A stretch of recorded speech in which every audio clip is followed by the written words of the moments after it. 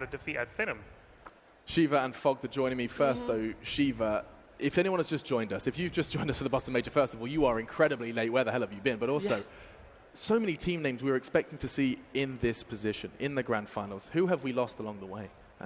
Basically everybody. Right. Everyone apart from these two. But, but I mean, there were some expectations. So big names, expectations. Going into this Boston Major, everybody was saying, oh, Virtus Pro, look out for this team. They are the scariest team out there. They will run at you. They will kill you. Know exactly when to back off. It is the CAS scene encapsulated, but then with the control, they didn't make it. Evil Geniuses was able to remove them, and Evil Geniuses themselves also out. And just got a quick glance. There you go. There's the bracket. Evil Geniuses, 2 old Wings, which was already Wings. You know, it's freaking Wings. It's a TI Champions. They didn't make it. Virtus Pro crushed. So everybody's like, okay, my God, Evil Geniuses, strongest team here. Wasn't the case, Fun. Yeah, I mean, the OG path. Hello. Hey, How's it going, I was coming to you. I just wanted to get this story started because it's a long one. Yeah. OG MVP. I mean, the OG part of this grand finals was rather contrast to that of their opponents, right? When you were building your expectations, your power rankings, where did OG sit? I had them pretty far down. I had them at least like top 4. Top 4. Yeah. Okay, so they have exceeded expectations to an extent. Not quite in the Ad Finem category. Yeah, definitely not in the Ad Finem category, but still, they're playing very consistent. Like we said, they may have had like a bit of an easier road down the line. Not obviously versus EG, but they made it look kind of easy earlier today. Yeah, they did. They really did. There wasn't that much of a spotlight on OG as well. Everybody was looking to see EG and Virtus Pro. They were the big names coming in, and they kind of flew slightly under the radar, just like Digital Chaos in a way as well, which is what they said they like.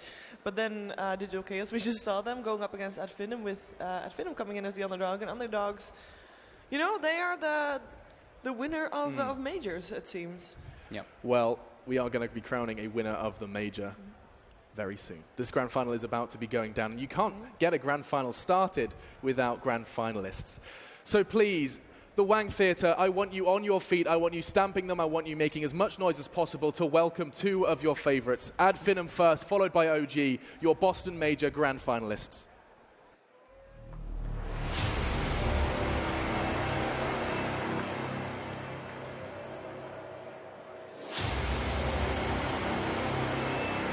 As others fell, they stood tall. Cunning leadership and superb teamwork are their traits. And devastating execution is becoming their trademark. This spectacular squad powered through the playoffs, leaving a path of destruction that could lead them to a majors title. They've done the groundwork, but their limits are about to be put to the test by their last remaining rival. Weeks of preparation have led to this moment, and there is no room for hesitation. Their only guarantee is that without action, there will be no glory. The time has come to finish what they started.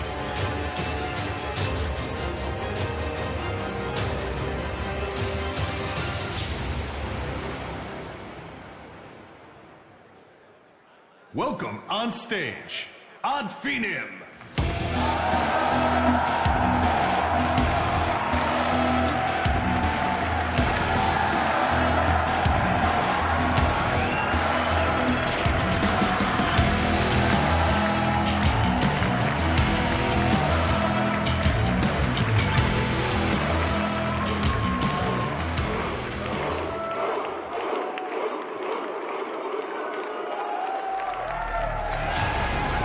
Talent gives you the opportunity, but skill takes you the distance.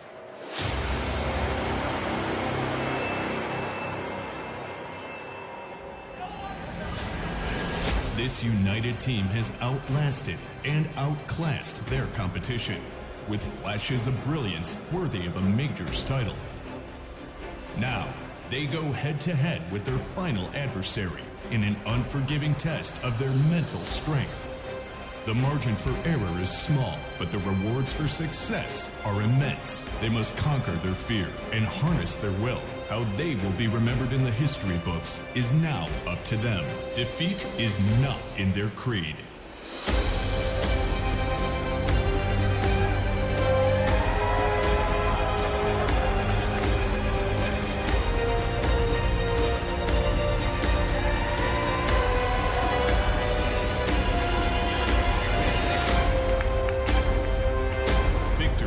is within their grasp. Welcome on stage, OG.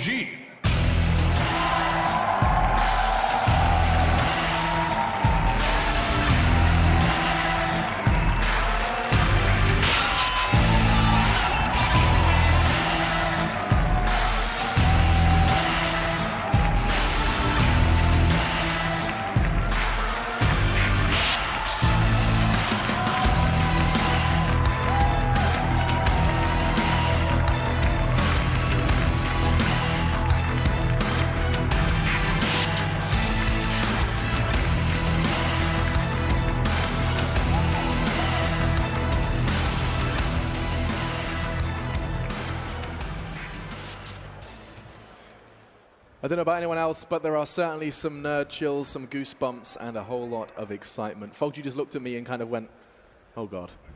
You're getting pretty damn affected by this. Oh, you guys that. can't see it, but there's a hard glisten right there of sweat from excitement. So yeah, it's happening. You can see a little bit. There There you go. Put them away. Come on. And instead, continue where we did leave off. It was just quickly summarizing some of the ups and downs in the story established up until now. Yeah, I think we did look at the bracket really quickly, but it looked very like one-sided, you could say. There's a lot of 2-0s all over the place, but people, you should watch some of these games because these 2-0s don't dictate the story of what happened. Yeah. A lot of them were very, very close to being 2-1s, etc. So definitely looking back to like VPIG, like the VPEG series, all these type of things, like these 2-0s don't tell the tale of what we've experienced here at the Boston Major for sure. Absolutely not. Of course, overcoming adversity first is Ad Finem. If you have just joined us, these are names you need to remember because they have stamped their mark on the Dota 2 scene. Look at that winnings total. 31.9K in their lifetime as a team. They've been established for a year, and yet now they're on stage for that first place $1 million prize pool. I mean, basically, even if you come second, you already have $500,000 in your pocket. That's correct. So 5 players, approximately, like I don't know what their cut is for sponsors and manager and whatever. Let's but break it down. 100K, Get a pen and paper. Stop it. That's already so much more than what they made in their entire Yes, careers of wonderful. Dota 2. It's amazing to see the hard work and dedication and talent pay off. And talking of talent, we do want to just quickly touch on some of the names that we have found ourselves chatting about. Ted, I mean, we did just close out that semi-final talking of Thug, but there's so many more names alongside his. Who springs to mind when I mention Ad Finem? All of them. Genuinely. Literally all of them. But when we're talking about OG, the thing that springs to my mind is the difference between the captains of OG and Ad Finem is ridiculous. Like, Fly and Spartan could not be more different. Fly is just very cool, very calm, completely collected. Spartan is the guy who I think is going to headbutt that camera above his PC at any moment. He's smashing his keyboard, he's cutting his hand and everything. So, yeah, don't actually do that. But, yeah, it's crazy. He's a completely different kind of personality. And there's actually a different personality in their gameplay as well, right, Fogged? I mean, About to say that, yeah. jump in. Yeah. I would call it, like you said, a lot of these teams did research and everything. They probably weren't expecting Ad Finem to reach here. But if you do research, this team has a method that they kind of run, but it's more erratic, I would say. OG has a very clear-cut idea which way they do. Like me and Winter were talking about before, they like to draft these like either initiators on S4 majority of the times, or they pick them like a heavy team fighter in unison with the rest of their picks. So they, I think, I guess you could say maybe a little bit more predictable, a little bit more consistent in compared to Ad Finem. Yeah. So I think that's like maybe a strength and a weakness for both sides. Well, while you're talking about OG, we should bring them up. This is the squad that have managed to, well, they bested some of the biggest titans of the upper side of this bracket, for besting Evil Geniuses, besting Warriors Gaming, who surprised, and as well MVP Phoenix, all heads that did roll. No Tail, Anna, S4, Jirax, and Fly are the 5 names that have come together to forge OG. And, I mean, look at the contrast. How crazy is it that we have OG looking for a 3rd major and Ad Finem at their very first major? And somewhere they're still very similar as well. Last year, Frankfurt Major, it was actually OG coming in as the underdog, making it all the way through the lower bracket. So they've been in the same position as Ad Finem. This is just a year down the line, if you will. Okay. It's great, 2 Cinderella stories in different times, sure, but it's still great to see them here again and both looking to make history. I just think it's crazy that you think back a year ago, Ad Finem, when they first formed, like these guys have literally been to what, 2 tournaments total? Well, they went to nothing this big either, right? They went to Summit. They obviously didn't perform very well, and then 3. So MLG, and then now here, and they're at grand finals. I can't think of an instance in many esports that's actually happened. No, there's a couple Dota, of Cinderella stories in Dota. I mean, OG is one of them. OG is one of them. There's Speed Gaming at an MLG as well. There you go. That lost all their matches on one day, but then came back. But this is nothing compared to that. Well, so generally in those kind of teams, you've got like with OG. I mean, they still had Fly and No-Tail. I mean, these are like legendary players in their own right. Moon been around forever, and all right, Miracle and Crit were like relative to No-Tail and Fly. But now, I mean, the entire Finem roster, you could say, are like breakout stars now as a result of this one tournament. I haven't seen that before. Yeah, you haven't. And one of the breakout stars that I do want to highlight, I believe, features in our matchup. We do every time select 2 players who will be bashing head-to-head, and the amount of times we've been seeing Skylark, the amount of times we have been seeing him in the MVP, his face staring us with his death stare. Yeah, he's ready to kill. It really is death stare, dude. Look at that. He is ready to kill. I mean, if we're gonna talking about me. hungry teams, that is a hungry stare right there. Actually, Skylark, it's really funny because at Finem, Dream League, not last season, but the season before that, so like March or something, Skylark was probably one of the weakest players that Finem had to offer. Absolutely. And he was the one that was not holding them back. But if you were to look at Finem as a team, you would not say that he was their star player. If you were to rank them, he would not come high. And he has just stepped it up so much. It is so amazing to see that this team still has so much growth in them, and that's amazing. I think it's great that we bring him up too, because this segues into a thing that I want to talk about. Go on. How how OG really wants to approach playing versus Finem. I think after watching those 2 games, watching the last 3 games they played, you need to get rid of this guy's Nyx Assassin. Ooh. Yeah, it was too good. It was way too good. Yeah. He played it like perfect positioning, landing 3-man, 4-man stuns all over the place. Like that's something to fear. That's something that OG is definitely going to be looking at coming into this series. While rocking double invis, which our whole panel was like, ooh. Still got them to the grand finals. It really did. And now this is going to be a very intriguing segment because it is, of course, where I ask my analysts for predictions. And there is always that question of whether it's with the head or the heart. But I'm going to start with the man who actually has It is a no team longer. name in his It is no longer just saying it with the heart. If you say it, Okay. They've proven themselves. Yeah. They've demonstrated their skill. They've demonstrated absolutely an ability to win this tournament. There is no way that you could say this is a gamble or they're like outsiders. These guys deserve to be here. They've outplayed people. They haven't played some boring style of game. They haven't sort of found some little niche way of dragging games out and somehow squeaking out a win. They've dominated games. And these are big teams that they've dominated. So I'm going to say Finem all the way, baby. Finem all the way. They already had it there for him before you even finished speaking, man. They're like, look at this guy. Let him monologue. Damn a it, lion. PGL. I mean, that was such a convincing speech for me. I'm all in too. Yeah, Go Let's all do in. it. Let's do it. I mean, just put it up. It's fun. Come on, put it up. You don't even need to wait. I'm always put in this position. You are. Yeah. I swear. You You guys are. just But- make me want to go for the other team. But stop. So Vlad, Rigged. Vlad, put it up. explain your... Don't ask him. Put it up. Come on. I was going to ask you to explain your thought process here. While you're trying to work out who you want to predict, a best of 5 between OG and Finem. Use that brain of yours, Fog. What have you got for me?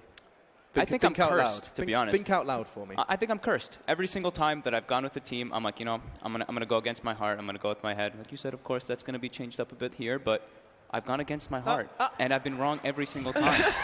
So you know what? Vlad knows it. I know it. I have to go Finem. Yeah, boy. Wow. Okay, so we have also been in this situation before where the whole panel says something and then Alex says the other and then actually is the other. Alex. There's no way out, is there? Alex, You have to. You cannot do this. All right? So, Finem, you are. While you were saying that, Ted, while you were doing your monologue, I was thinking about it. Finem have beaten a Zhao 8 team in a full best of 3. Yep. We're talking one of the most highly regarded leaders and captains in China. They then proceed to 2-0 Digital Chaos, a team that people had in their top 3. in like 5 minutes, by the way. In basically Yep. 5 minutes, blink and you miss it. So I guess you're right. The case has been made. We'll go full.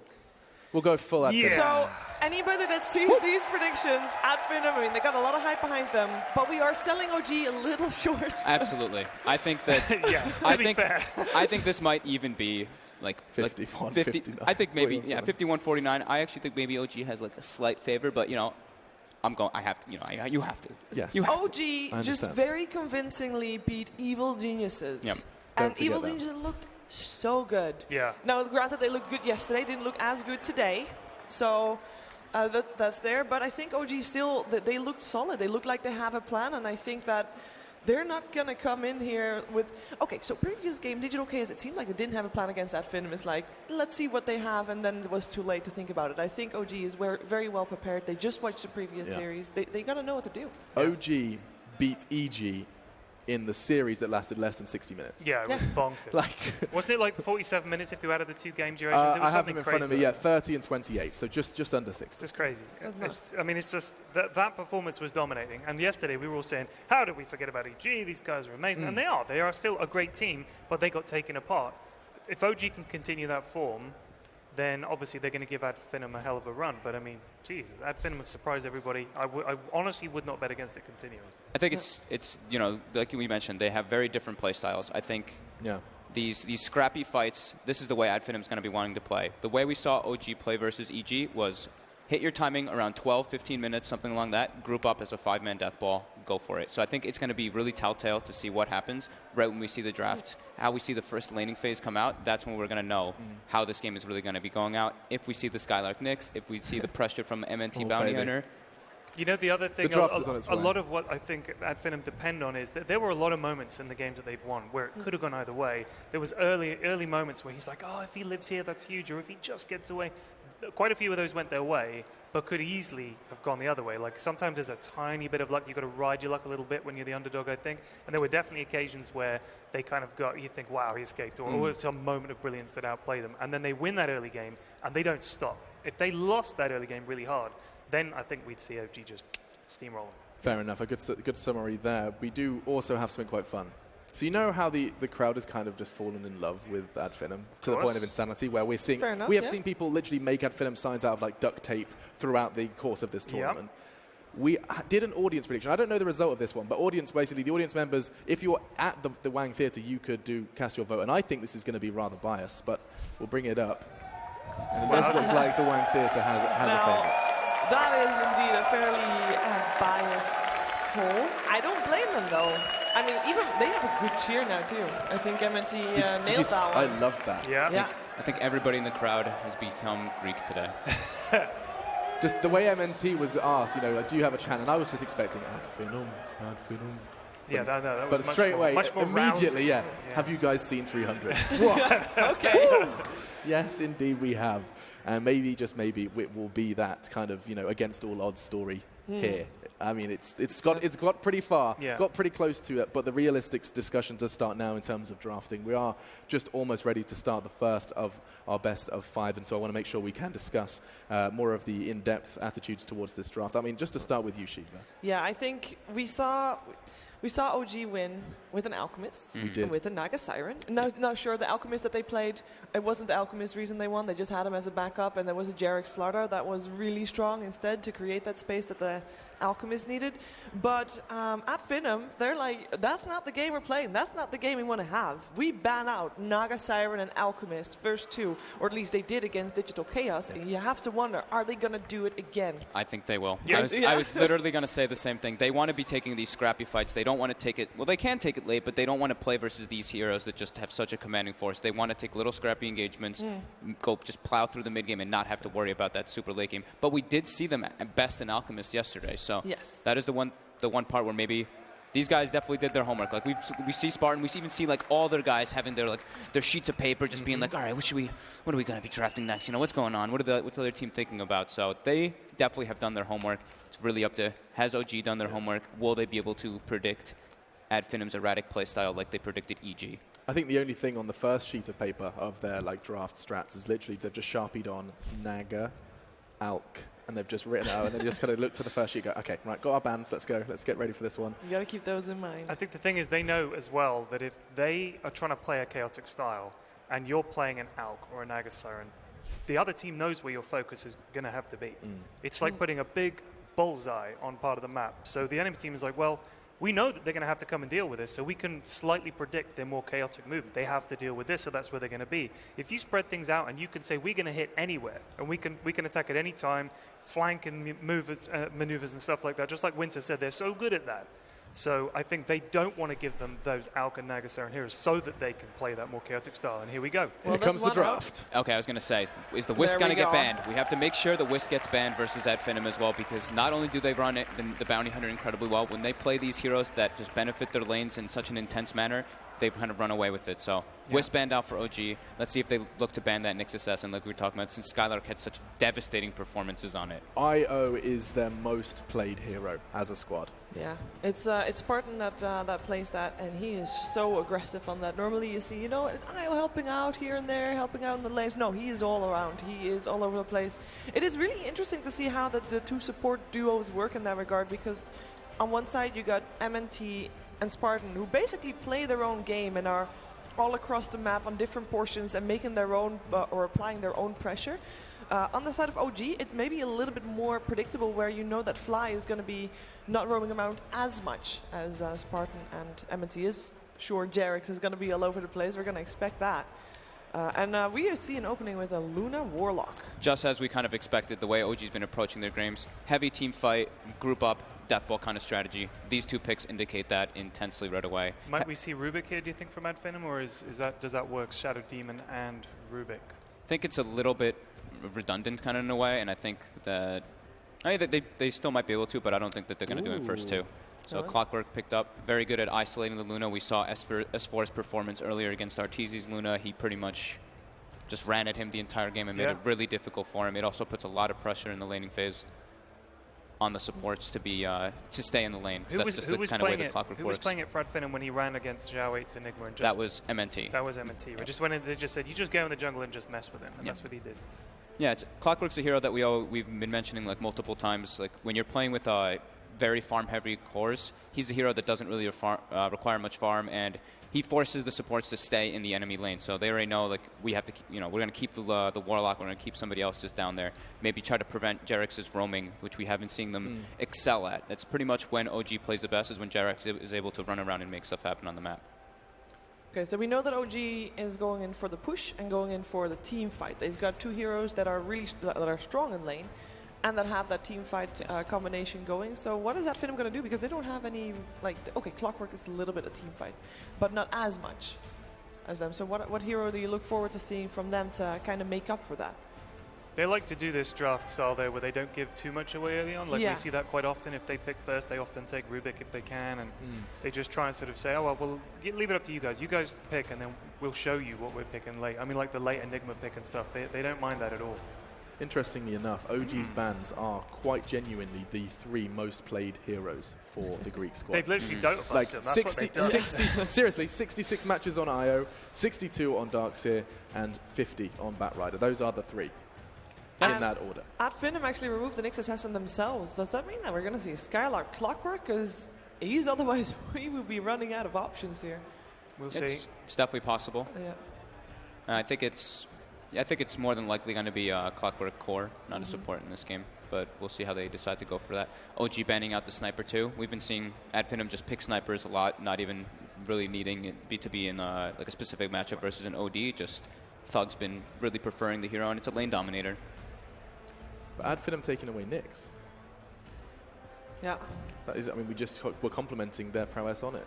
Yeah, with Skylark already probably set for that clock, they just don't want to play against it as well, which is fair enough. S4 can play a mean Nyx Assassin as well, so let's see what they got in store for each other. We have got one more ban coming out for Ad Finem. Is there any support that you want to remove? We already know, like, Fly is normally the one playing the Warlock. With Jerix, maybe a little bit more of an aggressive support. Yeah. That Slardar is still in the pool, and it is so scary on OG. Yeah, agreed. Usually the Slardar is paired with the Darkseer, but yeah, they've had pretty good success with it. I think the Ogre Magi is probably the more obvious one that Jerix has been playing just to like run around, and obviously amplifies the Luna with Bloodlust at all times. You can even Bloodlust the Golem too, but you don't really see that too much. Yes, it is better. I actually saw that. Yes, that looks a lot more like Sumail's hair. Well done. Congratulations. They corrected it.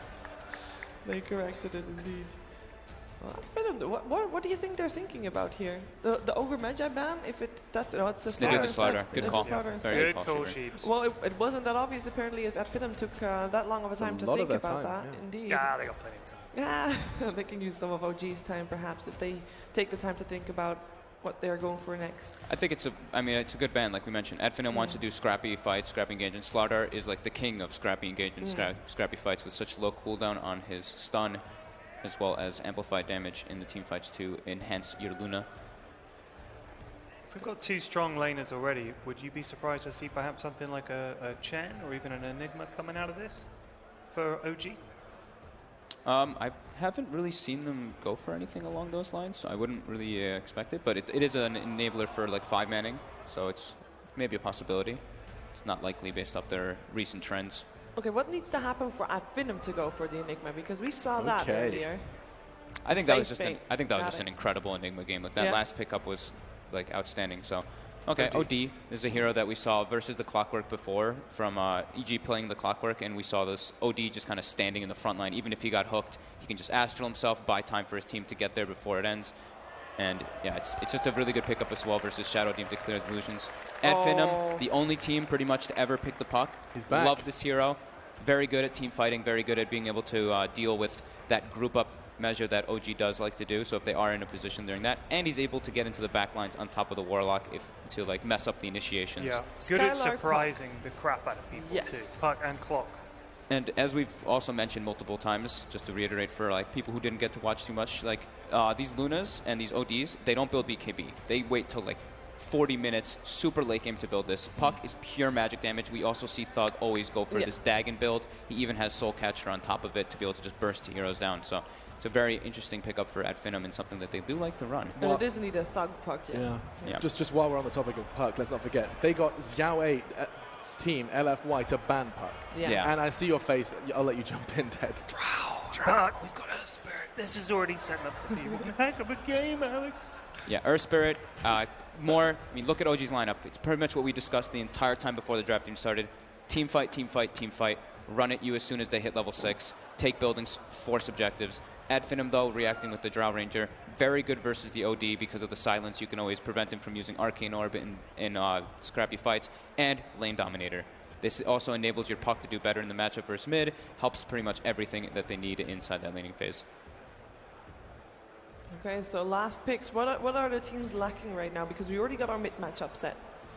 Stuns are light on both teams. On both teams, yeah. You've only got Warlock Ult, Lucent Beam, Earth Spirit, I guess, but it's not like the reliable click hero stun like, Weaver. Okay, so they're going for the Weaver and that might Weaver. Be the Lil style, the this lethal, might be the support as Weaver. Slacks calls it. But yeah, that is an interesting one. Or is it going to be an offlane Weaver and support Clock with Shadow Demon? Like we've seen, they like to have a roaming support. I wonder if they'll do something like that with Clockwork, maybe. I think it's still open, but I think MNT likes to play those type of heroes that scale. We saw his Mirana scale intensely yesterday, so I think we might see the support Weaver for Finem. Yeah, it looks cool too. It scales, gives them more scaling potential as well, and it gives them that type more Roche potential with the Drow Ranger and with the bugs. But would it be played in the same way? Would it get as big as Lil and his Weaver? I think so. They usually prefer giving MNT a lot of farm, except for when Spartan's playing the Enigma, obviously. I mean, all you've got to do is just be on the map with Drow. Yeah. Like, that's it. That's how you get this Weaver to be this dangerous thing. Is you're just like, oh, there's Drow on the map. So. And hope that nobody is close to you. Yeah. That's it. They get Drow Weaver. So what's the S4 hero? S4 hero, one more left.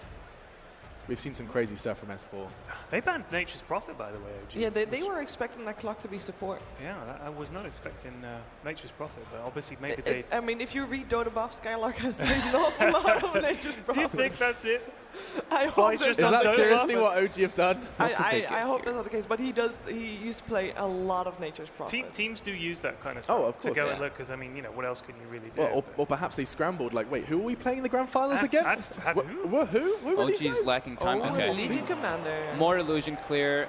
It's able to remove the silences off of the OD as well if he does. And like we mentioned, they don't like to get BKBs, so if he's able to do that, it's cool. And they can put a lot of pressure on the safe lane.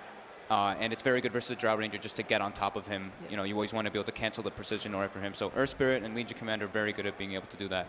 And heavy team fight, and this gives them a little bit of a pick-off potential with that. So cool draft. A good draft to start the grand finals, right? Yeah. Absolutely. All right. Both of them are very strong. So let's do this.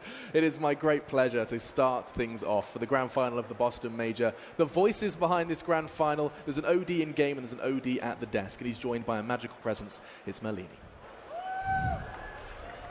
Thank you very much, Alex. Indeed, we're here ready for the grand finals of the Boston Major. Best of 5. Finem going up against OG. I'm hyped, Ben's hyped. As you can see behind me, the crowd as well is going pretty insane. What a matchup we've got on our hands, Ben. Finem, a team that's just rose up incredibly quickly recently. 2 years ago, I remember casting Spartan and Madara at a UK LAN. They came over, they decimated UK Dota. Now they're here on the verge of decimating international Dota, up against OG in this matchup. What's going to happen, Ben? Talk to me about Finem. What is it about them that's allowed them to get this far and be at this point where they could be OG, 2-time winners of the majors? And look at Madara. Let's play some good dotes. And as you mentioned before, the Alp Naga probably making a lot of people happy. I think something special about Finem is that they have a lot of unique drafts. This one is no different. This Drow puck combination is actually something that OG used quite often. And of course, we see the support weaver from maybe next time. And you drop the ward down here, Finem. Both sides getting the vision, but immediately dewarded by OG. OG themselves, not really with a good sort of initiation there from the high ground, so they're just holding off. Thug thinking about scouting it out again, has the orb up in a second, but both teams grouped up. Being very, very careful about who makes the jump. Oh, MNT kind of dropping down the Blightstone there, saying, come at me, bro. And it looks like nothing is going to come out of this for now. Unless Spartan can get a disruption, but both teams just respecting each other by the looks of it. And we'll head down to respective sides to pick up the bounty routes. Yeah, Drow Aura is strong at level 1, but Lunar Blessing is even stronger, especially when they have that high ground positioning. And it looks like No-Tail may be positioning in the off lane up with Fly. So that'll be a little bit different. And it will be Skylark on the Clockwork and maybe next time on the Weaver. Support Clockwork might have not been the best this game just because there's no jungler for them to really deal with. It might be very hard for him to actually get kills and get experience. So having him as an offlaner, much more reliable in terms of getting his level 6. I mean, because of this lane pairing, the way that they have gone about it, OG, how is this laning stage going to go? Obviously, Finem have that Drow Aura advantage, but do OG have the heroes to have the potential to come out on top in these early stages? I think the Puck's actually a pretty decent matchup against the OD. Like, he can't really orb you down because you have Phase Shift, and of course, with the Drow Aura, he does actually have more base damage than the OD in this early phase. On top lane, Skylark taking a bit of a beating there from No-Tail and Fly, bringing him down to half health or so, and even more, in fact, with his Shadow Word. Skylark having to be careful, hanging back. So No-Tail certainly getting the space thanks to Fly for that CS to happen. Meanwhile, down bottom, Spartan, he's found S4 with the disruption. And once he comes across with the bugs, they're going to be able to force S4 back underneath the tower and make sure that this lane is as hard as they can make it for the Legion Commander, safe lane on his own. That's a very hard lane to kill. I think they need to address the Luna at some point. The Luna and the Warlock do have that pull open to them. This was probably an unexpected lane by Finem, so they're not going to be able to ward out that pull. And now Fly's able to perhaps get level 2 and onwards very easily. Yeah, Jarrett's trying to just make the side pull, Spartan trying to interrupt it. And at the moment, CS-wise, the mid lane 7 for 3 against the 7 for 1. Very close between Thug and Ana. And both safe lane cores getting similar amounts, 9 for 2. And safe lane for the Drought. Finem mid lane. Ana keeping the harassment up onto Thug, but as expected, as you said, with that aura and the fact that Puck handling relatively well against the OD, seems to be going all right here for Thug. And he has that high ground ward. It's definitely not to be underestimated. And Thug does have a salve, so he is a salve up on Ana. Ana should be able to get his bottle, I think, in this creep wave, which shouldn't be that big of a deal for him. He does orb out. Jerax is coming in from behind. And this is going to be the Puck without his escape mechanism. Roll forward, but he's got the phase shift to dodge the slow. They'll come in with a boulder smash, Thug. Is he going to be all right? Looks like he will. Nice little phase shift there. Dodging the initiation of Jerax.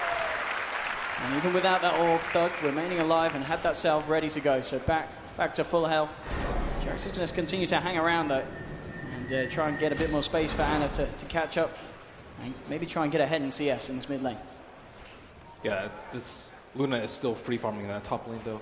I'd be very concerned if I were Finem, and Skylark is out of HP regeneration in that top lane. He's getting bullied out by Fly and No-Tail. He could potentially die over here. Yeah, with this Shadow Word and Lucid being Skylark, he's going to drop incredibly low. He's starting to come back in with a battery assault. Hog's down, but it doesn't matter. First blood there for OG. Fly will take the kill. No-Tail gets himself back to safety. At the same time, mid lane, Ana for a bit of a setup onto Thug. Jerax trying to come in, waits out the phase shift in the orb, but It's proving to be a little too hard for the Earth Spirit to have the control to bring down this puck. Now, first blood for OG in that top lane, and as you said, certainly the lane where Finem are suffering the most. I mean, would you expect to see some sort of a rotation from some of the supports down bottom to go and help the clock? Yeah, I think the Weaver can rotate up there. They only have one sentry ward on the Warlock. It wouldn't be that difficult for him to zone out. Maybe next time already moving about. The Shadow Demon had already blown his TP score on the mid lane, so it would have been quite the trek for him to go. And Jerax moving rather far out on this mid lane. It really is a question of whether MNT can offer that much. He's level 2. There's the bugs. They need him to use Astral before they can make a move. And there is a DD on Ana, so he might be playing very aggressively. This might be the word go. And there's the Astral. MNT starting to shift forward a little bit, and he's now going to move forward. But again, just ducks back out. TP across from Fly just to make sure that no ganks will be incoming onto Ana. Look at the D ward as well. So OG reclaiming good control of this mid lane after already establishing a very strong top lane for Notail. Yeah, so I think bottom lane's kind of a wash. Like LC is still getting good amounts of experience despite them not being able to get a kill on him. And top lane, they're already reinforcing. They know that Warlock had just TP'd mid, and they're walking back up there. Because that's the lane that you want to deal with. A solo Luna in the off lane this early in the game without Eclipse is your prime kill target. But they're wrapping around behind on Thug. Earth Spirit with the 1-1-1 build, he has to be able to get the roll into the silence. He's got to get the perfect timing here, Jerax. The TP across will be there, goes for the silence first, into the stun, and they'll try and take him down with Spartan. He's there with the disruption Thug. He orbs, he face shifts, he's out. The right clicks will do it, though. Ana finishes off puck in the mid lane. Spartan trying to punish Ana's play, but Ana balls up, and he's even thinking about turning around it with the DD. He goes for Spartan, but Spartan gets the final touch. And Ana playing a little too aggressively for his own good there. Throws away his life. He maybe expected some support from Jerax in the river over there, but he wasn't able to bottle up to safety. Well, whilst that was happening, with all the action down mid, Finem to try and eye up Notail. Notail proving to be a little too tanky. He's got a few too many levels under the belt for the two of them to take out unless he's massively out of position. 2 for 1 at the moment. As you said, lane-wise, Notail's Luna having a great time, but still, the Drow down at the bottom, 32 CS at the moment. Yeah, I guess by the same token, Drow Rangers are farming up there. And yeah, the Shadow Demon looked like a very easy kill, but it's something very easy to forget that he has Drow Aura. Your supports love that. It's like, yeah, great, I can farm creeps. I can actually right-click some cores. Every right click counts. Top lane, Jerax trying to make the initiation onto Skylar. Drop down the cogs, has the backup of MNT. So Jerax and Notail aren't going to go in any deeper.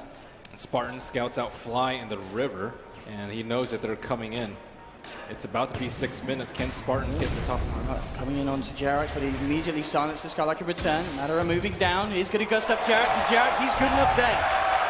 And Notail, he could be in trouble as well. MNT a little low on the mana though, so can't dive forward. Madara sees if he could get a reach in. Notail will survive Salva. Meanwhile, back towards the mid lane. Thug takes down Ana with the help of Spartan. Some sweet plays there from Finem, bringing them ahead in the lead in terms of kills now. 3 for 2. And already proving to be a very, very close early game here between these two sides, 6.5 minutes in. I wonder how the Legion Commander is going to itemize. Like, Blink is... It's sometimes difficult to pull off just because of the cast point of Duel, like versus a very easy to escape hero like the Puck. Sometimes Shadowblade is a... Top lane Madara kind of caught out here. Notail not messing around, goes straight in with the Eclipse and takes him out. A little too far away from any sort of creep wave or backup. And that will do the job. Notail is sitting at the top of the net worth at the moment, as we can see, but it's very close between these 4 cores. Not much in it at all. It's been a big game of chicken in the top lane. They don't want to leave their like exposed core. I would say like Luna and Drow are still very weak at this point in the game, and they constantly have to rotate supports in and supports out. And if there isn't a support there, the other team will just sweep in and get that huge kill. Again, in the mid lane, Astral has been used, and that is going to be a bit of the opening for Thug to try and make a go. Goes to the orb, jukes out the smash there with the face shift, jumps across to Ana. He's got 2 stacks of poison. The silence as well, bringing the OD low. Ana, he should pop to this, and he will. They'll get the kill on the OD. They'll now look towards Jerax, and they've got the setup as well. Spartan with the disruption. They'll take down the second at Finem. With a beautiful duo of plays there. This early game from the OD has just been a disaster after giving up that 1 kill to the Shadow Demon. Shadow Demon was level 5 at that point with level 3 Soul Catcher. 40% more damage on a generally tanky hero like an OD. Those raindrops aren't going to save you. Spartan making big things happen. With those plays on the verge of hitting 6, Demonic Purge is going to be thrown into the mix next time around those gangs come through. We'll see that replay again, and some really nice coordination. And again, it's just Finem seeing that opening anytime Anna uses the Astral aggressively. Yeah, he's like, why am I taking so much damage? He waited out the Dream Coil, didn't want to get stunned by it, and Jirax wasn't able to connect on his boulder, and it will be an easy 2 for 0 for them. And the disruption not only just setting up, but also making sure that Fly couldn't get the Shadow Word heal onto Jirax. And Spartan, a relatively calm Spartan as well, but understandably so, it's early days. He looks very intense, though. Intense, but he's not smashing anything up yet. But still, I mean, at this stage of the game, I guess there's certainly both teams have positives to take away from this early beginnings, but Finem certainly making the plays happen, and they're not stopping yet. Mid lane Skylark with the hook shot immediately coming in onto Fly, and indeed 7 experience away from the 6 there. So no chance for Fly to offer anything in sorts of a turnaround, and in fact S4 comes forward. $1 Million Dream Coil kind of hitting him back as he's been caught out. The Eclipse goes through, but the disruption from Spartan, it may just save Thug. No, there's Jirax with the timing, gets the smash and the silence out. So despite Spartan's best efforts, Thug will not be saved. Maybe next time, hovering around, maybe trying to get a kill on S4, but he will take the long way around to the left side as they avoid the Weaver. Very nice defensive disruption. 2 ultimates for that. The Puck thought he could get the silence off, but it is only a level 1 silence, and the duel came out just in time. Have to respect the LC. If LC gets a duel on Puck, it's going to be a tough team fight for Finem because that's most of their AoE control in the fight. Yeah, I'm going to have to be a little bit careful up on the stop lane now. Fly, he's come up here. He's got the backup of both Anna and S4 in the neighborhood. They want to use the rock. He does have the rock, yeah. So Finem, they'll surely be aware of this. They'll see that Fly is level 6. S4 starting to come across, but it's all warded out.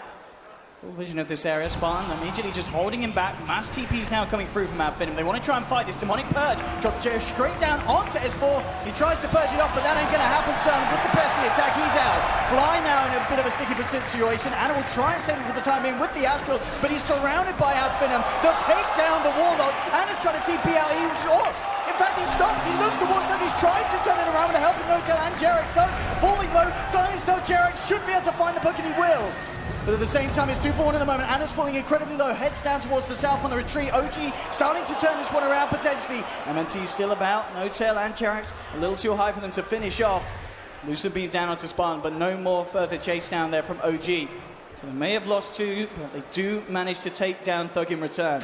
And they would have loved to have that Eclipse there for that fight. The Puck was huddling towards the top side of the cliff, hoping for a defensive disruption from the Shadow Demon while he was silenced, but they were unable to get that off. And OG did not commit rock to the fight, so they can perhaps take another fight on that top side of the map. But these skirmishes are not going their way. And OD is very far behind in net worth. It's okay if the Puck's kind of hovering around that 3,000 area because he's not really meaning to scale. As long as the Drow gets farmed, he gets right-click damage in the meantime. And he's going to have his Veil soon. Absolutely, the Veil. Going to benefit multiple heroes on his side. Spartan's going to be very happy when that comes online as well. Extra damage out from the Shadow Demon. The comparison at the moment. The kill participation better for Thug. And indeed, the hero damage nearly double coming out from this Puck. And it's obviously going to go even higher with that Veil being picked up round the corner. And OG trying for a smoke. They really want to make something happen here with the Chaotic offering. And the Eclipse back online. S4's got the duel. If they find a target, they'll almost certainly find a kill. Puck's not the target that they can go on. Legion Commander, no Blink Dagger. There's no way to stop him from just orbiting, phasing. He's got the Invis rune now. Oh, that's a big one. That's actually, I think, the best rune for the LC right now. Also, we can see, though, Finem sort of fortunate here in their movements. They're actually looking down towards the bottom. They know that Anna's alone. Anna's going to try for the TP out, but there's the vision. And Skylark just casually walks in, has the battery assault. And I don't think there's any escape here for this OG. There's no TPs coming through. OG just letting Anna die here in this situation. There's no way they can save him. Is that worth losing a T1 tower in their mid, though, OG? They might not even lose it. Finem already over, maybe looking for the defense. They have the Dream Coil. They have all ultimates available. And Skylark with that play as well down bottom. He was very cool about it. Didn't blow out a hook shot. He's still got that ready for this mid lane fight. Can he find the lead in? Oh, he was so close to getting coiled under the tower. That would have been disastrous. Fly in a very good position to drop a rock. He's just a little bit to the north, hiding behind No Tail. Be careful how much they group up. The tower getting low, and Thug gets the deny. In the back lane, lines of it all, the MNT has kind of taken the attention away from OG as they were drawn towards him. But Finem, not only just getting that OD kill down on the bottom, and also getting the courier, denying the tier 1. They're getting a nice little bit of a momentum here. OG potentially being slightly thrown off their game in these early stages. Yeah, if they scout it out maybe next time, they have to be especially careful of Roshan potentially coming out very soon. Weaver has a double minus armor build, Medallion of Courage, and Blightstone. He's been a little bit quiet this game, but that will allow them to set up on Roshan. You don't want to take the fight when Rock and Eclipse are up, at least not if they're not pushing the top tower, but that is kind of, I think, what they're eyeing next. Getting, I don't even know who you put on, Drow Ranger or Puck, but either of them are both pretty good at this point. Offensive smoke coming out from Finem. See if they can catch out. OG have started to split back up a little bit around the map. I mean, they've obviously tried for 2 attempts with these big ultimates to make something happen, and they just haven't found the window. This is leaving Notel farming on his own down bottom. He doesn't want to shoot a rocket. If he shoots a rocket, he reveals his positioning, but at the same time, he does want to hook this Luna. Might find him anyway. Notel just outside of the night vision at the moment. Skylark won't spot him out. And with that rocket, they will. Already S4 and Jarek's being coiled up. But again, Finem holding back, not wanting to initiate a round here. So close to the tier 1. They know that there's going to be backup, and they know that OG still have these huge team fight ultimates at their disposal. Yeah, that would have been like a 3-man Fatal Bonds had they ran up there. And maybe next time feels very safe with that sentry ward in the mid lane, but still trying to draw out the rock as long as possible. Still 15 minutes in, have not seen one use of it. This has to be frustrating for OG. I mean, as we see that the team fights aren't working out, is it just a case of waiting for certain items? You know, S4 working towards that potential Blink Dagger. Is there something that could allow them to change their fortune here in trying to make fights happen rather than just running down a lane? The Blink Dagger on S4 is probably the biggest one, but on top of that, OD just needs any sort of item on him. Like, he is just dirt poor. He was neck and neck with the Puck, but now Puck's pulled ahead by a good 1,000 gold. Like, OD needs items. Force Staff, Veil, anything, really. Midas, perhaps.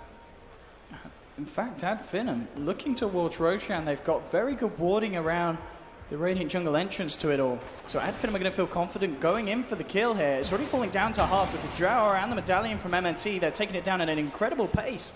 And it doesn't look like there's going to be any chance that OG can stop it. They'll send a creep across, but it's already too late. Roche is down, and Madara has the Aegis in his hands. I really like the build from MNC for that, though. The double minus armor for the Medallion Blight and adding value from the Swarm. It just makes Roshan that much easier. And I think they chose to do it as soon as the Drow Ranger hit level 11, knowing that with that amount of agility, the timing that OG have to hit, especially with that T1 tower, is just minimal. OG desperately trying to make some sort of action happen here, going their way. Jarek smoked up, eyes onto Thug up top. But again, it's such a hard kill to get if he doesn't hit that combo, and he needs the follow-up damage. Anna does have a DD under his hands at the moment. Ooh, they smoked. I don't think it was in Observer Ward range. They were hiding behind those 2 trees. Ooh, and S4 is, of course, in the jungle, just trying to finish off. Yeah, he's at 2,000 gold. That blink, it would be very painful if they lose his life at this stage of the game, but it looks like Skylark and Spartan have their sights set towards the mid lane. Notel there at the moment towards the Ancients is going to start farming some of those up. But again, just not quite finding the vision here at Finem, so they'll continue to move up towards the top lane where Anna has found space and time to take down a tier 1. They're expecting a smoke from OG is what they're doing. And that wasn't actually an offensive smoke. They're patrolling around the high ground, waiting for it to pop. But now, LC does have his Blink Dagger. Same time, Puck has his. And Shadow Demon's positioning going to be crucial for the next fight. Earth Spirit, if he can get a silence on the Shadow Demon during the duel, is also going to be pretty big. And of course, the Rock Drop and the Fatal Bonds. Look for that. Yeah, Matter has just picked up a Shadow Blade as well. So Finem with a multitude of ways to jump into the fights. And they are certainly looking for one now. As they move over to OG's half of the map, looking to take the tier 2 from down on the bottom lane. At the same time, though, OG attempting their best to push out multiple lanes. You've got Anna pressuring up top, a bit of a movement from OG sweeping the jungle of Finem, seeing if they find any stragglers, but the full force of Finem is indeed all down here. So they take a tower themselves, Finem, and OG may be able to find a trade, but at the same time, Finem, they look to potentially move on, and they could be on the verge of forcing OG to back up and fight them. It looks like they actually want to fight them up top. Mass TP's up towards the top lane, but OG have all but backed up, so We aren't going to see the teams butt heads as of yet, as both simply avoid each other. But Adfin will take the tower, and OG can't quite finish off the trade. No tail, perhaps just striking a little bit high and trying to clean out that dire jungle. He does have HOD creep, very useful in just adding his team's damage as well as potentially blocking a hook shot. I think that's probably one of the biggest plays that you can make with a HOD creep in this game. And pushing high ground into Fatal Bonds, you just don't want to be in a position where multiple people are going to get destroyed by the Fatal Bonds. They can easily pick off the OD with the Shadow Blade right now. And Spartan, he's been a lot more involved. Rock has just constantly been avoided by Finem. When's he going to drop it, Owen? And that is the question. Coming up to 19 minutes in and still Fly struggling to find the situation to offer his Golem to the fight. They don't have any smokes left on OG. The next one cools down in 1 minute and 40 seconds, but I don't know if they can wait that long before they choose to fight. And us Rocket Flare scouts out 2 of them. They know where Fly is. I think they might have seen him place a ward too. Ping's coming through though now into the mid lane. Anna moving across and has got the sentry ward down. Will pick up MNT and start to hammer into him, and in fact jumping in with the duel. S4 will catch the bug out.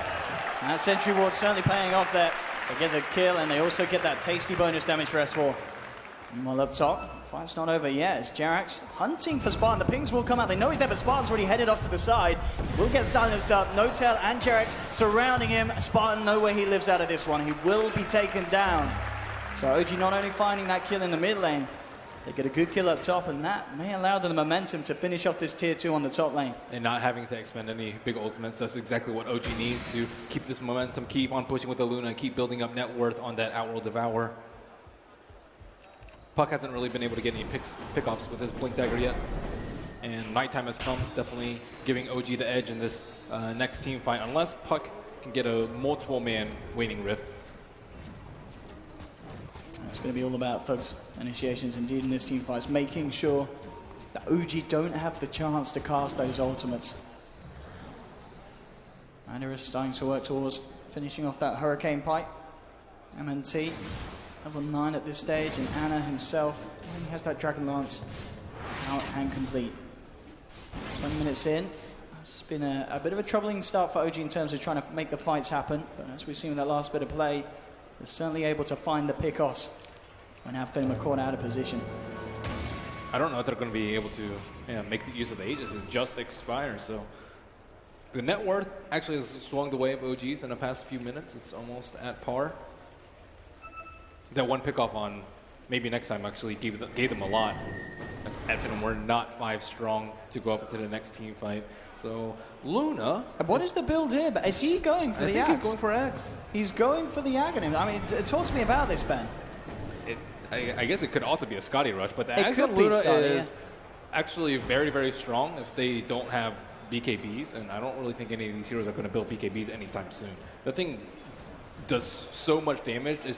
It's risky because your physical damage might not scale as well. I mean, I guess you've got Anna on the OD to scale up for the late game, right, Cliff? And you've also got S4. Yeah, they can just like dump it on S4. That's almost a guaranteed duel win as long as Shadow Demon doesn't get his ultimate off. It could also be just be a casual one if he feels like he needs more HP and just needs to survive. But it's a very unusual build. Nice on the bottom lane here. Anna simply going to Astral Thug and back away.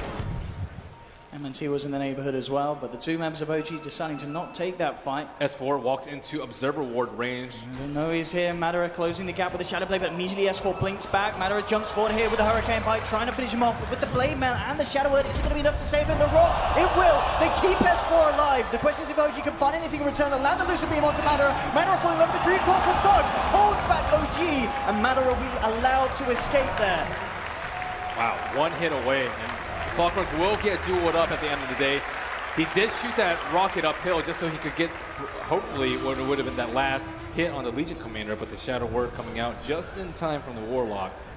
That would have been devastating had the Draw Ranger died at this point. But now you can tell that OG's team fight, they're much more comfortable grouping up now. And they found a bit of a crack, a bit of an opening, and they're ready to abuse it. Forcing down the mid lane, but the Golem still up and healthy. Mid lane, S4. I think I was on MNT, but of course, Duel still on cooldown for the 14 seconds. But indeed, so far, this game won everything we've hoped it to be. 9 for 9, 23 minutes in. It can still go both ways. Ana sneaking back into his own jungle, and in fact, we had help. They will spot out the Weaver. Jarek's with a bit of a roll forward, maybe hoping to find the connection, but MNT duking it out, and at the moment, just taking all the farm here from OG's jungle. And there it is, 23 minutes in, no tail with this Aghanim Scepter Luna build in the grand finals. I'm a big fan of the X. You like it? Yeah, good timing as well. Yeah, it's really strong. It complements exactly what they need. They don't really need her to do that much damage physically. I think just being able to drop that Eclipse onto the LC or just in an area is going to be really, really devastating. Like, I don't think they're going to see this coming, too. It's very difficult to itemize against. Like, Pipe against that amount of magic damage, it's not something that you can switch to, like, right now, 24 minutes into the game. You have to prepare for it. And it also will like alter the way that OG farm a little bit too, because he's not going to be as strong at taking Ancients. Let's see if they find the opportunity to use it here in this mid lane push. Yeah, I think you just drop it on S4 as the rock comes out, and by the time you like phase shift or Shadow Blade, the damage is going to be done. Trying to make an initiation here, and there we have it. In fact, the Eclipse drop down on the area of the ground, and it pummels through them. You get a beam, and everyone gets a beam. No tail, knocking down both of them. They're probably like, what the hell just happened? Right there. He could be in trouble as well. Will be stunned up. A sentry's dropped as well. Jarex has eyes on him, and he's back up, and he's going to get it in the form of Ana and Fly immediately with the time lapse. But Ana, he gets the Astral, setting him in place. Silence is there as well, and they'll find themselves a third. OG, incredible ingenuity there. That perfect positioning by the Eclipse there, right on that area, and Drow Ranger didn't really know what to do. She thought she was like looking for the Lunas. Like, where? I mean, there's no escape. You don't see the area. It's, as we saw, you just melt. And BKBs, as you mentioned, the calls on Finem, they're not going to want to build them anytime soon. I mean, potentially, do you feel that Matter is going to be in a situation where he has to think about fitting it into his Drow build, or does he still have to avoid it?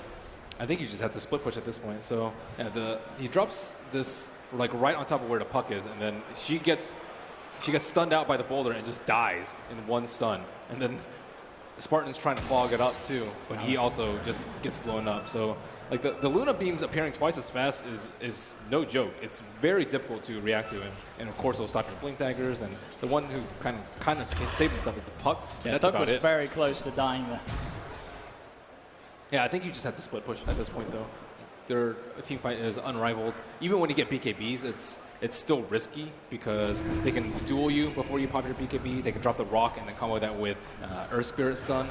And by that time, you might already be dead from the Eclipse. So taking that risk on team fights is probably not something that they want to push at this point in the game. Just keep taking down Roshans, keep avoiding the big Fatal Bonds rock combo, and try and get pickoffs with your Jarmander, who has the Shadow Blade. OG ready to move around as a 5-man again. Will smoke up. No wards from Finem catching it out. We'll see if Finem are prepared. Spartan's in a perfect place to pop it, and he has the Observer Ward. So, yeah, this is really smart position. Immediately just TPs out as soon as he senses danger. Skylark as well, walking himself away. Anna tried to jump forward. Will get the Astral. They will manage to get the lock on this. S4 closes the gap. Oh, no! Skylark hook shots away, and the drive-by stun holding S4 back, meaning no duel to hold him in place. Very, very smoothly done there by Skylark, and just overall, as you said, Spartan's positioning, meaning that gank was not going to find a kill. Bottom lane, Jarek's trying to fight up against MNT. Will hold back the Weaver with a stun. Anna is there to back him up, and with a sentry drop, they should find this kill. MNT trying to keep himself alive at the time. Let's try to get out of range of the sentry as well. He will manage to keep himself safe. Jarek goes for the swing. Oh, and he shoots and he scores. Jarek finds him in the tree line.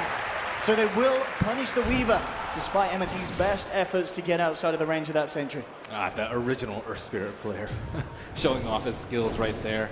And I think OG are actually probably strong enough to walk inside the Roche Pit and not really fear too much from Finem.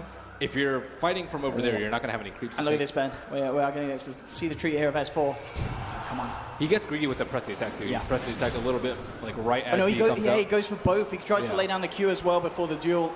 He didn't think there was any way that he was going to escape. But didn't expect the hook shot. Wow, okay, no tell. He didn't expect it either. He's trying to turn around and cast the ultimate of sorts. There will be a chaotic offering, buying him time to get out of there. Now No Tail turns. One loosened beam to the head, and they find the kill. Fly there with the support to allow No-Tail to escape and turn that adventure around, and they might not be done yet, OG. Jerax moving forward, Spartan up behind the tower. He'll actually disrupt himself, but S4 and Jerax, they're wrapping around. S4 really wants to find some sort of a duel. This time he'll get it. The two of them catching out Spartan. And a nice plus 42 damage now in S4's bag. OG, again, they're just going from kill to kill by this way. They jump forward, they found the lockdown on Madara, they drop down the Eclipse Aghanim's ultimate from No-Tail. And there really is no escape from that spell, Ben.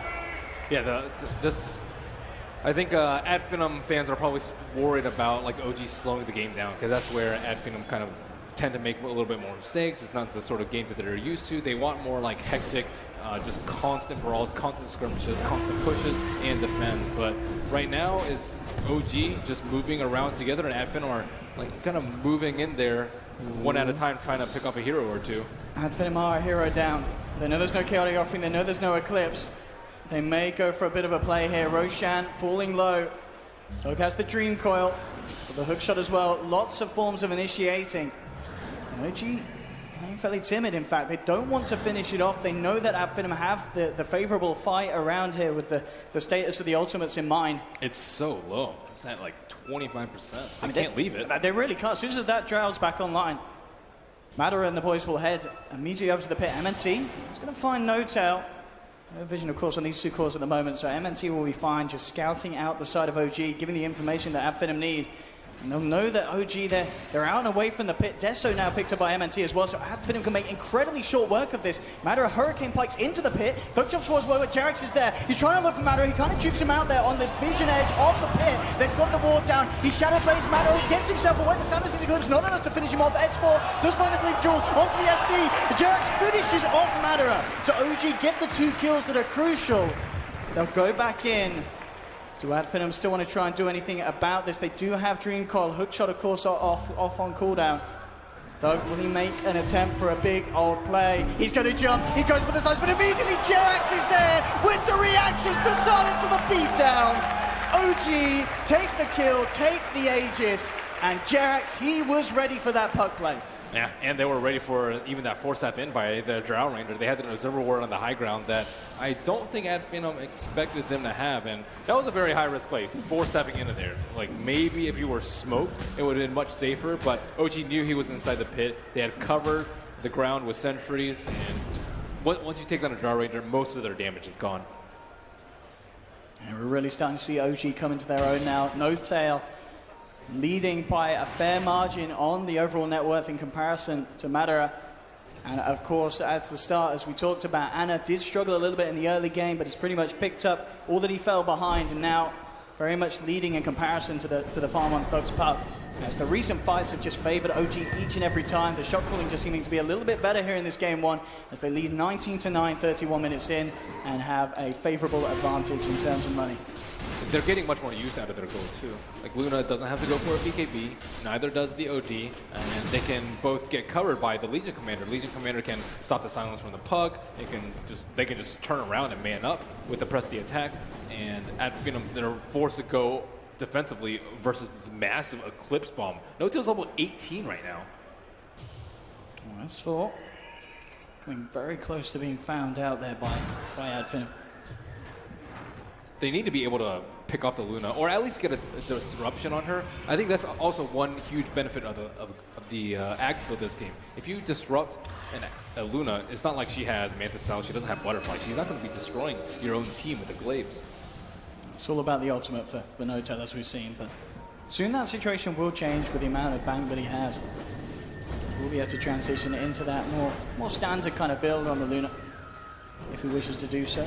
OG coming across towards the mid, they'll force Ad Finem away, and Ad Finem indeed respecting the fact that Chaotic Offering, Eclipse is back online, and these are two ultimates that they do not want to tackle head on, especially with No-Tail having that Aegis in his hands. Yeah, I wonder what No-Tail's going to go for next, actually. If they want to push high ground, yeah, they do need more right click from him, but he's kind of been itemizing against the Shadow Demon Disruption, so he might continue to do so. Like, I don't think the Lincoln's is like the worst choice in the world here. It will continuously prevent the disruption, and they don't actually have that many single target spells to pop it. Or you can just go Manta and or Butterfly, which is the most common.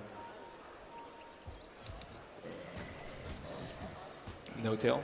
Looking at maybe next time hasn't been able to have too much of an impact just because the supports haven't been alone. They've always been with someone, and the Earth Spirit tries to buy enough time for his teammates. If he goes onto him, the Warlock just drops a rock, and you can't get solo picks as the Weaver this game. And the one time he did try to split push, he got Astraled into a duel, which without a Linken's, you're going to be dead again. OG now, with their power, they're not looking for split push, they're looking for full-on 5-man push on this side. Thug will go to cut the creep wave, and at the same time does have Matter and Spartan forcing down the top.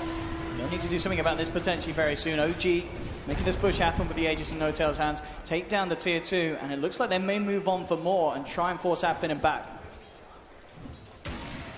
So Puckett's gone for a Linken's, probably doesn't want to get dueled. And base racing versus Luna, usually a terrible idea, but because she doesn't have that much right-click damage, it might not be the worst thing for them. They just have to be able to BKB and TP out, which isn't a possibility versus the Warlock or the Legion Commander. And now OD has shown up in the lane. Two heroes are hiding in the trees, and he's looking for them. S4 blinks aggressively. In fact, he might catch Spartan before the TP successfully. Indeed, he's going to find it, but oh, he can't quite cast it out again. He goes for the W before the straight-up duel. So missing the opportunity to hold back the Shadow Demon.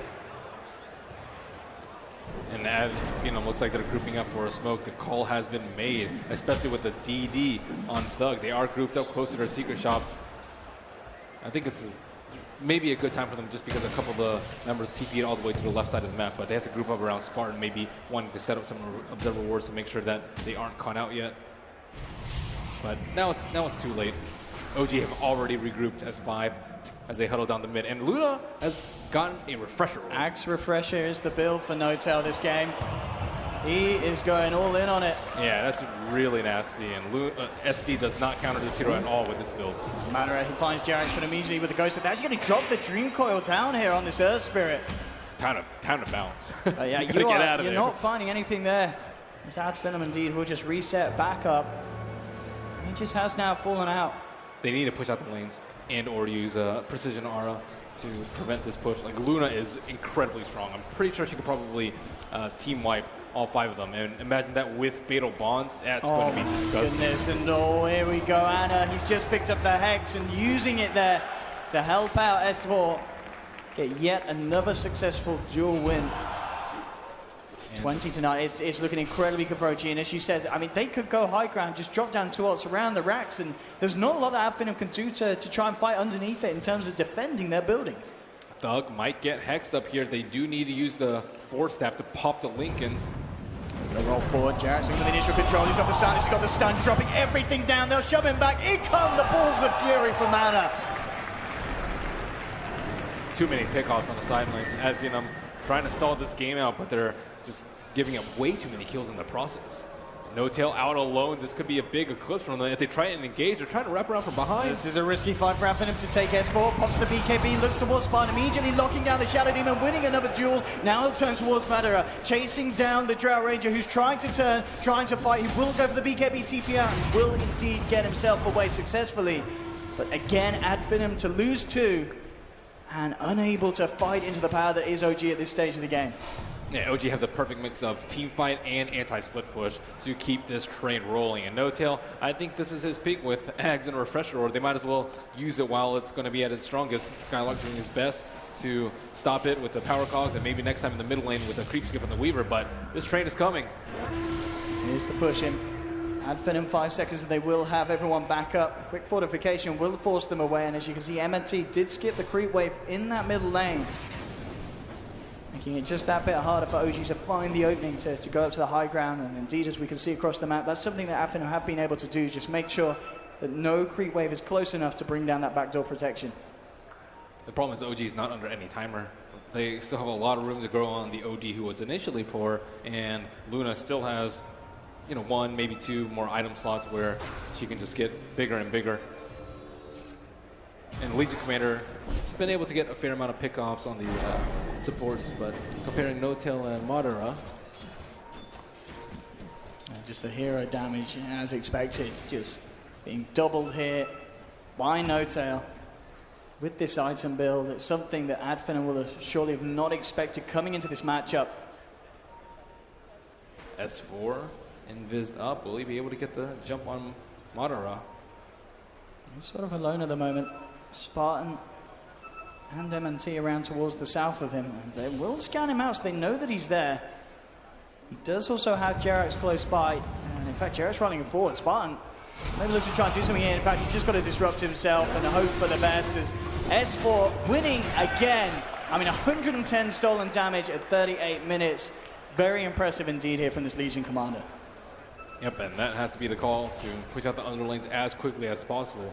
Those two heroes are the two best ones to pick out the side lane pushers, but you have to stop this 5-man fight from happening.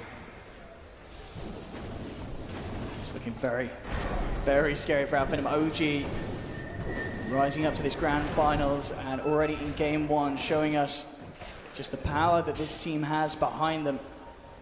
With an incredible opening performance. I mean, Notel is with just 507, 330 CS, 20,000 net worth. It's been an impeccable performance from him, and he has that confidence. He can just go up to this tier 3, feeling very, very safe, getting the damage out, and knowing that at this point it's so hard for Finem to do anything about it. They will choose to defend. They do have the HOD creep inside of Roshan, but it is almost a maximum respawn. Madara looking for a gank, but with these Hurricane Pikes on the Radiant side is very, very hard. Yeah, he's surrounded and no messing. TP's away. Can't be caught out in this area of the map at this stage of the game. They need that man alive. Jerax with the gem now as well, so more map control will be going the way of OG. I mean, what is the best bet for Finem at this stage? Is it a case of waiting for OG to come for this sort of a push, or is it all about the split now for them, so that they just have to avoid OG's team fight? You have to avoid a team fight. I think the only hope of them winning a team fight is that if they burst down the Luna, but they have defensive Astro, they have press the attack, and they have the Rock to cover her tracks. That is just way too many abilities to even hope that you can burst her down before the fight starts. Alternatively, you could burst down OD, but I don't think that's really a likely possibility either. Like, where's their burst coming from? There's no Dagon on the puck this game, which he's gone for in the past few. And here comes the push. OG ready to go in full force. They'll get the silence. The Hex now drop down onto a second. They'll find not just a Spartan, Skylark as well. That's 2 out for Finem. And OG will be able to make short work here of this mid set of racks, though.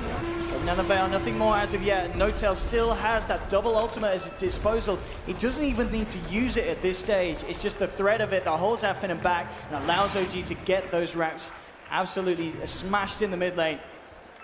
The way that Finem have gotten this far is by keeping it a relatively stable sort of game for them. And I think Notel was really the player in this game that changed the state of play with his scepter. It just destroyed that first fight and was just a do not pass sign in any of these team fights. They know that he's hiding here. They have that ward down. They know he came down the lane. They're hunting from a Jerax. He'll find him. Eclipse drop down into the tree line.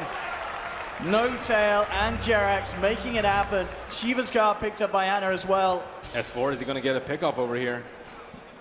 Certainly thinking about it, but 2 of them nearby, knowing that there's potential backup from Spartan on the disrupt. He doesn't go for it. Now he's looking as he moves in. Jerax has the silence onto the puck. Thug gets himself away here with the face. There'll be a buyback from Madara as he realizes that his team desperately need him at this stage. And it looks to be trapped, but he should be able to get himself out, and indeed he does with the blink. But this is getting very close to being the final defense potentially from Finem, as OG have just played this game absolutely perfectly. They had a bit of a rocky start at the beginning, but ever since Notel's itemization, the Jerax Earth Spirit play, the fact that S4 was able to find just pick-off after pick-off. Ooh, MNT will start down the courier. That was, I believe, the Manta Star recipe from Luna. So Notel isn't going to have that, but I don't think that's going to be the biggest of his worries. It's OG with the space to move into the pit. It will be scouted out. Finem spam pinging it, but there's no way that they can get over, really. I mean, they've got Skylark in the neighborhood, but no one else is attending. I mean, he could try for something. And he is going to try for it, but he doesn't get it. Fly picks up the Aegis. Skylark loses his life. Nice try. Valiant attempt. I mean, you have to go for these plays, I guess, when you're kind of forced back at this stage of the game. Guess how long ago Finem last kill was? A couple of series. Well, a series game. I mean, it's really slowed down for them. OG have just not allowed any cracks to show. And now they're moving in for that second set of racks. Buyback from Skylark. MNT will still be down for 35 seconds. Meanwhile, on the top lane, Matter has been caught out by S4, and he's down for 90 seconds. Jump in from Anna with the Hex onto the Maul. Sanity's eclipses out, and they just tap it out. It's all too much for Adfinum here in game 1. They've had some great wins recently over the last couple of days, but now meeting up against OG. This first match proving to be very, very easy for the side of OG. Adfinum, they're going to have to try something different in the rest of this series, Ben, because this game 1, the plan just did not work out. Yeah, OG, they didn't have as strong lanes, but they by far had a stronger team fight. I think Adfinum realized that for the last half of the game. The only unfortunate part is they had no way to actually win after you avoid the fights and constantly stall out. But I think they had like maybe 20 unanswered kills at that point. I think the last kill that they got was the solo kill onto the OD by the Puck. That just seemed like ages ago. It really did. It just went downhill for Adfinum. But this is a team, you know, a team that they're not going to cry. They're not going to beat themselves up about it. They're going to be able to pick themselves back up. But OG, they've got to be feeling great after that game 1. Perfect performance all around the board. Adfinum just didn't have, as you say, any way to answer that momentum that OG found with the amount of kills that they were getting, Ben. Game 1, 32-9, OG dominating. Alex and the boys and girls on the panel, we'll be able to bring you in to hear what you had to say about that. Sure. But, I mean, obviously there's a lot of hype around Adfinum coming into this finals, and maybe people just forgetting how good of a team OG Dota can really be. Yeah, I think OG have just kind of slapped us across the face and said, guys, you know, we are here too. It is easy to fall for the Adfinum story, but OG's story is almost alongside it. It's almost parallel to it, right, OD? I mean, these guys... It is. These are the original kind of underdogs. You know, back at the Frankfurt Major, the first ever major when they stroked through. They've won 2 majors. This is potentially looking to be the team's third if they can pull this series off. And, of course, game 1 looking to be going in the right direction for them.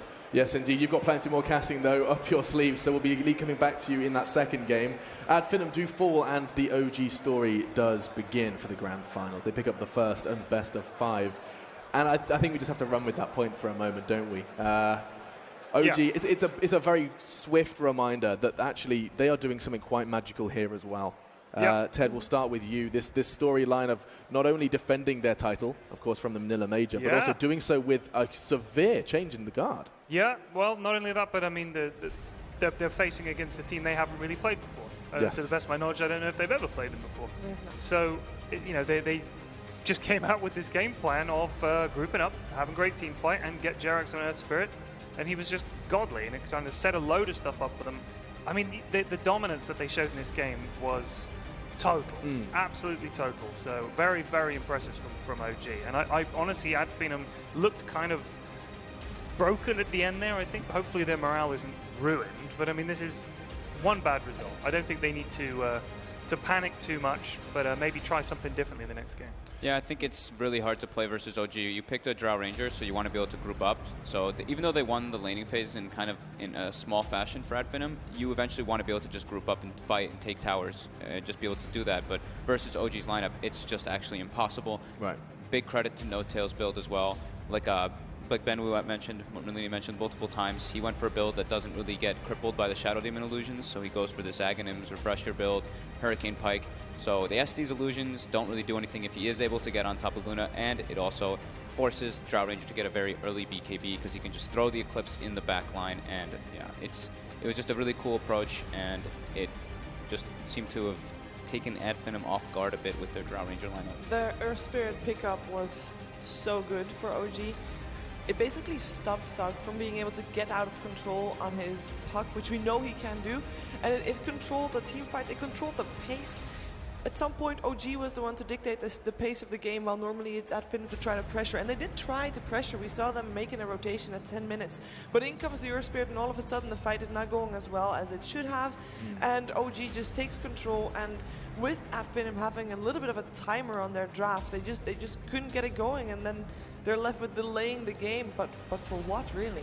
Yeah, picking basically a single core Drow Ranger into that type of lineup, or into OG just in general, I think it's very scary to do that, even though you have such lane dominance. Some of the credit I saw hailed towards OG after their semi-final was that their playstyle, they were so good at playing defensively. Their defensive playstyle worked, and then we sit there and credit Finem for this almost looking like they're overextending very aggressive playstyle. Are these two playstyles clashing now, Fogged? When they meet, it does seem perhaps it could be the Greeks' kryptonite? Yeah, I do think so. I mean, it's really tough to play versus OG when you're, like I kind of said it, like the Drow Ranger. To be offensive. Yeah, being offensive like this, but also with the draft that they put themselves in, they last picked this Weaver, which doesn't really give them any more team fight. They had like Puck, that's pretty much their entire team fight, because Skylark at one point was so shut down that he was almost a non-factor. You just hook it and die. I also think that Jerax, obviously, he played brilliantly. Yes. But his hero as well. If you're a Puck or a Weaver, getting silenced is like the worst thing, because your entire escape, everything you want to do relies on being able to cast spells, and if you can't do that, they have the damage with the OD, and also then the Legion Duel to just shut you down, and that happens so many times. I mean, Jerax just owned this game for them. Very convincing stuff from Jerax, and I mean, his story, we got to take a quick look at it before in the previous day. His spotlight, there's no doubt that his parents are watching with big smiles on their faces. He predicted that movement just instantly. crazy reactions and crazy speed. It's just so good. And this is like one of his favorite heroes. So yeah, that's the face. Oh damn, yeah. That was very unfortunate for Finem. OG though, I mean, they look strong. We saw them this morning against Evil Geniuses. We credit them for being able to basically hold everything off until the 30-minute mark when they were ready to fight. Yeah. And they do about the same thing here. It's not really unexpected that they're able to do this. Maybe the draft makes it a little bit more unexpected, but even that is fairly straightforward for them. It felt like they were just able to just thrive off of the Earth Spirit, as well as just the laning stage. Even if it doesn't go well, they're able to just do well from that mid-game onwards, because they have such control over the game. They have the defensive support to back it up if they need to take a step back, and they can go aggressive whenever they feel like they are ready for it. I mean, Skylark and MNT have been such a driving force in this team in the early stages, and then into the mid game they look really good, but in this game they just couldn't get anything going. I mean, they both just sort of disappeared. With that, I don't want to say delayed GG, but when we saw that GG come out, folks, I'd like to ask just a question from your perspective, from when you were playing and from your ex-player days. I do want to kind of wonder, is it possible when you've got a best of 5 ahead of you, you've played a semi-final already, a full best of 3, I'm wondering if there is any effect of, not calling that GG call sooner. When it felt like Finem were out of it, there were a couple of instances where we saw an extra 10 minutes or 15 minutes pass. Is there anything to be discussed there in terms of just not waiting? Maybe just discussing the mistakes that went on, like what. I'll take the extra time. Yeah, just take extra time instead of just being like rushed out of the booth and then you like group up and everything. You don't really want to just harp on too many mistakes. Just be like, okay, this is what we did wrong really quickly. This is what we did right. Let's continue moving on from that. Sure. It's like there's not really a point in GGing either. Why would you just like call? I guess like VP and stuff. You've seen like them do very like preemptive. I'm just thinking in terms of like an endurance perspective. I mean, this is a lot of Dota that's going down, and it's very important, expensive Dota as well. This is the grand finals, and they're playing. It's basically a $500,000 game of Dota. $500,000 on the line. Let you just talk more though between yourselves. Right. And they are called Finem to the end. Yep. They gotta play to the end. Damn. So there you go, as OG makes their way back. They're on their way back. I think I hear some googs. I hear some goog chants. That was the best that Fly could come up with. Hey, it's better than nothing, ain't it? It is. It's true. Yeah. Or in the words of Samael, better than no one. That was when he kind of threw down the gauntlet. Not present, though, in the grand finals. Let's go ahead and jump into the scoreboard. Let's look at those numbers. This is where we are going to get a quick reminder of just how dominant this one was. 32 to a meager 9. On the scoreboard, and we actually got to see No Tails Luna. You were singing his praises. Did not concede a single death. Fogged, walking away with that one. Yep, he played incredibly well. You could see he had an idea already. Besides, the whole team in general had an idea of how to deal with the Shadow Demon, even since they picked the Luna up right away. I want to indicate Fly's healing in this game. I think that's pretty high for a Warlock. Right? Yeah, jeez. 13,000. That seems pretty substantial. Not sure how much of a difference it really made in the games, but little things do add up. It sticks out like a sore thumb as well. I don't know why. It's just like 13,000. I'm like, wow, that's a Warlock, not a Dazzle or something. Yeah, that must be on cooldown. And one of the reasons that we didn't see No Till die is right there in your screen. Jerax played. We know he is probably the best Earth Spirit player in the world. So it doesn't come as a surprise that he performs, but the fact that it fits so well in the draft and it was all coming together. It's not just, let's pick Jarek's Earth Spirit because he's good in it, but it's also, let's pick him Earth Spirit because he's good at it, and it fits perfectly in the rest of the plan. It was. I mean, we got to see both kind of, two players from either side getting to play their comfort picks, right? You got the Earth Spirit, you also got to see that puck again. This time a little underwhelming, but it could very well seem quite overwhelming for you guys at home if you're watching all of the flashing lights and can't quite keep track of the team fights, but Purge is going to help. So let's check in with him. Dude, you got something special for me? What have you got? I really love the Ags build that No-Till did, so I just want to talk about that for like 15 minutes if you have the time. Do it. I mean, I saw someone tweet, Ags Refresher and a Lucent Beam, it does 10,800 damage without Fatal Bonds. That's a lot. Arguably better than a Manta some games, and this is one of them. Damn. All right, well, show us what you got. All right, thanks. So, Finem actually had a pretty good game from the sense that they were ahead with Drow Ranger. We've seen a lot of games so far this tournament where Drow will be picked, but they'll get behind, and then it just seems hopeless. But this game, they had a good advantage. They even took Roshan. The reality was that OG just didn't want to fight them, and even times like this, Finem looks so strong. They're constantly split pushing with the Weaver, getting farm on him, and just slapping on the tower with all of their heroes, including a Drow. That was amazing. OG just constantly avoiding this. But eventually, they spent some money on something, and it's going to be an Ags purchase. So in almost all cases, Luna's going to buy a Manta at this item. And the whole purpose is that you can push down lanes with your illusions, and it's safe, and you can get dodge some spells and remove some negative debuffs. But the benefit of this, especially by the time it gets to level 3, it does 7 extra beams. And you can cast it a whole 2,500 units away. That's probably the distance between here and like way up there on the map. It's a massive range. So when the next team fight comes, it presents this different kind of solution to the team fight problem. Again, the net worth is pretty comparable at this point. So basically by instantly bringing out an Ags, in a case where almost everybody always builds a Manta, all of a sudden these cores over here, they all need BKBs. They didn't have that, so he just gets an amazing ulti that guarantees him a triple kill on the back line. And as soon as that happens, all the momentum that we've been seeing getting shut down on Drow the last couple days, it happens right here. And instantly Finem says, I need a BKB on my Drow or we can't win fights. And that's basically what happened. Over and over again, they had trouble with that. The only other way that you can maybe counter this is Blade Mail, and here's an attempt by Finem to try to go for that. No-Till juking it out to try to force the BKB early, but all he has to do is back up, Fly backs him up with the Infernal Golem, and an easy survive. So yeah, OG just amazing change-up with that item build, completely stopped any chance of Finem getting ahead. Thank you very much, Purge. Yes, the power of the build, and indeed, pressure is starting to build as well. Finem did concede the first. It is a best of 5, though. I mean, this is where we're in for the long haul, right? And I'm assuming that there's going to be a little less of those comfort picks. We're probably not going to be seeing another Earth Spirit, right? I mean, this is an assumption I can safely make. I mean, Jirax has just made a strong case to start banning it, wouldn't you say, Fog? Right, but we know that Finem hate out and Naga more than anything in the world. So I personally think they'll keep going, by the way. I'm not saying I'm Swish, that's just... this was this all along. I don't know what someone else wrote that. It's been upside down this whole time. Let's go, OG. Let's go, OG. Literally a flip-flopper. What? You are disgraceful. Hey, man, he can flip-flop. We're in the Wang. It's fine. Wait, what? Oh, right. So it's the Wong, actually, Actually, Alex. true. That first game, I think also the first 10 minutes of that game showed that Finem can still play their comfort game as well. Yes. Finem were super aggressive. They were able to kill Ana 4 times in the first 12 minutes. He didn't die anymore after that, so 4 deaths is all he had the entire game, but they were able to get that. It's just they got to be able to break OG in like the 15-minute mark and know how to get past that point where OG is just saying, stop, we're going to fight now. They got to be ready for that, and I don't know how they're going to get ready for that, though. No-Till bringing in the clutch, though. He has 0 deaths today. Zero deaths today? Today, yeah. All right, Fog dropping some mad numbers. And No-Till not dropping any. Wait, No-Till hasn't died yet today? He didn't die today. unless my memory is completely wrong, but I'm pretty sure he didn't die. Yeah, I'll take that. All right, well, on that bombshell, we are going to go ahead and prepare for the second game. Before we start talking draft with my panel, we've got to go ahead and take a quick look at both the cosplayers who've been hanging out. We've seen the very blue man who was just kind of waving relentlessly in the crowd. Oracle. It was Oracle all along. It was Oracle. We thought it might be Magi at one point, but also there's a lot of passionate fans out there here in the Wang Theatre. They've come in their masses, and so we're going to give them a spotlight as well as episode 1 of something quite Christmassy.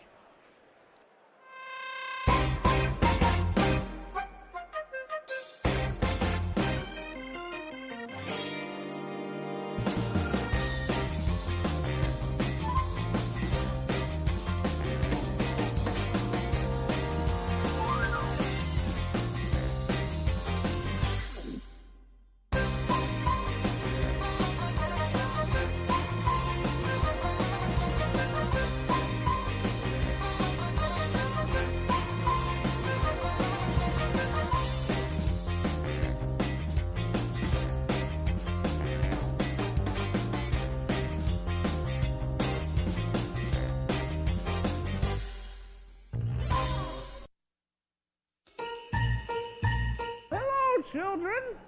It's me, Saint Salamander, Ice Frog's brother, the Frostivus Saint. I've come to give secret salamander gifts. Come with me, children. Ho-ho! Ho-ho, young woman. Hello, children. Hello, sir. Put something in the bag. $1. What a big spender. Oh, boy. Thank you, young man. Oh, hello, child. One sun kiss. That's very heavy for Santa. What's your name? Nico. Who do you want your gift to go to? Cancel. Doesn't matter. Goodbye. What do you want to see in the finals of the Boston Major? Anything you want. I can make your dreams come true. New patch? A new patch before the Major's over? Yes. Listen, dummy. You gotta wait for the shit to be done. Try and get one more wish. I would like to see DC in finals. Oh, my young boy. Well, I can certainly make that happen, probably. Do you have a gun? Not one. I'll find one, young boy. Don't you get off of Daddy now. Oh, what a nice bed. One more. What shot you there? Come. Sit on my lap. Oh, you sweet boy. Sweet, voluptuous skin. Hello. What do you want for the Boston Major Finals, young boy? Radiance is banned. That's totally tight. One more wish. Don't laugh, young boy. So are illusions. Illusions are banned? Oh, my brother Ice Frog won't like that. that garbage bastard. He loves illusions. Oh, I'll work on it. I know, we all hate him. What's your name, young boy? Tim. Oh, a hype match today, Tim. Quite a match, yeah. Yes, let's get you a present from someone else at the event, Timothy. Ooh, a used Sunkiss bottle. Used! Oh. Now you give something to someone else, Timothy. A business card? Oh, boy. Yes. How generous of you, Timothy. Quite the economical donation. Well done. Hello, boys. It's me, Saint Salamander. I have gifts. What's your name, young boy? I'm Liam. Don't make any weird faces while I dig in it. Oh, it's a complexity button and a Dorito. That's relatively worthless, Tim. Enjoy. The Dorito's probably pretty good, though. Thank you. You're welcome. Put something in the bag, Tim. One sock. Thank you, Timothy. Someone's gonna love that for the holidays. Well, you guys look like you're having a wonderful time. What's your name, boy? My name's Jared. Jared, I'm going to reach in my bag and find a wonderful gift. Ooh, it's a deep bag, Jared. There's a Dorito there.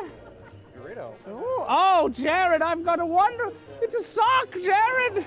This is what I've always wanted. Oh, my. Thank you so much. Can I give you a hug? No, don't touch me, Jared. Put something in the bag for someone else. It's secret salamander. That's a beer bottle, Jared. Look, I'm going to go throw it at a child. What's your name, sir? Go cut. Oh, sir. I'll reach in my big bag for you. Here's a gift from someone in the audience. Oh, that's garbage. You don't want that, sir. That's also garbage, sir. One more. All right, throw that stuff away for Daddy. Goodbye. Well. It looks like the Dota fans at the Boston Major sure are kind-hearted. It's going to be a great Frostivus, everyone. Saint Salamander out. Hooray! Oh, sweet flesh. Thank you. Come, boy. Come to my workshop. Very good.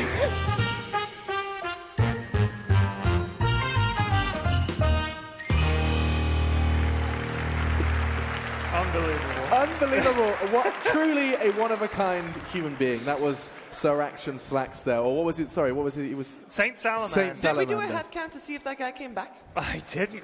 We Don't really even count. He did. He's gone. Just giving him garbage Oh. at the end. He's so good. Wonderful, wonderful stuff. And that, of course, if you did just join us, was our wonderful crowd in the Wang Yeah. Theatre. They have been here in their masses. We've seen signs, we've seen cosplays, we've heard chants, and we're going to be hearing a lot of noise as our second game of the best of 5 is about to commence. In fact, the draft shit. is underway. Yep, Perian says it perfectly. We have to catch up. We were too busy with Slack Santa. We've now got to get into Ad Finem and OG in their second draft. Thank God we're back to Dota. God. When they stop running this contest, they just show the draft. Go on, Fogged. Dota for life. Go on, Okay. tell me what we got. Oh, Recap. we've got the... Ad Finem are doing it again. This is what Ad Finem excelled at before. Yep. Skylark, Nyx Assassin, and MNT on this Rubik, they played pretty much perfect on these two. Skylark, I think that's some of the best Nyx Assassin I've ever seen. Multiple hero stuns, always running around the map, giving his team max amount of information, and he's playing versus a Batrider again. So obviously it makes your life a little bit easier because you're always able to Carapace for the Firefly initiation and counter initiate in your own way. He's actually so OG goes for a Drow Ranger, so it's already indicating that they want to go for a group up lineup since they pick up this Nyx. So this is a similar thing that OG did versus EG as well. When Universe was playing the Nyx Assassin, they picked this group up lineup, and they actually predicted majority of the Nyx Assassin's movements. That was quite a quick response as well with the Omni Knight ban. Does that? What do you think the thought process was behind getting OK out? Just it messes up the whole plan with the Nyx Assassin. You just repel the Batrider, and he's able to get free initiations. You can't stop it because he's immune to spells once you're repelled. So OG opens with 2 cores. That is not very common. No, not really, but it does indicate what they are going to go for. You know, like Batrider with Drow Ranger is one of those where, you know, the bat obviously grabs somebody. If you kill them, you pretty much claim yourself an objective instantly right after that, and can even continue to do so. Yeah, but And previous game we were saying how good it was that OG often picks 2 heroes that you don't know what they're going to do, where they're going to go, and I think they reveal a lot with these first 2 picks. Yeah, it's going to be a hard game. That's what they're revealing. Ah. Do you remember in the group stages how many times it was just Drow, Yeah. and then people started banning Drow, and people were like, "Whoa, we'll take Alchemist." Jerks needs a haircut. I disagree. That's not true. I disagree. I like Can his hair. Can I say, I was in Sweden not too long ago, and I know Sweden is not Finland, but it's Scandinavian, you know. There's a lot of people with that haircut. That's that's very the look. popular. Yeah, That is that's the look. The Scandi look. I am not going to tell him he should get a haircut for many, many reasons. But honestly, if you've got hair, enjoy it. Enjoy it. Let it run free. So I was going to mention as well, I doubt it, but we have seen it a couple times. There is always the option that they can go for this Batrider to be support. We haven't seen it too Yes. often, but it's something that OG, I wouldn't put it past them since they did it earlier. They threw EG completely off the mark, putting us safely in Alchemist. And since Nyx Assassin is obviously so good versus Batrider, it's something that we can't completely write off just yet. Do remember that Ad Finem dealt with that support Batrider in their LFY game. They did. Yeah. It's not likely, especially too, because they have S4 and S4's Batrider. I mean, I don't think I really need to say anything about that, but Please do. this guy is probably one of the best Batriders in the world. He used to play it in the mid lane when it was not even a mid hero. So And he was the best then as well. And that was the era where everybody liked it a lot for the lasso, obviously, but he was the one getting the most damage out of his flame breaks, out of everybody there. And now already that got buffed since, well, a while ago, obviously. But he is still the best with that. So It is actually OG's second most popular hero. 59 matches registered with the Batrider, just underneath Dazzle. Razzle Dazzle. Razzle Dazzle, the Fly Dazzle. Talking about Dazzle, I mean, it's talking about saving supports. Normally, when you have a Batrider, you know that the Nyx Assassin is going to counter that already. What type of saving supports would you like to see coming out here from OG? Is Dazzle something that they might go for here? I think they're just going to rely on the Nyx. I think if you focus maybe too much around counter in the back, maybe you're kind of gimping yourself. I mean for OG. She meant for OG. I meant for OG, yeah. Saving yourself from the bat, I thought you said? No, saving the bat from the Nyx Assassin. Oh, he'll be fine. Don't worry about it. I think, I mean, they can. I don't think that they would really play the Dazzle to be saving your Batrider. I think it would be more so to just group up with the Dazzle and have that Shallow Grave for your Drow Ranger in the back line. But yeah, the double invis, as they had great success on it earlier. And yeah, I mean, this is their comfort. MNT Bounty Hunter, this is probably one of his best, if not his best hero. And He is one of the best bounty hunters in the world. This draft, as in the bounty and the Knicks, dispatched of DC in 27 minutes. Yeah, it did. But OG have seen that now. Yes. And they're going to be aware of it. And I think they're also experienced enough. There's So a they dazzle. do go for the dazzle. They're experienced enough to have figured out a So, way around it, way to play around it. They very would have watched the Avs game. Sorry, go ahead. No, it's okay. Very strong, just laning hero in general, and it's very good versus as a group up method which OG just loves to do. New hero. Yeah, haven't seen PA much. It's an approach that I think all the pro players have kind of just been talking about, maybe not in the public, but just in the backlines. A Drow Ranger's picked up. Finem Assassin is probably the best hero to just get in on top of the Drow Ranger because of, obviously you have your Blinks, you have your Phantom Strike, which just lets you get on top of him, and throwing daggers from such a distance. You're a pure physical damage core too, but Dazzle's quite good at dealing with that. Yeah. And they go for an instant DK. So this is where, again, OG want to group up. They want to be able to push. This is exactly how they've been playing. They are still lacking maybe a tiny bit of team fight, but they have the method to be able to group up in Deathball, as we've been seeing them do so often. It's DC. It's DC. There's Misery, and there's Sam, and there's We. That's fine. And Sans. Yep. What's up? What's up? So Earthspear's last ban, we are looking for another Jarex hero for OG. We are looking for a Thug hero for Ad Finem, and they know they're going up against a Dragon Knight. If you know you're going to play up against a Dragon Knight, I know Dragon Knight is one of those heroes that doesn't lose lanes. Even I keep if he thinking you're doesn't talking win them. about a Pokemon. I always just hear you saying Dragon Knight. Is there a Dragon Knight Pokemon? Pretty sure Dragon Knight's a Pokemon. Dragon Knight, as in without the K. Dragon It's like Knight? Dragon and an N-I-T. I'll explain it to you later, Grandad. I think the Timbersaw stands out to me, just individually versus the Dragon Knight. And also it messes with the 5-man, but it's not. I mean, Drow Ranger always has Gust, and they have. They banned it. Yeah, I think that was like the best pick to go. And they instantly pick up a Slaughter. This is a good lineup from OG. You like it? I really do. It Low suits cooldown. the way they like it. Yeah, low cooldown dependent heroes. Not insane team fight, but like just a constant run at you, group up, take towers, and it's extremely difficult for them to be able to contest the first Roshan. How about a PA mid and then just get something else for the safe lane? Maybe even a Sven, because they're going to be really low on armor this game, as far as that fitting goes. I think I think it's too greedy with Sven PA as your two carries, and then you're completely physical dependent. They're kind of thinking about. Surely they've got to think about hitting buildings, and I know I looked at their dirt buff as well, and they have played Death Prophet quite a bit.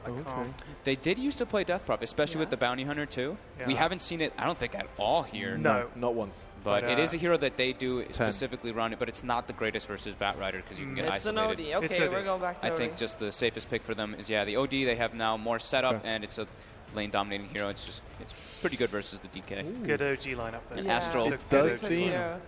Is there a general consensus that OD have won this draft? It seems like, I mean, even Pyrian. Oh, sorry, I forgot you've been an OG fan this whole time. OG fanboy. The whole time. Yeah. I like a lot of pressure on MNT Bounty Hunter. Yes, it's pretty much what we always say. A lot of pressure on Skylark, a lot of pressure, mostly on MNT though. But yeah, OG has a very strong Deathball lineup, and they have a Dazzle in the backline. Tons of sustain. Okay, we'll find out how this does go down. OG, will they edge ever closer to being the only team to have 3 major titles under their belt? Or will it be Ad Finem? Will they continue to bounce back and show the resilience that they've demonstrated across the course of the major? To answer these questions, it is your casters. It's once again OD and Malini. Thank you very much, Alex. Indeed, we're here getting ready for Game 2 between Ad Finem and OG. The drafts are complete. Ben, what are you expecting here? A little bit different here from both sides. As we spoke about, we expected Ad Finem to try something else. What they tried in Game 1, it didn't work. Here they're bringing out the PA. They're finishing it off with the mid OD. Do you think this was the plan all along, or are they moving that PA away from the mid lane once they saw that Dragon Knight pick come out? I think they definitely wanted the PA in the safe lane to begin with. One thing that does stand out to me is that it will be a support Bat Rider. Jarex is indeed playing the Bat Rider, but first on the lineup of Ad Finem. Matter a hit on that Phantom Assassin. Very, very flashy hero. If they do start to get ahead, they can pull off some big plays. Thug, last game we saw him on the poke, this time on the OD. And MNT, a lot of excitement in the crowd for that one. It is his signature hero. I mean, the question is, are we going to actually see MNT snipe more couriers? Surely, at this point, teams are going to be able to play around that, or is MNT just always going to find a way, Ben? He has been very good at avoiding the enemy team Sentry Wars, and right now he spots OG's trap. They are walking as 5 right up their own hill, up the T1 tower, up behind the Sentry Ward. Same position that OG did group up in Game 1. Yeah, the sentry there as well, just in case MNT headed across, but Indeed just going to be certainly the wiser to it. He needs to be able to interrupt this Bat Rider and potentially put a lot of pressure on the Courier. Let's see where he places his Observer Ward. Will it be in the mid lane to look at the Courier, or will it be into the Radiant Jungle to see where the Bat Rider is? Overall, though, would you agree with kind of the panel sentiment that the OG just do have this incredibly strong kind of standard OG draft? Yeah, I would say it's more balanced, for sure. Just a little bit of everything. Good team fights, good push, good late game. At Finem, they're very heavy in on the gank and relying on their track goal, relying on the PA, who might just get blown up to blink onto that Drow Ranger. So, yeah, I mean, it's definitely, I don't know, has their strengths. I wouldn't say it's a weaker lineup, it's just less well-rounded. And so as we can see at the moment, OG sending both Jerax and S4 down to the bottom lane with the support Bat Rider. Obviously, we saw Chinese sides doing it earlier, Newbie and LGDFY. They normally kind of send it towards the mid lane. Do you feel that it's just that this time round it's better for Jerax to be down bottom and putting the pressure onto the PA rather than the OD?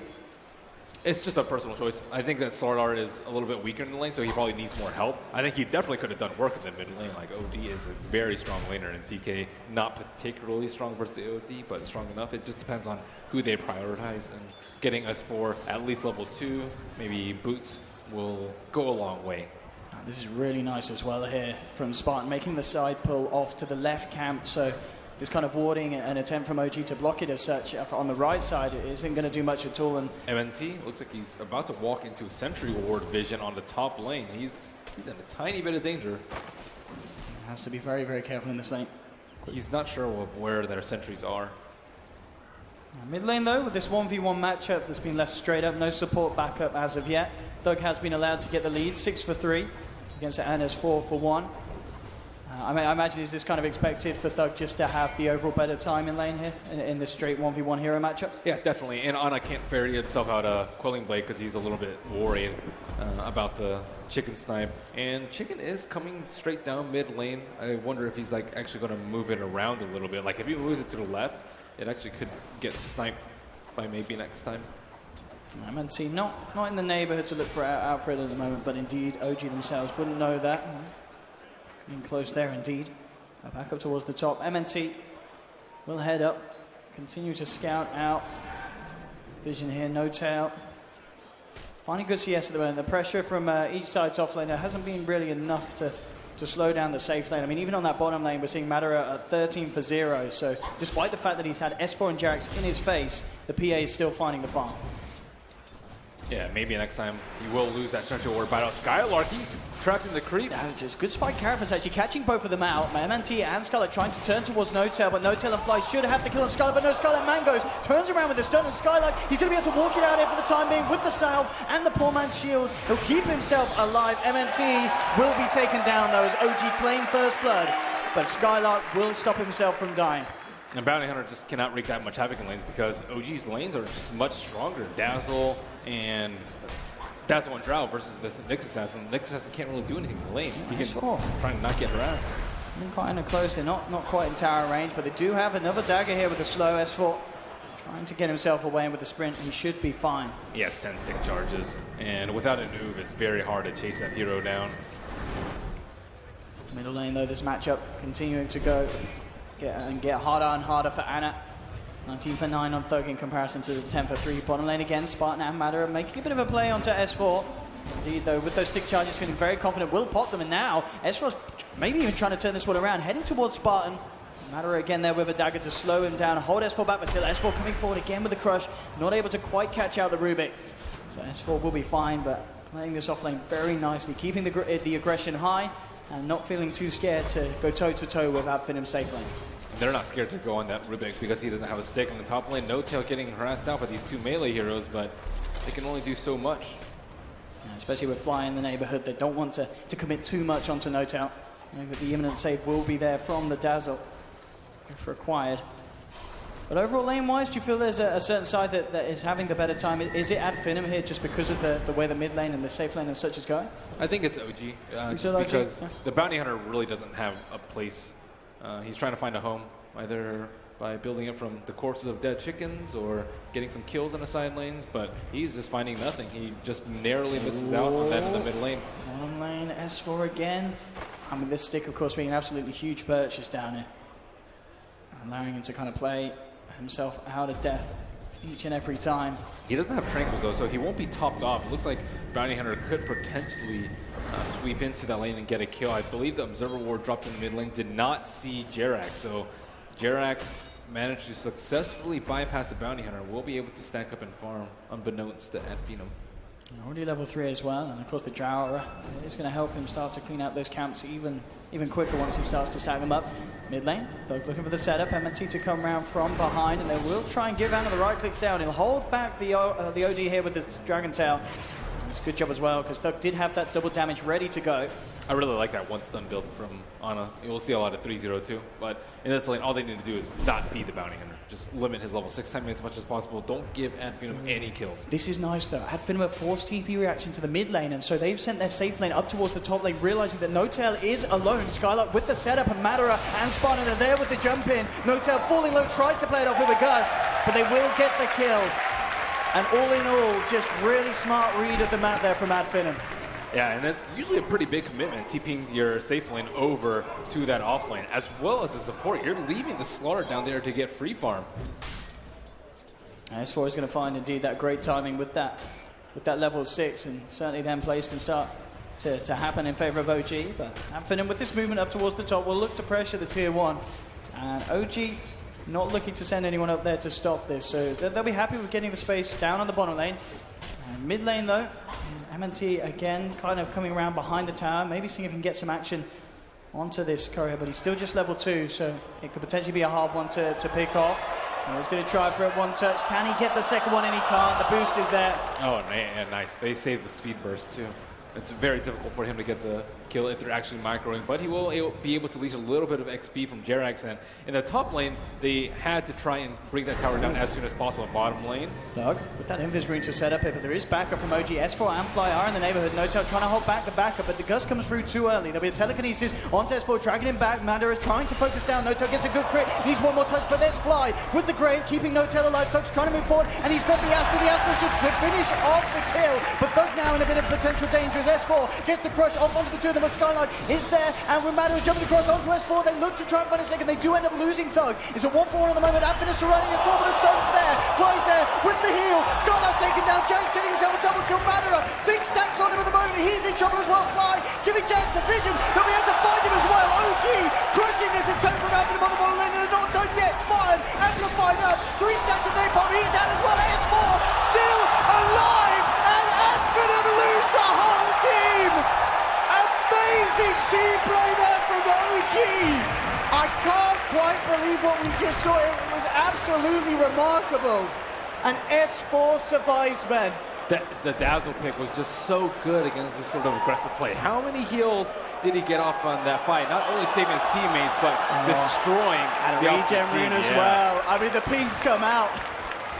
You lucky little bugger. That's definitely what they're saying right now. We're going to replay back. I mean, just look at this.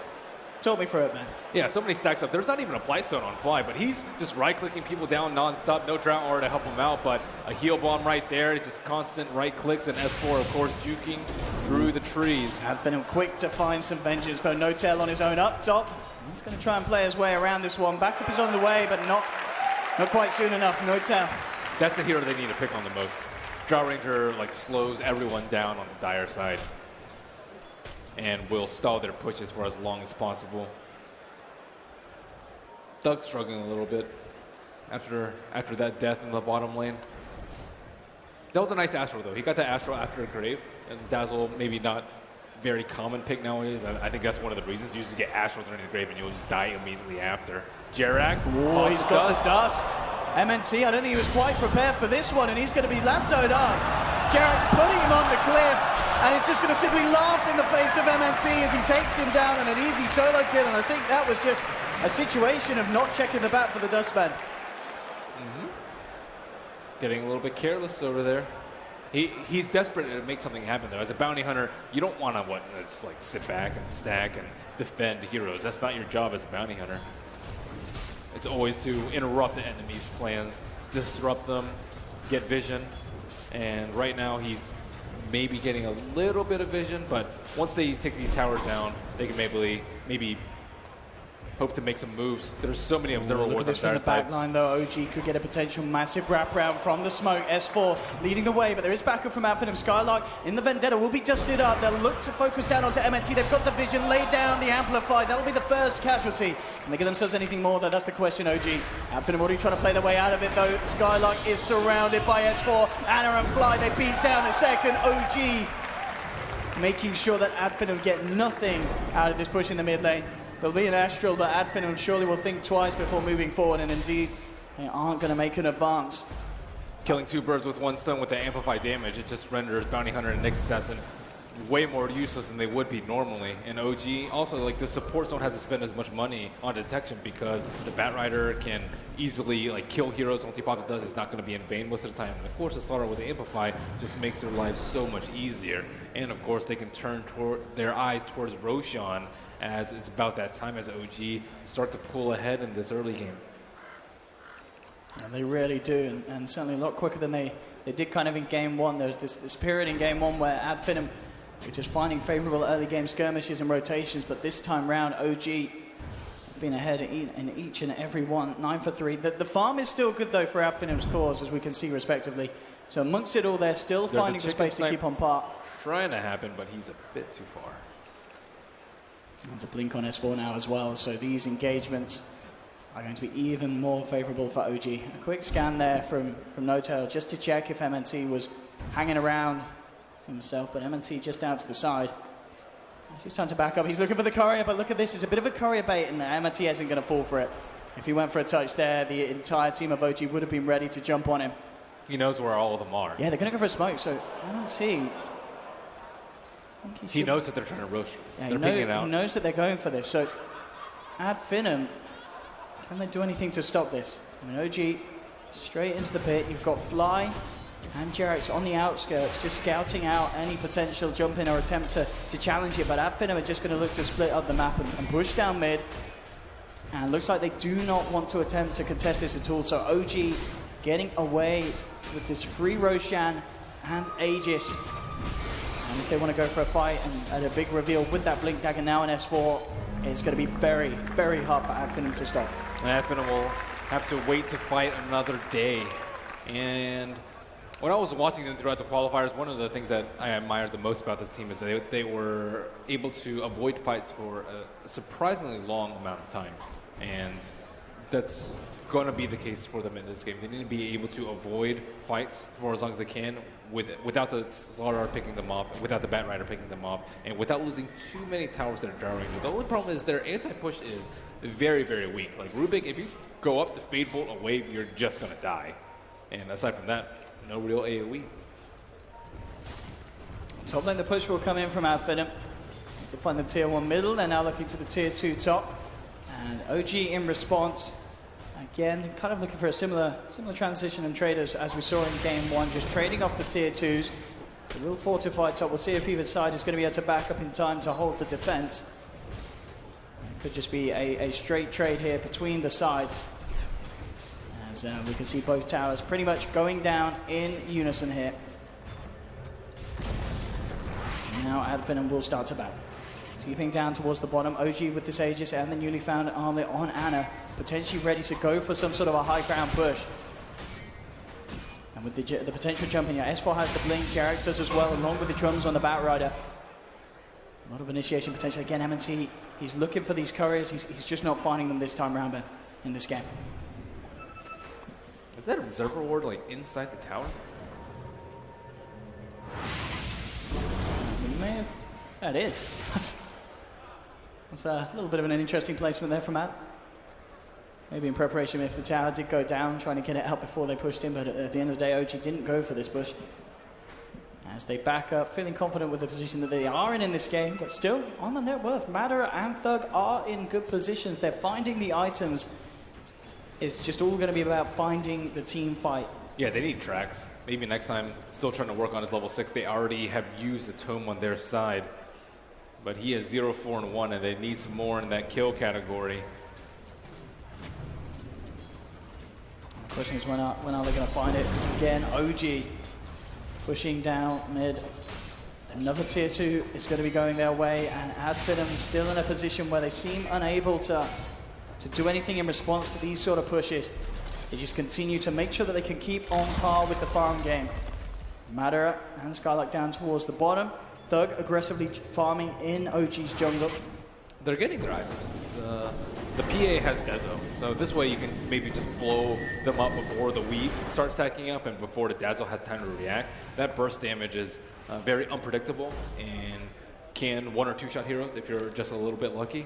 And once they get the track kills, their problems could compound on the side of OG if they're not careful with these team fights in. Looking towards the top lane. They're maybe setting up. Skylark wants to look for just a weak support that they can easily burst down, maybe even use Sanity's Eclipse if they have to. Let's see what Skylark can get. I mean, he's found Ana, but that really is not the target that he wants to go on his own. He needs backup, and he does have it round the corner. We'll start to notice Ana coming away from the team, but now spotting out S4 and Jerax as well in the neighborhood. And in fact, it's OG that maybe feel they can go aggressive, but they're going to find out the Nyx Assassin. They've got the vision. Skylark in a little spot of bother, and already the rest of Ad Finem, they've left him high and dry. They're straight out of there, so Skylark will be left for dead here as OG clean up the kill. I think he was trying to keep on to the Slower-Art's tail, but I don't think he realized that his vendetta had just ended. And Slower just crushed him, easy kill, and they'll transition that into a smoke, trying to use the tail end of their Aegis. 1 minute on that. They would love to get some damage on that T3 tower and break a Rax. There we go with the smoke. They've managed to scout this out as well with the scan. OG know that there's heroes in the neighborhood. MNT is going to be clipped by the dust. They've got the vision, they've got the chase down, and it will be another kill into the bank of OG. Not a very important kill. He's still very low level, so he'll respawn by that time they try and push this tower, and it looks like they will take an easier prize, the T1 on top. A lot of push, a lot of pickoff coming out at the moment from OG. And we'll see how it changes when it comes to the high ground push, see how good Ad Finem's defenses can be against this sort of lineup, this sort of aggression that OG are exerting. But OG certainly the dominant force once again here in game 2. And the question again, how do Ad Finem start to slow down this pressure and momentum? How can they find their footing in this match? Get some crits, level 2 coup de grace on the Phantom Assassin. They're eyeing up this Spartan, ready to lead in. Telekinesis, trying to bring him back, but he's forced away very nicely. No tail, Hurricane piking Ana out of range of the Nyx Assassin stun. So no one to be caught on OG. And at the least, Ad Finem do stop the push onto the tier 2, but again, unable to clip any of the heroes of OG and find that kill that they're desperately hunting for to bring themselves back into the flow of this. And S4, in fact, he's hunting himself. Jumps forward, gets Spartan whilst he's trying to go for the D-ward. And again, it's kill after kill for OG. And we're coming to the same sort of very dry period for Ad Finem in terms of finding the blood of OG, similar to that of game 1. Yeah, they're just not conceding any kills right now, and they're taking down so many of the T1 towers that Ad Finem's attempts to try and outfarm them are just not happening at the moment. MNT thinking about trying for a bit of a deny there, but wasn't going to get it out in time. Hurricane Pike's now done for Thug. So as we've been saying, Thug and Madara is trying to do their best to keep up in farm. Only just slightly behind that of Ana and No Tail. But with the towers going their way, they are suddenly there. And there we have it, Jerax with the Blink. So I did mention it earlier, but it was the drums he ended up going for instead of the Blink. But now he's got both, Jerax. And Ad Finem need to get to that point where they move. Yeah. Can he get out of this? I mean, he's going to be knocked out by the flame break into the lasso. Thug has got some backup here, and in fact, Thug may be fine. Skylark and MT turning up. Track onto S4, forcing him away. Jerax is trying to finish off the kill on Thug, and he'll find it. Blinks forward, takes down the OD, and that may not be all that they get. Madara will jump into the backlines, finds Fly, but now he's surrounded by No Tail, Ana, and S4 and Jerax. They've lost 3 on Ad Finem. Spartan trying to TP his way back to base is only just going to make it. But once again, it's OG just decimating Ad Finem in these skirmishes. He even got a double crip on Dazzle. That's the only reason that he died. He wasn't able to get his grave off in time because of that. But no matter. They don't need a Dazzle with 3 heroes already down on Ad Finem, all 3 of their big cores. And Spartan. On S4, I mean, this man, no holding back from the Slardar.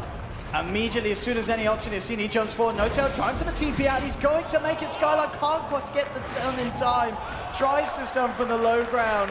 But my goodness, OG just getting in and out whenever they want, and very little that Adfinem are showing that they can do to stop OG's just playing this game just as the side wants.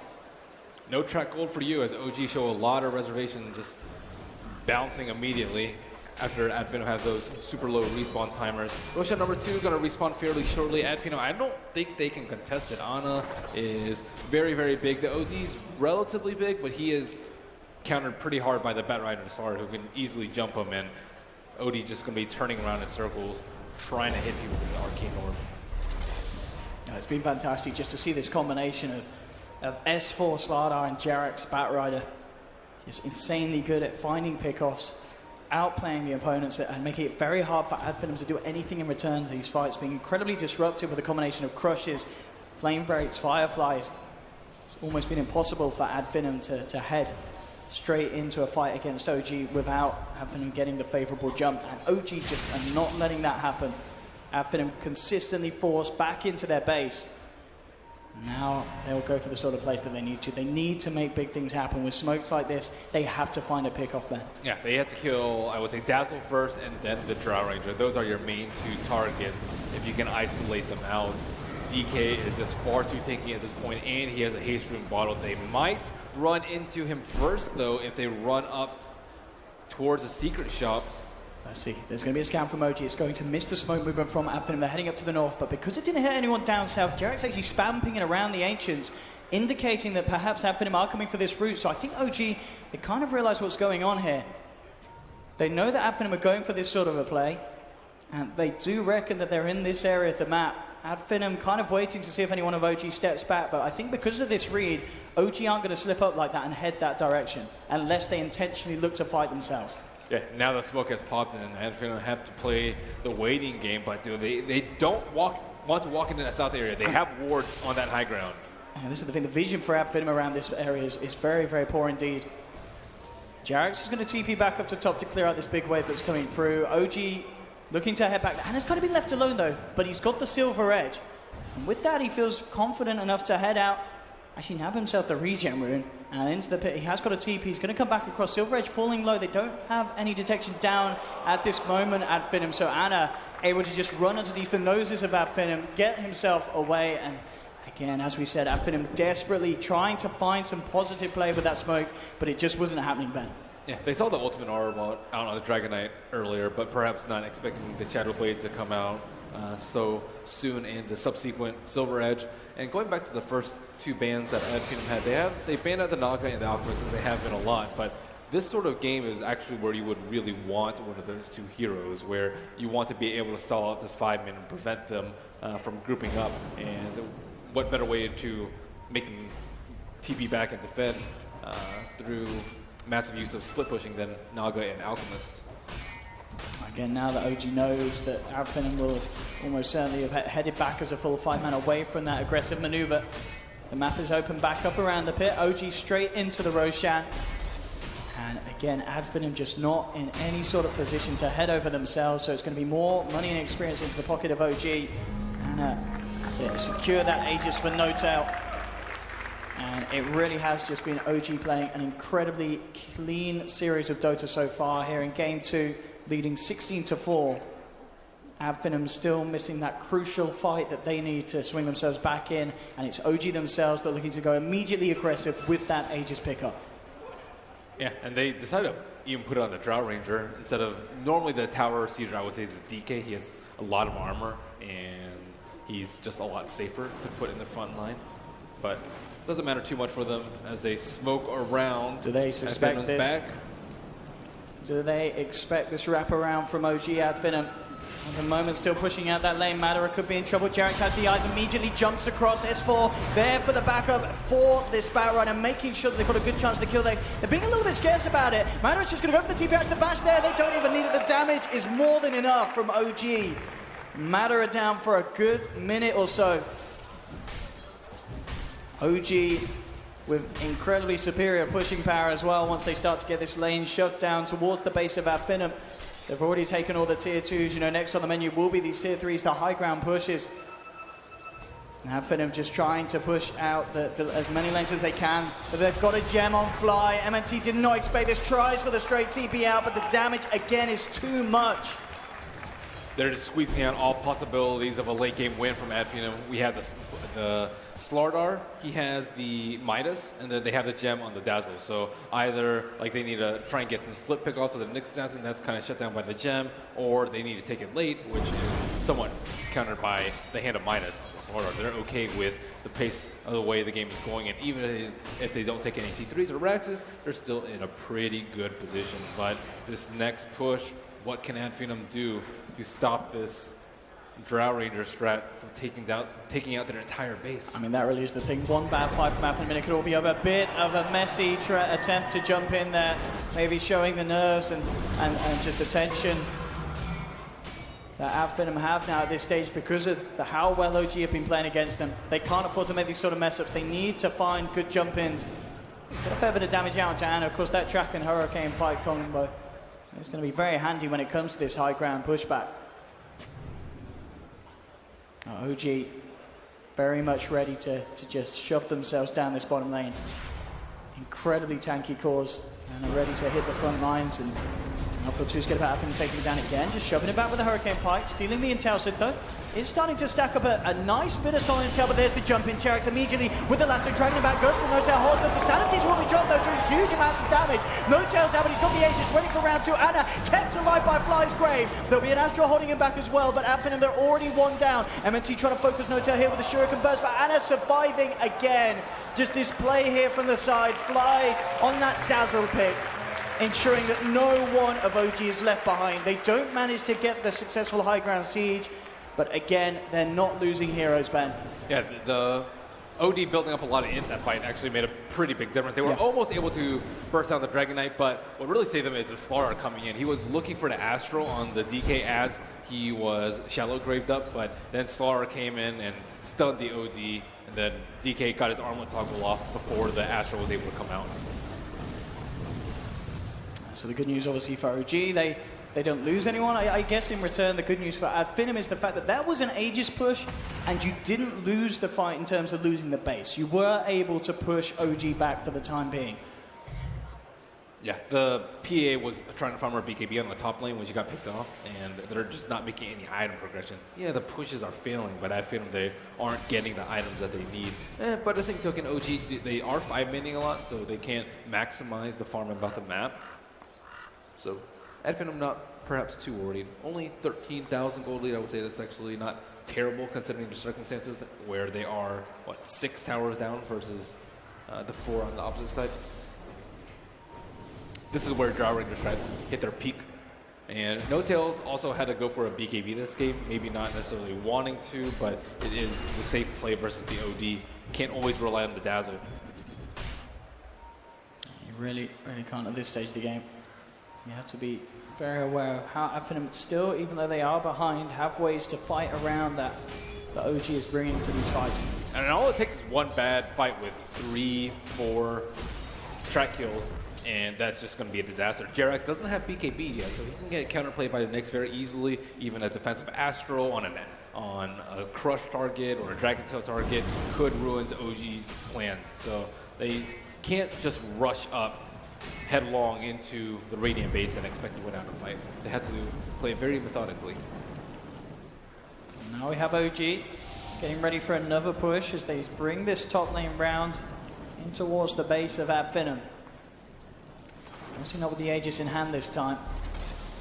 But some newly found pickups. Obviously Blink now complete on Ana, so he as well as Jerax and S4 can look for those jumps. This is risky. No Aegis and the BKB is completed on PA. I think he just bought it, so it might not have been scouted out by OG. And this way he can run at the Dazzle, and the Batrider might just have to use his ultimate on it. Not the best target because it's BKB, but it should be a good target if he needs to save his teammates. As we can see that OG just with perfect composure here, really not wanting to force the issue unnecessarily. Still respecting that fact that, as you mentioned, Finem with Matterus BKB, they can fight. They can hold back OG and they can make them pay for it.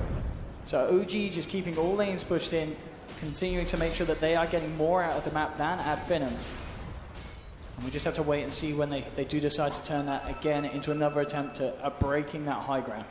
Yeah, Finem must feel so confined right now with the area that they can farm. It's just creeps with the hill, and now they're looking to expand that. Skylark at the reins with the smoke. Let's see what they can find here. They are heading straight towards their own jungle. Again, just a little bit off the mark in terms of trying to find members of OG. As they're all towards the mid lane and above. They're just desperately hoping that someone TPs down to that bottom tower to farm that wave. Yeah, they really, really are. And at the moment, OG just showing no signs of breaking up this very locked-in 5-man movement that they've kept up for the last 5 minutes at least or so. And it's scary as well, because they could very well come back this way and find themselves walking into Finem, and could also get the jump themselves. MNT, he's in trouble. S4, he's going to spot him out, has the gem in hand, lays down an amplify, and OG will take themselves another 420 on the board. Finem, I mean, this is looking like such a tough game too for them, Ben.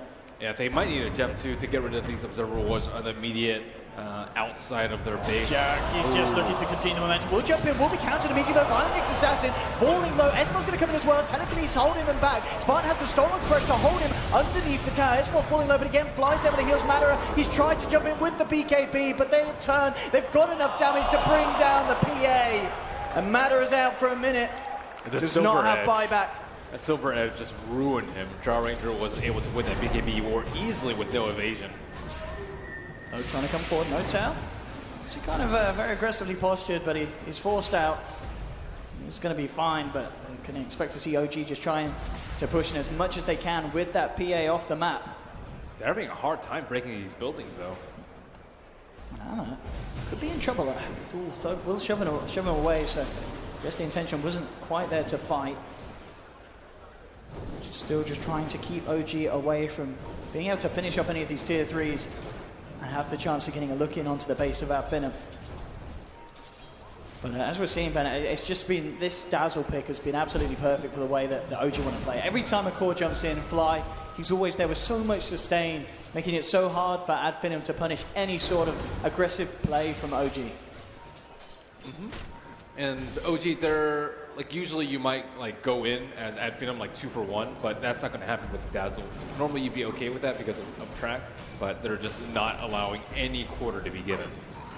And Aegis Cheese, Finem nowhere in sight. Can they withstand this onslaught?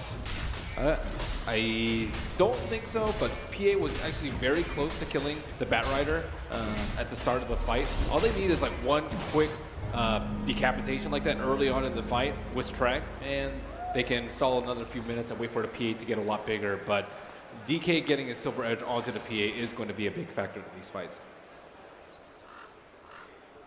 They've got to be careful. They've come out again, Finem, into the jungle of OG. And they're down towards the south. We are going to see OG head up towards that OD. A lot of pings around that area. They know that Thug was trying to push out this top lane and immediately going for the TP out. S4 very close. And his smoke pop, so they're going to spend some time over there.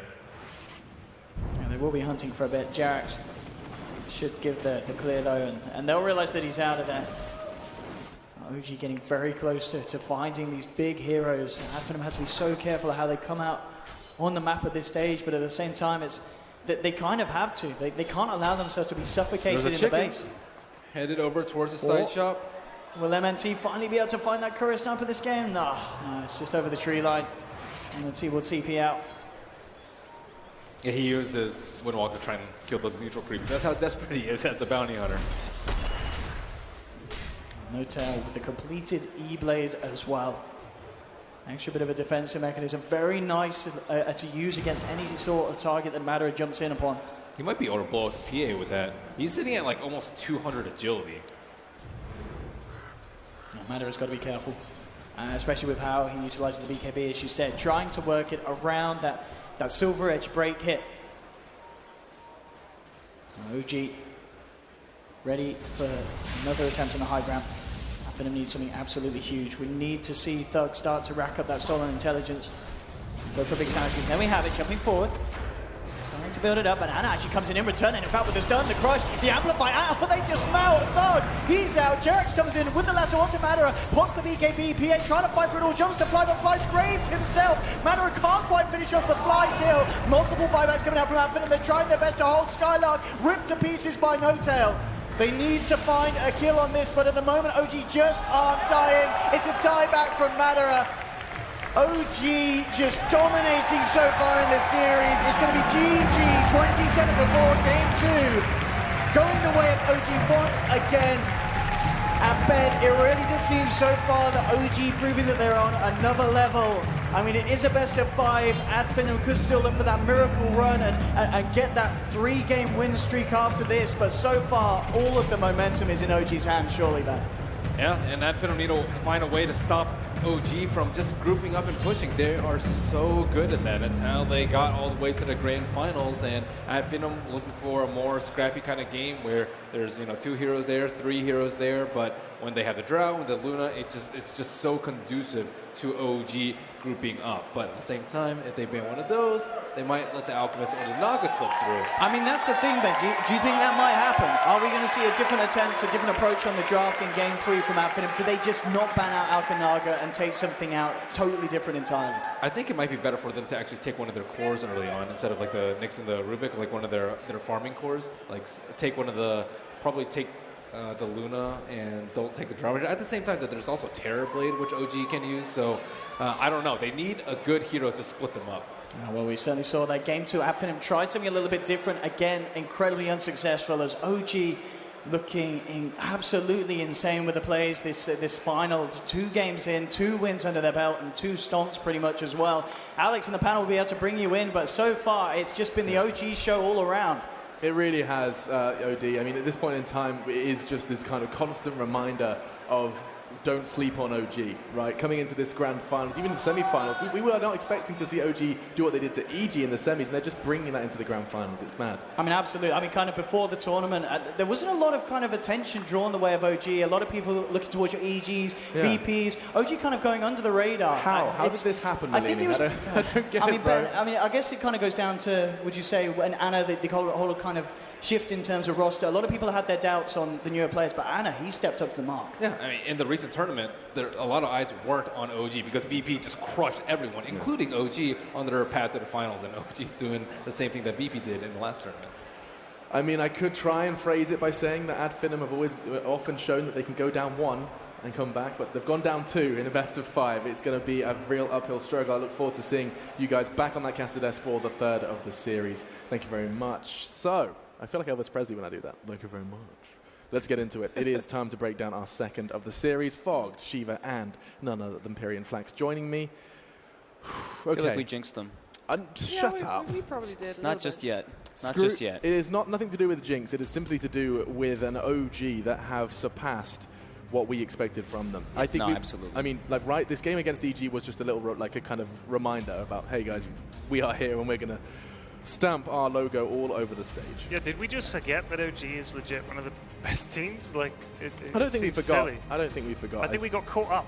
In the hype. Hype. But hey, it ain't over yet. You never know. I think it's extremely unlikely that OG will drop the next 3 games. But I mean, they've demonstrated that truly they are amazingly good, and you can't say that they did anything wrong in either of these games, really. Well, while we are praising OG, I just want to quickly jump in and remind everyone that this is a very cool stat that I have had sent to me by a friend of mine called Ali. He says, since TI5, always 1 team made it to the grand final of Valve events through the qualifiers. Except the Manila Major, OG in Frankfurt, Liquid in Shanghai, DC at TI6, and now here Adfinem in Boston. And OG, the only one of that list that you're mentioning to actually win off the back of that as well. The only team to have actually won from the qualifiers is the team that looks to try and make it 3 here. Yeah, I mean, this specific game, it was all very well executed from OG. S4 Slardar was just amazing. I think the best thing to take away from Adfinem, at least from this specific game, is that they went for a playstyle that we knew what we were going to see. Yes. We knew what Adfinem was going to do. We knew that the Bounty Hunter was going to roam. We knew that the Nyx Assassin was going to move the moment he got level 6, and that is something that OG prepared for. They were expecting Adfinem to to walk Right. around. They were so prepared to go every time Finem was planning to.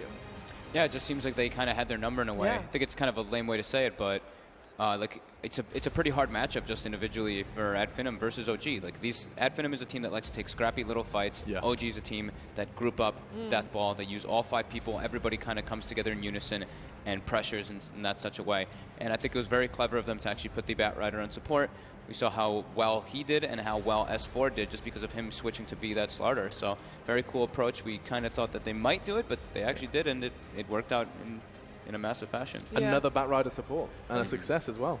Indeed, and I think, OG actually had a big advantage going into the series. They were the only team to face Finem that had actually faced them before as well, at least this tournament. And Finem was able to take one game off of OG, but not the series. And they knew how to play against them. It feels like they're a lot more familiar with their play style than what the teams that Finem had faced so far have been. So Yeah, that's a good correction, because I might have said that they had never played them before, and they played them Yeah, in this very in tournament. this very tournament, That wasn't the group that I was covering that day, I hope.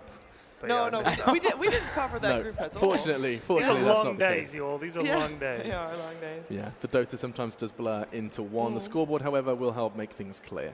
This is another absurd differential between the OG and Finem score. Look at that, 28 to just 4. And we saw at the end of that, Anna was godlike by the end of that one. I think 9-0. probably the biggest thing to point out, at least for me, is what we said in the drafting phase. We said in order for Finem to really come out hard in this game is if MNT goes berserk mode in the laning phase, and you can just see from that 0 and 8 he didn't really have much of a chance to have that presence. Yeah, I just think that it's kind of this Dazzle pick really owned them as well, just being able to do that group up, having the sustain to be able to do that as well. Yeah. Getting the early Roshan, there's not really an easy way for Finem to be able to contest it, but I think this is very appropriate with that one play down in the bottom lane, and also just several other just pickoffs and positionings that he had in the mid game. I'm so glad you mentioned that one play, because we have got it from his perspective. Oh, I thought you were going to say Purge was going to explain it. Oh, no, but how much fun is that going to be? We are going to have the opportunity to see the S4 Slardar play. I mean, just before we jump in, I guess you can explain what happened. Well, I think it was a combination of Jarex and him. There we see like 3 Sticky's Napalm stacks already coming up on everybody. S4 has a stick. He has magic. He has the raindrops as well. He's just able to use his tangos that he did have as well to kind of kite around, get multiple different stunts, flies heal on top of that. It was just like the perfect synergy between them. The sticky stack charges, like you can't turn. You're just completely kind of stuck in that fashion. And dealing with a sprinting Slardar, it's impossible to kill him in the tree line. So great teamwork by the three of them there. This is the best bit. Like, I just love the fact that he doesn't panic at any moment. And he knows that his team are there. Look at him laughing look at that while he's smirk. doing it. That's as a player, I guess he's just thinking, this is great. Well, he also, so the raindrop saved him, the stick charges saved him. It was literally just a combination of everything. The tango that he used saved him, and then the heal from Fly. And right after that, I think he gets a regen rune too. So even bigger grin S4 on rune. Gustav's Nice. face. All around. Just that moment when everything correlates. It all comes together, and we are going to come together as well. Our panel and Purge are going to come together because you've got something. What have you got for us this time, Purge? You got another magical treat? Basically same fight, just a little bit of different focus. Oh, okay. Eyes so on the S4. hopefully I didn't steal my wind. Fingers Damn crossed. it. Okay. So sorry once again. Let's see what you got. Still good, promise. Okay. First thing I want to look at is just the OG draft. They picked a lot of heroes that are very good in the early game. This is so important because the way that you get advantage from heroes like Bounty Hunter is trading in the early game. Lots of auto-attacking. That's where you get a lot of your damage. So when you have somebody that has high armor, or really good early game skills like Dazzle or Bat Rider, it's a great advantage. First little fight at the top lane that I thought was significant was this one where they ganked No-Tail. They were working his HP down. Skylark had to run, but this is kind of the crucial moment here. The big stun came out. He was able to salve in between the damage sources, which guaranteed that he was more safe, but then Fly had this huge heal bomb that did 2 damages a nuke versus maybe. Does 80 physical damage per hero nearby, and that did 160 physical. That's why maybe died. He thought that he would be able to trade and actually commit and kill No-Tail here, but Dazzle, amazing at early game trades. Another gank in the mid game. This was a cool setup that was kind of a diversion play, bringing a bounty as well as a early game OD to the mid lane. They weren't actually going to kill Anna here, but look how many support TPs they actually saw. Fly committed his, and S4 as well also committed. If we look just like 15 seconds later, they're already planning to do a smoke gank on the top lane. That was with a rotation from PA, as well as the rotation from the Rubik as well, finally coming out of their lane. So with an easy setup here and a fast rotation, this is 6 minutes here, and they're ganking the Draw Ranger in the safe lane with the PA. Great kill. And then again, the big fight at the bot lane. So I'll just explain some of the important things. Bot himself bought his team 4 seconds here to let his allies actually show up to the fight. The Gus is going to miss, and then obviously with PA gap closing here, this is pretty important that he actually grabbed the lifted S4 away and pushed him to the left. That way, when Madara actually jumps in, he's not within stun range. So that was pretty significant. Madara was able to finally go in. Obviously, S4 eventually catches up, actually does miss his stun. And now the next crucial moment. No-Tail's got 4 seconds where he can't die here. So what Thug does is actually uses Astral Imprisonment to imprison him for 4 seconds, and at the end he takes a nuke, guaranteeing that kill. That was a significant moment. And then finally, because Thug ends up getting killed, this is where S4 started doing some amazing stuff. At this point, S4 is pretty much dead here. Very low HP. He's already used Sprint, so he's taking bonus damage. Thug's going to die as well, but what Finem wants to do is wants to guarantee the kill. So at this moment where he knows he's dead, he instantly, instead of going this way, he cuts back to the right, which guarantees that Skylark's stun is going to completely miss. And because of that, they had to overcommit going for that kill. It was just an amazing juke there by S4. And things got even worse here with the stun and the heal bomb, completely turning things around. You know, he continued doing some amazing things, but truly a very integral early team fight. Because this fight went bad, it's a late level 6 on the bounty. He tried to eventually at the end of this get a kill to hopefully get some levels, but it just delayed them so much, and it constantly kept him on the back foot for the rest of the game. Perfectly explained there. We did get to see it from multiple perspectives, but that was S4 and one of the many plays that did get OG 2-0 up in this grand finals. That's right, indeed. They are just one away from a third Eagle song. It's kind of crazy that they've managed to do it. Of course, an organization that's undergone so many changes. We'll be talking all about that after our short break. But when we come back, it is going to be time to talk about the third. We'll be diving into the fact that Finem have yet to make an impact on this grand final and much, much more. But first, an early Christmas present from us to you. It is time for our second episode of Slacks Pretending to be Santa. It's got a fancy name, I know it has. And as well as that, it's Saint Salamander. There we go, I've been corrected. And alongside that, we have got a chance to go ahead and get some carols going. Let's jump in and we'll come back with your third game. Bring the young boy. Come. Yes, hello. Take a seat on Saint Salamander, Ice Frog's brother. Hello. What do you want for the finals, little boy? I want a DC to win. Good luck, you idiot. What do you really want for the finals, boy? I want an Eye Arcana. What? Eye Arcana? Oh, no! I guess I'm not really smart. What do you want from the next patch, boy? I want at least something. I'm tired of 6.88. Like what, young man? Like, I don't know, TA being a lot better. Do you like techies, young man? A little bit? Get off of me, boy. Go home, young boy. Welcome, young. What do you want for the finals, young boy? I want my Eye Arcana. You can't have that. What do you want for the next patch, young man? I want Alchemist to get nerfed. Alchemist nerfed? My brother's not going to like that, young man, but I'll talk to him just for you. Go on, be free, boy. What a silly boy. What do you want for the finals, young man? I want Finem to win.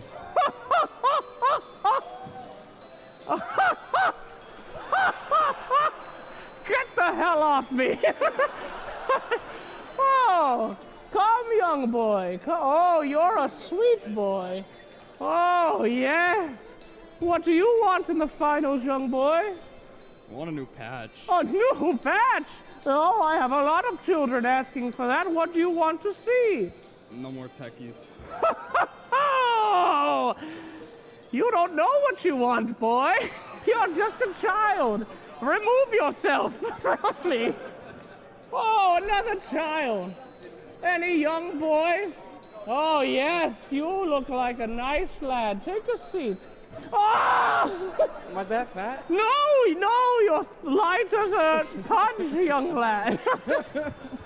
What do you want from the finals, little boy? What do I want? I want DC to take it. An NA team. Good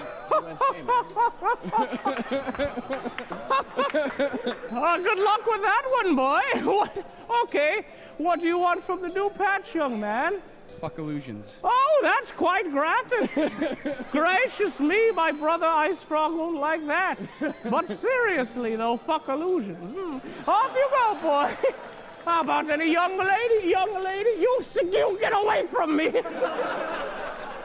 Come, young lady. Ooh, take a seat. What do you want for the finals, young woman?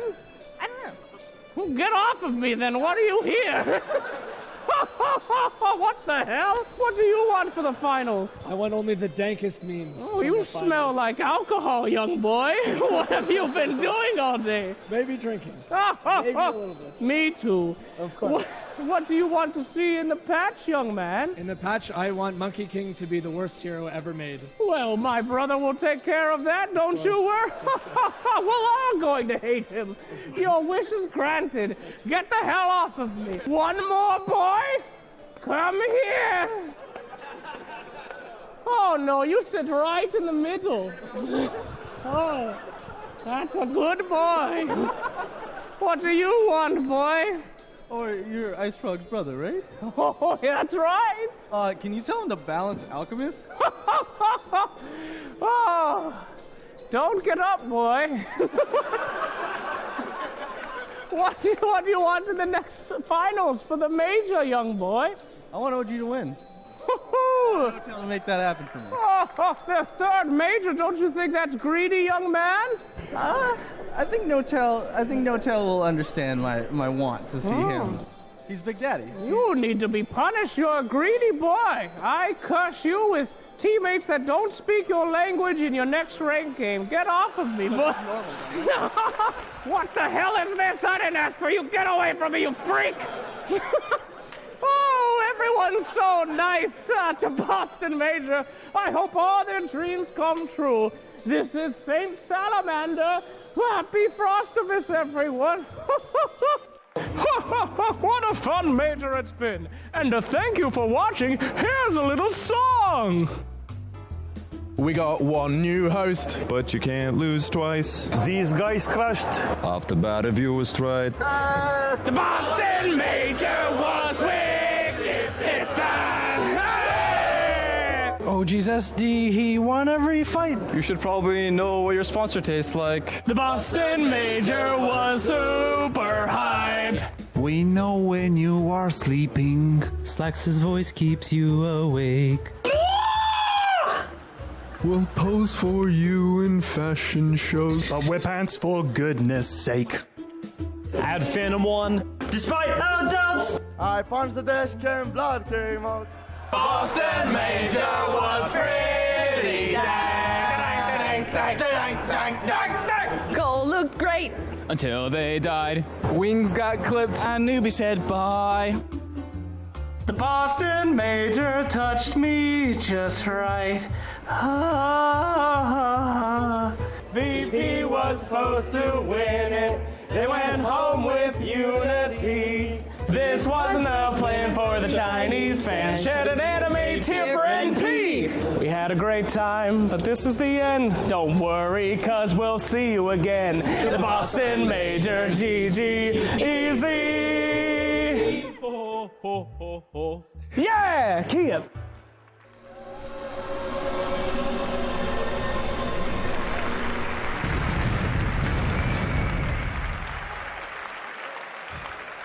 If that didn't get you ready for more Dota, I don't know what will. Wonderful stuff there, as always, as we are now ready to start turning our attention back to the Dota. It is OG with just one game of Dota away from being the champions of the Boston Major. And if you actually think about that just for a moment, it does put it into kind of context just how hard not only they've worked for it, but the fact that they have done it again. They're in the grand finals again, and they changed 3 players of their roster, Fog. Surely that's the majority of the team changed, and they've managed to go ahead and do it again. They kept the heart of the team, though. They've got No Tail, they've got Fly. What? Yeah, what do you mean? Come on. I That's mean, how it works. okay, it was kind of cute. All right, I'll give him that one. It's true. Those two have been together for a long time, even dating back to the Han days, everything. A game that we don't speak about. But yeah, these guys have been together for so long. They're just spreading their ideas, and like Fly said in his interview too, he picked up these players because he expects to just do better than he did last year. Yep. So. Well, this is the most convincing. If they would take this game, they have taken it the most convincing they've ever done in the finals of a major. So then he is definitely on the right track of becoming the best OG It's that draft has time. ever been. And indeed, let's see if Finem changes it up, because Naga Cyber and Alchemist, well, That has to be the question, right? Is they've persistently gone for these 2 opening bans? Looks like something's not right. Right, the time's ticking, and yeah, there I think they might have had like a little bit of an error. I think we're rehosting. Yep. Yeah, that's okay though. It allows us to talk a little we bit can continue. more You can about that. continue your point, Shiva. You got interrupted by the draft. Yeah, the only thing I still wanted to say is that I really admire the way that S4 made a transition from mid lane to off lane, which normally isn't a really easy transition, but it seems to fit him just right. It was mid lane, he already was a space creator, a playmaker, didn't really take that much farm. That was Oloda and a Bulldog in Alliance. And then he moved to OG, and all of a sudden, he just does the almost exact same thing, the exact same impact with less farm. And it's like this role was made for him. Yeah, he's been excelling at it, and I think his supports are the big attributors to it for it. Like, he needs less farm, but his supports, like Jerax, maybe takes a little bit more of that farm, even though he's like roaming around. But you can see how well they work together around S4. Yeah, it's a very balanced team, very balanced. And I mean, if you're going to bring in a player and you bring in someone with the wealth of experience that S4's got, that's only going to make you a stronger team. You've already got that experience from Fly and Notel, and then you're adding in S4, a TI winner and a legend in his own right. It's crazy. It can only make you stronger. Yeah. I'm just wondering what the next approach is going to be for Finem. So I mean, let's brainstorm this now, because it's going to have to be different. Yes. I think that Merlini kind of hit it on the head when he was closing his statement on the last game. They need to find a different way to be able to split the map up versus this team, because they obviously are just struggling to deal with that 5-man. Maybe draft just stronger lane supports. They've been picking the Bounty Hunter a lot and like a little bit of a weak laners with the other supports. So maybe just more focusing on those team fights on their supports, and maybe just letting Skylark be the one with the space maker, because we saw how well he excelled on like the Nyx Assassin specifically. Fair. This kind of reminds you of CDEC's run, and they're sort of coming to the end of it. Do you think that they can't find another way to play Ad Finem? It could very well be. We've seen them do well with Bounty Hunter. I don't think that's going to be a hero that they want to pick up anymore. Like Bounty Hunter, Nyx Assassin, we've seen the players be amazing on it, but maybe it's slightly too predictable right now, and they need to change it up. When they won against OG in the group stages, they had this tri-lane going off, well, there was a roaming Earthshaker. That, first of all, you don't see that every day. And they had Spartan and Madara on the off lane farming there. And they basically split the map up with the Earthshaker being everywhere. And they tried to do that in the first game, but I think OG kind of read that. What's going on up there? I'm trying to hear what they're chanting. There's someone. It sounds like Jingle Bells, but I'm pretty sure. I'm pretty sure that's not it. I don't know. They could be just super festive. We'll find out. Is it Ad Finem? Ad Finem. It's Ad Finem. Okay. It might have been, yeah. But in that case, why don't you do the cheer that, MNT did make a request. Well, that ain't working, Sheeps. They've got to change it up. Oh, we have a domestic. Yeah, that is not going to end well, guys. Oh, wow. Calm down. This is, that's a broken relationship right there. Sorry. Hey, man, they can have their differences. Here we go. Celebrate them. Ad Finem so far no change from their plan of banning Alk and Naga Siren. The problem is, I think that does mean that OG know exactly what they don't like to play against, and they can just pick whatever the heck they like. I think banning 3rd, 4th, focusing on Jerax and Fly is a good approach that Ad Finem can do, just because of how much of an impact they've had. And I think probably saving, probably grabbing Madara's hero in like the 3rd and saving one of the supports for later on in the instances, just because of they need to do something just to weather the storm.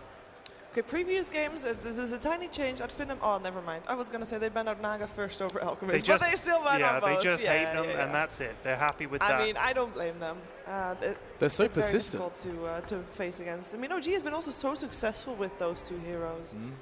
I mean, I think the thing is, if you can't find out a way to beat those heroes, and you know it, there's no point letting them through. Yep. You just say, well, we'll ban those, and then we'll worry about what else they come up with. Yeah, I didn't think that they'd really go for banning the Alchemist every single game. I saw them do it the last series, but they did play incredibly well versus the Alchemist yesterday. I know the Naga Siren's an obvious ban versus OG, but I think that they have tools to be able to deal with the Alchemist. But either way, that's not what they want to go for this game, clearly.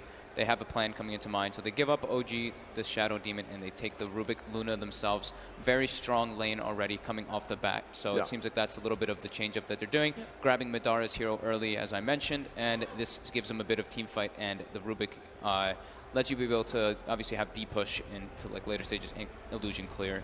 And have a little bit of Shadow Smiles Demon on their face, though. They're very happy. Dude, they made the final. I think no matter I what. honestly think they're like, we made the final. We are on the grand final stage of a major. So this was the, I guess, I don't know, maybe you could say the EG approach. Just look at this is pretty much what they like to open up, but it's an opener that we see very often. Shadow Demon with Mirana, obviously with the combo from the Arrow, Soul Catcher amplified with the Starstorm, and it's incredibly good versus the Luna, as I've mentioned a couple times, because Lunas are halting off on getting the BKBs till later stages, so Mirana has heavy burst potential for that. And it's just a solid pickup. It also leaves it open-ended because this can still be the mid Mirana. It can more than likely, I think in this game, it'll be the Jerax Mirana though, just because of how much they like putting him on roaming heroes, and obviously Fly playing that defensive support as we're used to seeing. Which you were explaining to me during that last game is just something that he is one of the very best at. Yes, he's this passive support. Yeah, he's back when they were playing like with the old OG. I think their big one through Frankfurt, it was what the. I think it was Dazzle Tusk or Dazzle Wisp and stuff like that. They really heavily like to play those two. I miss Tusk. I miss Tusk. He's a good hero, man. Bring back Tusk. He's not a good hero anymore. No, bring back Tusk. Well, he can work in very rare scenarios, but he's definitely gotten hit by the nerf hammer. Wasn't it PA's dagger, even if you play her as a support, is stronger than the ultimate of the Tusk or something like that? But it doesn't. Yeah, I mean that's an argument people have said, but it's not. Dagger's not BKB piercing. It doesn't stop TPs. So that's. But yeah, PA dagger is pretty close Look to at that. how happy he is. This is obviously like either they know what's coming. I think they have a secret plan. I mean, if you're seeing someone smile like that, it's like, we know something. It's a Luna and a Rubik. What do you know that we don't? Yeah, something. The ban the Drought, ban the Ducks, Well, they're already picking up a much stronger 5-man unit with the Rubik Luna. They can group up with towers and they can take the battle to OG in that same manner. So they obviously are adjusting to. I have to stop saying that word. Please smack me. No, obviously. If I say obviously again, smack me, please. Anyway. Okay. Yeah, they're changing up the way that they're playing and just wanting to fight OG earlier on. Obviously. Stop it. Damn you, Ted. I think if someone would grab a notebook and count the times that any of us say obviously, they would find that we say that quite often. It's called a verbal crutch. I don't think I say that word often, because. No, I mean obviously you don't. Obviously, it's a problem word for me. Obviously. Okay, so I really like the Darkseer ban, by the way, because Skylark, we just saw him on the Nyx Assassin, and that is a slightly predictable hero. I think Darkseer would have fit him better. Yeah. And having the Darkseer banned out is, I think, is going to make it tough for Finem to find a good offlaner for Skylark instead. Is the Slardar a genuine, just straight respect to Jerax and what he was up to? Jerax and S4. S4, excuse me, S4. It was S4. Yeah. And before that, before earlier today, it was Jerax as well. So both count here, yeah. I think it entails a few things. I think the Darkseer ban also, because they already have a Rubik and Luna, they want to group up. Darkseer, Mech Carrier. It's also heavy pressure in the safe lane, and we used to see Finem pick they could even still have gone for like the Bounty Hunter. They love doing these dual melee pressure lanes with the Darkseer. And back to going to like the Drow and Slardar bans. The Drow ban, obviously they have two. I said it again. Listen to me. They said they have. Forget about it. They have 2 ranged heroes already picked up, so the Drow is very good. Plus, it's on Dire side. Same kind of instance with the Slardar. It just makes it a lot easier for them to be able to go into that Roche pit, and it sets up a lot of different. I think there's an OG coming out of OG. Yeah, but the cast hasn't started yet. Huh. Earthshaker. Now. Hello. This hero has a very high win rate. 100% win rate that it's been picked up. In one game, right? Yeah, it's been played 3. 3? Yeah, but really? one game for Finem. You were right with that. Yes. And it was maybe next time playing Earthshaker in that game. OD. He's calling it. So far, the draft is almost the same as the one they had where they actually had a win against OG. The Darkseer is someone that they can't pick up anymore. The other one was Timbersaw, and that one is still in the pool if Finem still wants to go for that one and then pick something else for Skylark. Otherwise, it's 3 for 3 right now. Damn. Earthshaker's another way to deal with illusions. He's very good versus it. Jesus, listen to me. It's very good to deal with it, and it's a very defensive I support. I don't notice until I notice it highlight every single time I say it, and it triggers me. Okay. But it's very good at protecting the Luna and very good at dealing with the illusion spam. And it also, you want to disrupt the combo from like the disruption and the arrow. So if you're able to stop that with a fissure, it's like very optimal. Is that obvious? Is it? I see you thinking about what you're going to say, and I see you thinking about was I going to say it with obviously or without. Got to concentrate for a moment. The thing with Earthshaker, I love this hero. I think he's a great hero. Yeah. And I always ask the pro players when I get a moment to bother them, why don't you guys ever pick Earthshaker? And he has a few problems. Okay. First of all, his he doesn't have any lane presence, really. Like, you can't really Yes. harass much. His build-up is very slow. You need to get a Blink Dagger for him to become really useful. And it's just not... Like, Sand King does it better. You know, you'd rather have a Sand King in your game than Earthshaker, is the way it currently works. Because Sand King, you've got Caustic, and your stun is, you know, just... the other thing is that, like, a Fisher will sometimes block your team, and you desperately don't want that. Like, we saw that earlier when someone was playing Earthshaker at in one of the other games. Again. Dragon Knight. All right, so no way. Another puck. It looks like they want to see Thug give it another shot. Team fight. That's all I'm really seeing from Ad Finem. Like, Okay. Earthshaker, team fight, Puck, team fight, Luna, Rubik, same kind of instance. This is a change of strategy then. Definitely, they want to be able to fight at those tier 1s, because OG, it just seems like every single time they group up at this 13-minute mark, it just becomes a massive problem for Ad Finem. OG going for this DK, we've seen it multiple times. It enables your team to just easily group up. It's also very good with the Juggernaut and with the Mirana easily to set up arrows, and it's incredibly good versus Puck with that instant disable from the Dragon Form, Dragon Tail. Closing in. Last couple of drafts to be done. It looks like is that an Omni Knight ban right at the end? It's back in the draft, or rather back in the bans. Yeah, he's just a ball bag of a hero. You don't want to play against him. They've banned it like I think Yeah, fifth I'm pick pretty like sure every they- single time yeah. versus OG, just not wanting to deal with same thing. There's no bat though. Death Ball more and sustain since OG doesn't have it. There is no bat. And Yeah. Dazzle might still come out in that regard, but I do think that Could they're looking for They need an S4 hero. an S4 hero, yeah. And the Timber is still removed on the side of OG as well. Sand King is there. He owned with Clockwork versus Luna Yeah, before. Clockwork is there.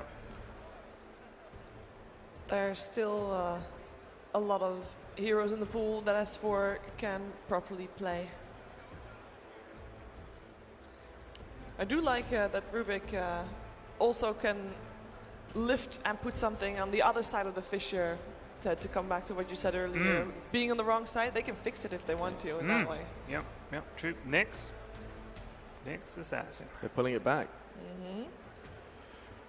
Whew. Now, for the Ad Finem's final draft, where do your minds go? Where do they wander to? They want to have more team fights, surely, but they need something for Skylark.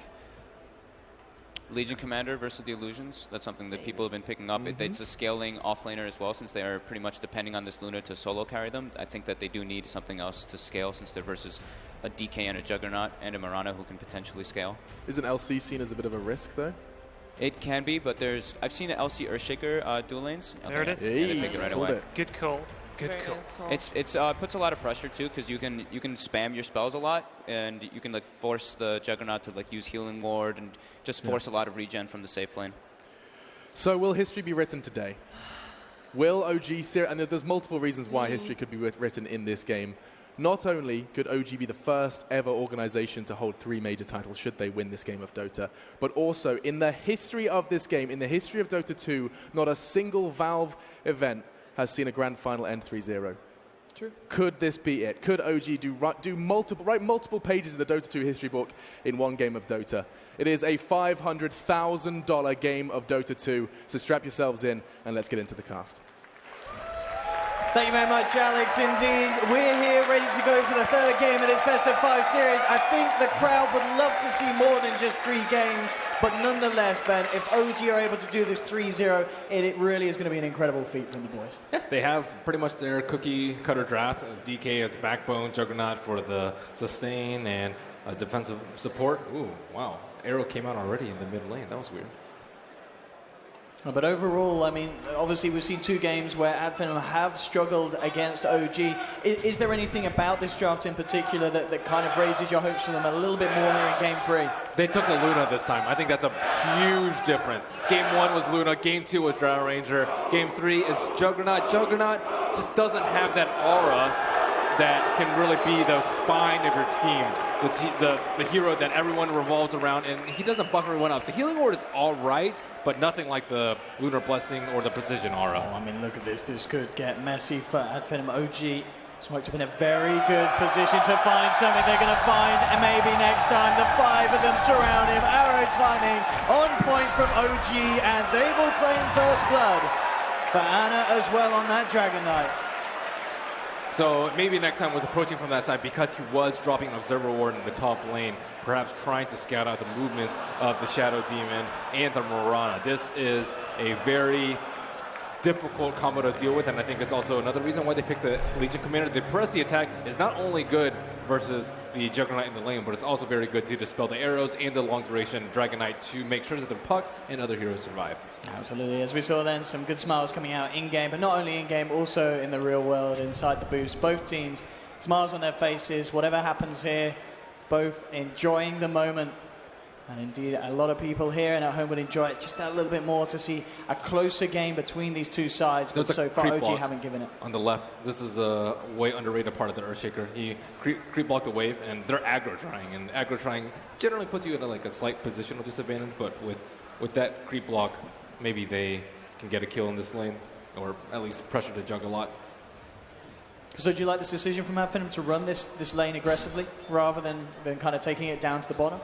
Yeah, I think that No-Tail has had way too much free reign in these games, and he does a lot with his gold. He doesn't hold on to it. He's very decisive about his item build and how he wants to progress with his team. And I think the more you slow him down, you slow down the entirety of OG. I think if like Ana, for example, was really farmed in that OD game, but they were still able to group up, if No-Tail is underfarmed, then they can't group up at 12-13. And of course, this aggressive challenge is going to leave these 1v1s elsewhere. S4, offlane Nyx Assassin against Skylark's Legion Commander. Do you expect to see someone come out massively ahead in this matchup? I think Skylark is definitely the favorite in this matchup. LC is a very good matchup against the Nyx Assassin. Mana, not an issue. You have Moment of Courage, no big deal. And he just hits a lot harder. Top lane, though, the setup again. Disruption into Arrow. OG picking up a second and already starting to get the crack showing in Finem's aggressive try lane. That was a nice try. He tried to split them off with the fissure, but yeah, he's just way too far up. They just need to play it safe and limit the Juggernaut's farm. They have 2 ranged heroes in that lane. Mid lane at the moment, very, very even between the two sides. As Ana and Thug on 10 CS each at the moment.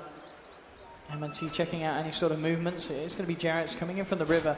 Madara and Spartan have to be careful about being caught out by a disruption from Fine. In fact, Madara, he may have come too close. Jarrett, again, looking for the arrow, but there's going to be the body block. Spartan tanking the arrow, making sure the Madara is safe. The Spartan will pay off his life. No-Tail comes under the range of the tower, though. Could be in trouble himself, but Madara's got to be careful. He can't come close enough to finish it off. He's too low. In fact, he's coming in again, but Jarrett's kind of tickling away at the Luna. Madara has to be incredibly careful. But again, OG finding a third kill, 3-0. It's already looking to be another strong opening here from the side. Valiant effort by Rubik. He tried to tank the arrow, but Fissure had already come out. Jerax. No matter, he keeps coming out here on incredibly low health. Yeah, trying to sap XP. Here. Rubik's the only full range hero in this lane on the Radiant side. And if he's not there, then Mirana is actually the strongest hero in this lane. Needs something again, Madara to come forward. Jerax is at a good position on the side if Fly's able to find some sort of disruption. They're just going to be bringing the lane back, bringing the wave under the tower to allow No-Tail to farm it a little safer. As Finem will try and disrupt this side pull and get some XP and gold out of this trade. Mid lane, still the matchup, Thug slightly ahead and keeping it close. Thug also able to bring Ana down relatively low. He's got 2 more ball charges in the pocket, so he's A-OK. And the bottom lane matchup as it continues, 18 for 1 on S4. They're wrapping around on top. This could get messy again. Finem pincered in towards that side shot. They had to be so careful with the way that they bring Madara out to farm these waves. He's heading back, Fly, seeing if he can find a disruption, but the telekinesis from Spartan will hold back the Shadow Demon. MNT in the tree line will immediately TP back out to the tower in order to avoid being caught out by this trio of OG. Look how scared they are in that lane. Like, how are you supposed to see us when you're constantly scared of dying? He's in a lot of trouble here. Pop the illusion rune, turn him around with a dragon tail, the fissure from MNT. Absolutely beautifully done. And they will get their first kill on the board. And so they're winning the other 2 lanes at least. Only 2 deaths, I believe, in the top lane. And yeah, LC coming out way ahead of CS of the Nyx, and Puck with that 1 kill on the Dragon Knight. It's going to be huge for him. And now he has raindrops to prevent the likelihood of that happening, but still, they have to worry about Madara. Oh, again, Madara potentially massively out of position here, stuck in the tree line. I don't think there's any way that he can make his way out of this. He's going to try and juke it out. A good telekinesis will hold OG back, but Jerax jumps forward, will chase him down. Madara turns with a Lucent Beam, but the right clicks are too much here. Jerax, he's toying with him. He's playing with him there. Oh, Jerax being a little cheeky. And OG playing around with their food. They do eat it at the end of the day, and it's a 4th kill. And Mirana is one of those heroes that you do not want to give extra kills to. He's 1-0-3 right now, and we all know how disruptive early axe time is. Oh, Spartan gets arrowed up at the T1 tower. They ping him out. And he doesn't have any help. He's on his own at the moment. With the disruption into potential Blade Fury from No-Tail. Jerax falling low though, and Jerax, okay. He will be brought down with this. And at the same time, down bottom, Skylark and Madara were able to find the S4 kill. No experience for the Rubik, sadly, but still, 3-on-1 situation, getting a kill like that, that's big. And Skylark will switch up to the top lane. I think Skylark +1 is going to be a much safer lane for them. Good lane. Do have the setup, Dragon Tail coming in, the arrow to connect as well. Thug taken down. Spartan with the telekinesis onto Fly, seeing if you can find anything in return, but is it going to be the case? So the rotations come out from Finem, and in return, OG making rotations of their own towards that mid lane. Maybe next time, perhaps looking for another place to gank. We'll get an invisibility rune. Pretty good one for him. DK, maybe they could trap him up the cliff. I don't know. He's very tanky, though. And now they see Jerax moving into the Radiant side, looking to pressure this weak Luna. S4 on the prowl. Can you get anything? If they do make that jump, indeed, MNT will be there to help potentially turn around any sort of potential tower dive from OG. Jerax, he's eyeing up an arrow. MNT is eyeing up him with this Invis rune. Between the two of them, it's going to be half of them to get a kill. Will be dropped down by OG. And maybe next time, just keeping eyes on them. No more TPs coming through. It's just giving the intel for Madara to play very safe. Making sure that Madara doesn't get caught out again by this play from S4. Still hiding in the tree line. First usage of Vendetta wasn't able to warrant a kill.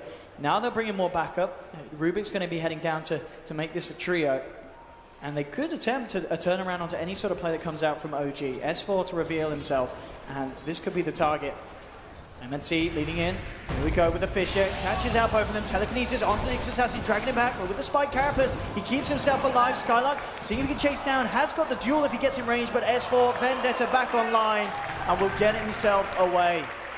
Oh, the Fisher didn't actually connect on the Nyx Assassin there. They really needed that chain disable to stop him from double stunning them. Thug spots out Jerax. Good silence, couldn't allow them to get a kill. They dropped the Dream Coil. Leap still on cooldown, and they found it there. Nice usage of the courier right there. He thought that he could position himself and perhaps leap down the cliff so that Elsie wouldn't get a duel off, but that vision from the courier allowed him to duel him from what looked like was from across the tree. Oh, mid lane, a good Bishop block here from maybe next time. Could warrant another kill for Finem. Anna's got 2 points in the Dragon's Blood, turns around with a good stun to hold back the Legion. MNT gets the passive proc off. And Finem, they're stepping it up here in game 3, but No-Tail, he is also bringing the level up of his play as well as he jumps in. Solo kill with that Omni Slash. MNT heading across. Fisher, he has got the mana with that Mango. Mango's up to trap No-Tail, but No-Tail still gets the chance to play Fury. Skylark trying to close in, see if he can find a target. 4 seconds until that ult's back online. A little short on the mana at the moment. So it looks like OG will get away. And Finem unable to find the connection. Ooh, that was so close. They almost timed the orb with that fissure so that Jug wasn't able to walk away. That would have been very nice for them. Ana already pressuring that mid tower. That tower's at half HP. They used her glyph the first time that he hit the tower, and Spartan trying to scramble around and rally to the defenses as the T1 tower on the top lane is simultaneously being sieged. And they'll get it, OG. With this push, Finem not making any attempts to hold this. They'll send heroes over to the tier 2, but No-Tail able to claim that tower bounty into his pocket. Skylark moving forward. Jerax still hiding on that sidelines here.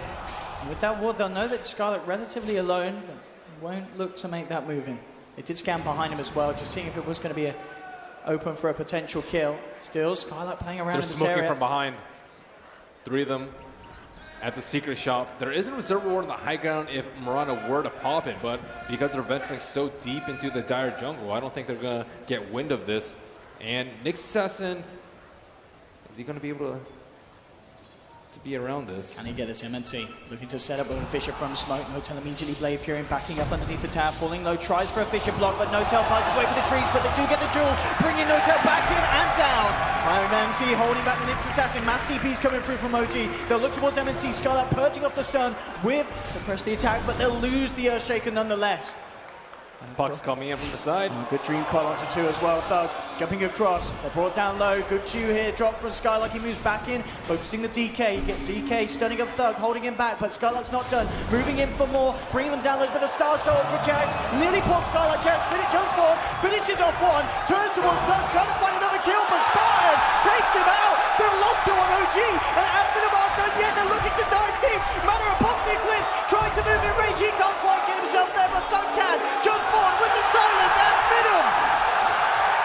They'll find 3 on this top lane.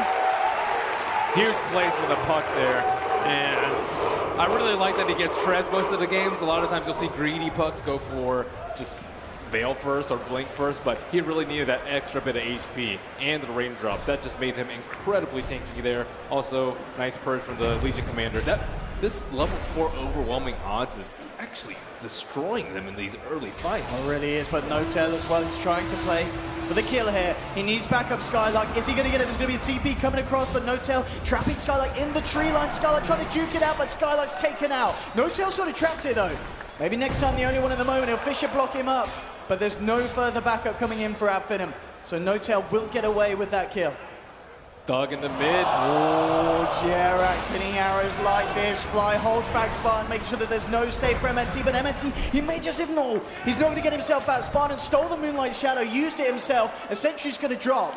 It wasn't enough to save the Shaker, but it may just be enough to save himself. In fact, they're chasing under the tower. Telekinesis onto Jerax, bringing him in. No-Tail moving forward with the Blade Fury. Matter is TP'd across. Can he get the kill? No-Tail hiding in the tree line, healing ward out as well. Unlikely that Matter is going to have the damage on his own, but they are bringing in Thug as well on the puck. Looks like Thug's going to hold back the TP. They don't feel that they could jump back into this fight. So Adfinem taking casualties and unable to punish OG for that play. They really needed the puck there, but Puck, he actually got carapaced by the Nyx Assassin in the mid lane and was at like 20% HP while that embroilment was going on in the bottom lane. And this T1 tower, another systematic approach by OG as they bring all their heroes down there. This is scary for Madara, and he has revealed himself. They may be ready to dive. Madara needs backup. He needs the team with him. They're heading over. They've scanned in the jungle, so they know that OG's hiding there. But again, Jerax hitting these arrows. The TP comes across, but it immediately is going to be cancelled.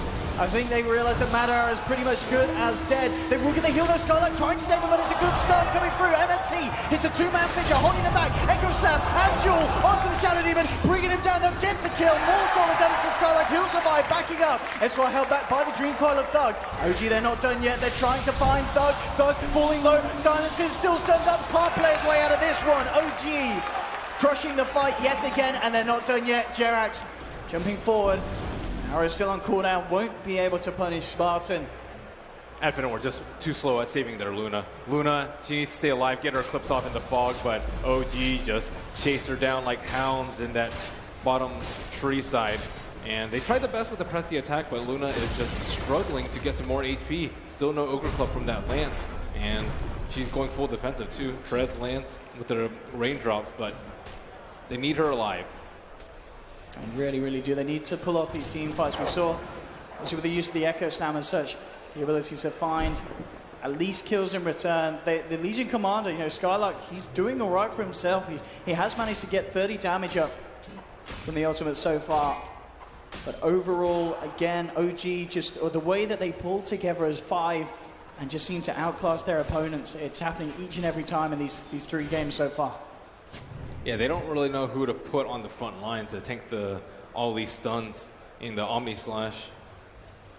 It's tough for them. Like, the LC isn't that tanky yet. He has the phase boost and is going for Armlet before a mobility item, and he seems to be the front liner. I think this is a good choice over the Blink Dagger. With the way the fights are just going on constantly, he doesn't have time from that 2,000 gold.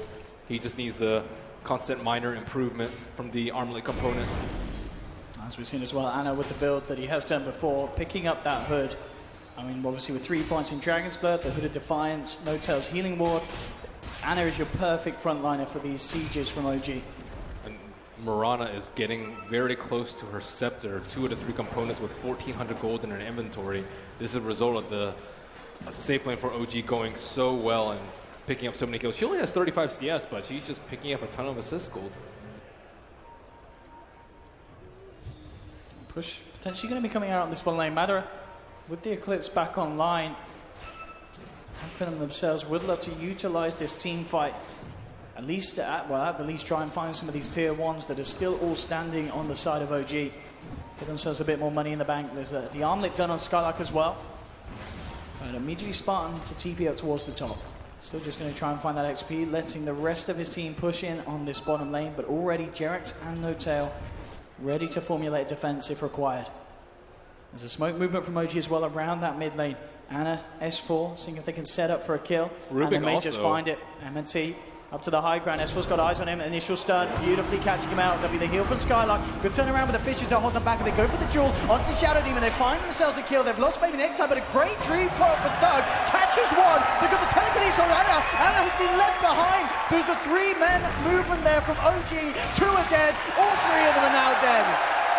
At Finem, making sure that when OG don't all hold hands as 5 and group up together, they will still be punished.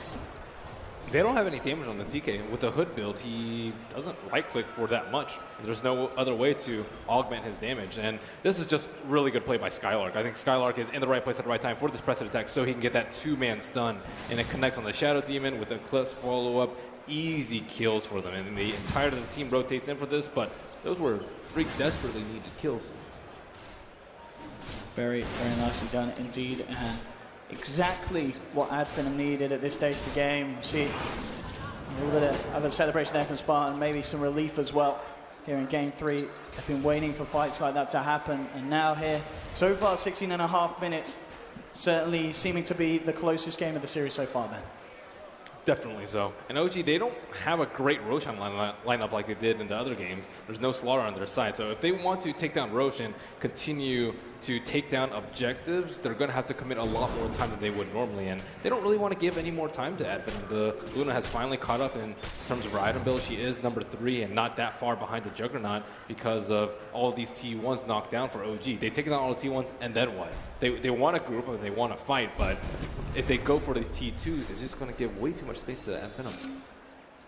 It's a good ancient stack up though on the dire side. Finem yet to really utilize their own.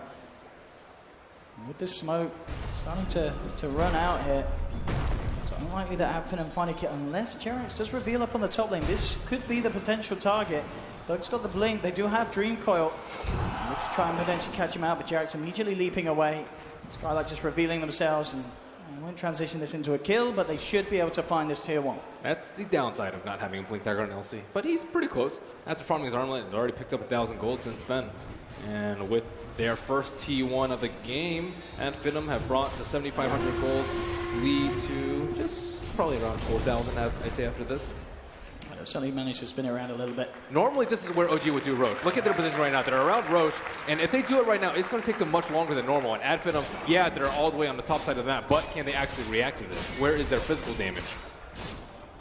That is the question. I mean, up towards the top rune, they were earning up a double damage, but S4 actually comes in and takes it from them. They ping it out. They know, but Roshan's only at half HP right now. It's going to take them so long. Finem do this? They know that it's up, as you mentioned. This is such a crucial fight for Finem. They've got the big ults. They need something huge. Roshan. They need sentries is what they need. Falling low. Spartan trying to move in. Jerax fending him off. There's the jumping Thug. That means he goes forward. 3-man Dream Coil. Is there any follow-up though? There it is. Madara with the Eclipse coming in close, but Skylark getting Omni-Slash by Notail. Brought down low. The Blade Fury bringing him out of this game almost certainly. Skylark's out. They've lost maybe next time. Thug jumps back in, trying again, but a beautiful stun from S4. Catches Finem out immediately. And Thug, the last remaining survivor here, he's on his way out. And they may just get the kill as well. I mean, S4. What a beautiful play. He's had a fantastic series, and it's not stopping anytime soon. They really like the detection right there, though. Like the LC wanted to go in, but he's like, I don't know if the Nyx is on top of me. I don't know if they're all Moonlight Shadow on top of me right now. And because he had to hesitate, it let OG get into that good positioning. The Eclipse was It was close to nailing on a couple of heroes, but Juggernaut uses Omni Slash and the other two heroes ran to the edge of the Dream Coil, and just no damage from them in that fight. Just remarkable play once again from OG. We get to see in the replay. And, I mean, they try their best to go in, but I think it all kind of starts to go downhill ever since Skylark couldn't get the duel off before Notel got the Omni Slash onto him. Doug tried his best, but they all felt very pressured. They didn't actually have vision of Roche, so they didn't know how low it was. And it wasn't that low, so they didn't have to rush it, although they felt like they needed to, just because of the lack of HP bars. Big items now for the side of OG. Aghanims is complete for Jerax. Armlet done for Anna. Already, as we've seen, this Dragon Knight so hard for the side of Finem to burst down in these fights. It's going to be even more difficult now. This game, they can stall a little bit longer, though. And they didn't have enough physical damage for Roche, and because of that, they also won't have enough damage to force down these two T2s and T3s as quickly as they were earlier in the series. And because of that, that'll open more time for the LC and perhaps the Puck to get involved in more ganks in the side lanes. And they also need that big Echo Slam from an Earthshaker, but he's a long way away from a mobility item. It's going to be very hard for MNT to get into position. OG, on the other hand, with the smoke and a movement straight up towards this top lane.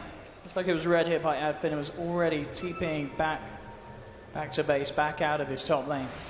And this is where I think Adfinum's draft was better than the prior games. They're actually forcing OG to smoke. Normally they would just run down your T2 and then Adfinum have to come back and fight. But this game OG are we don't push that fast, so we're going to try and get kills and stop them from farming up the map. So Adfinum, they're down 9,000 goldish, but not so bad. They can easily farm at the sidelines. They actually already have one tower. Maybe they can get a second one.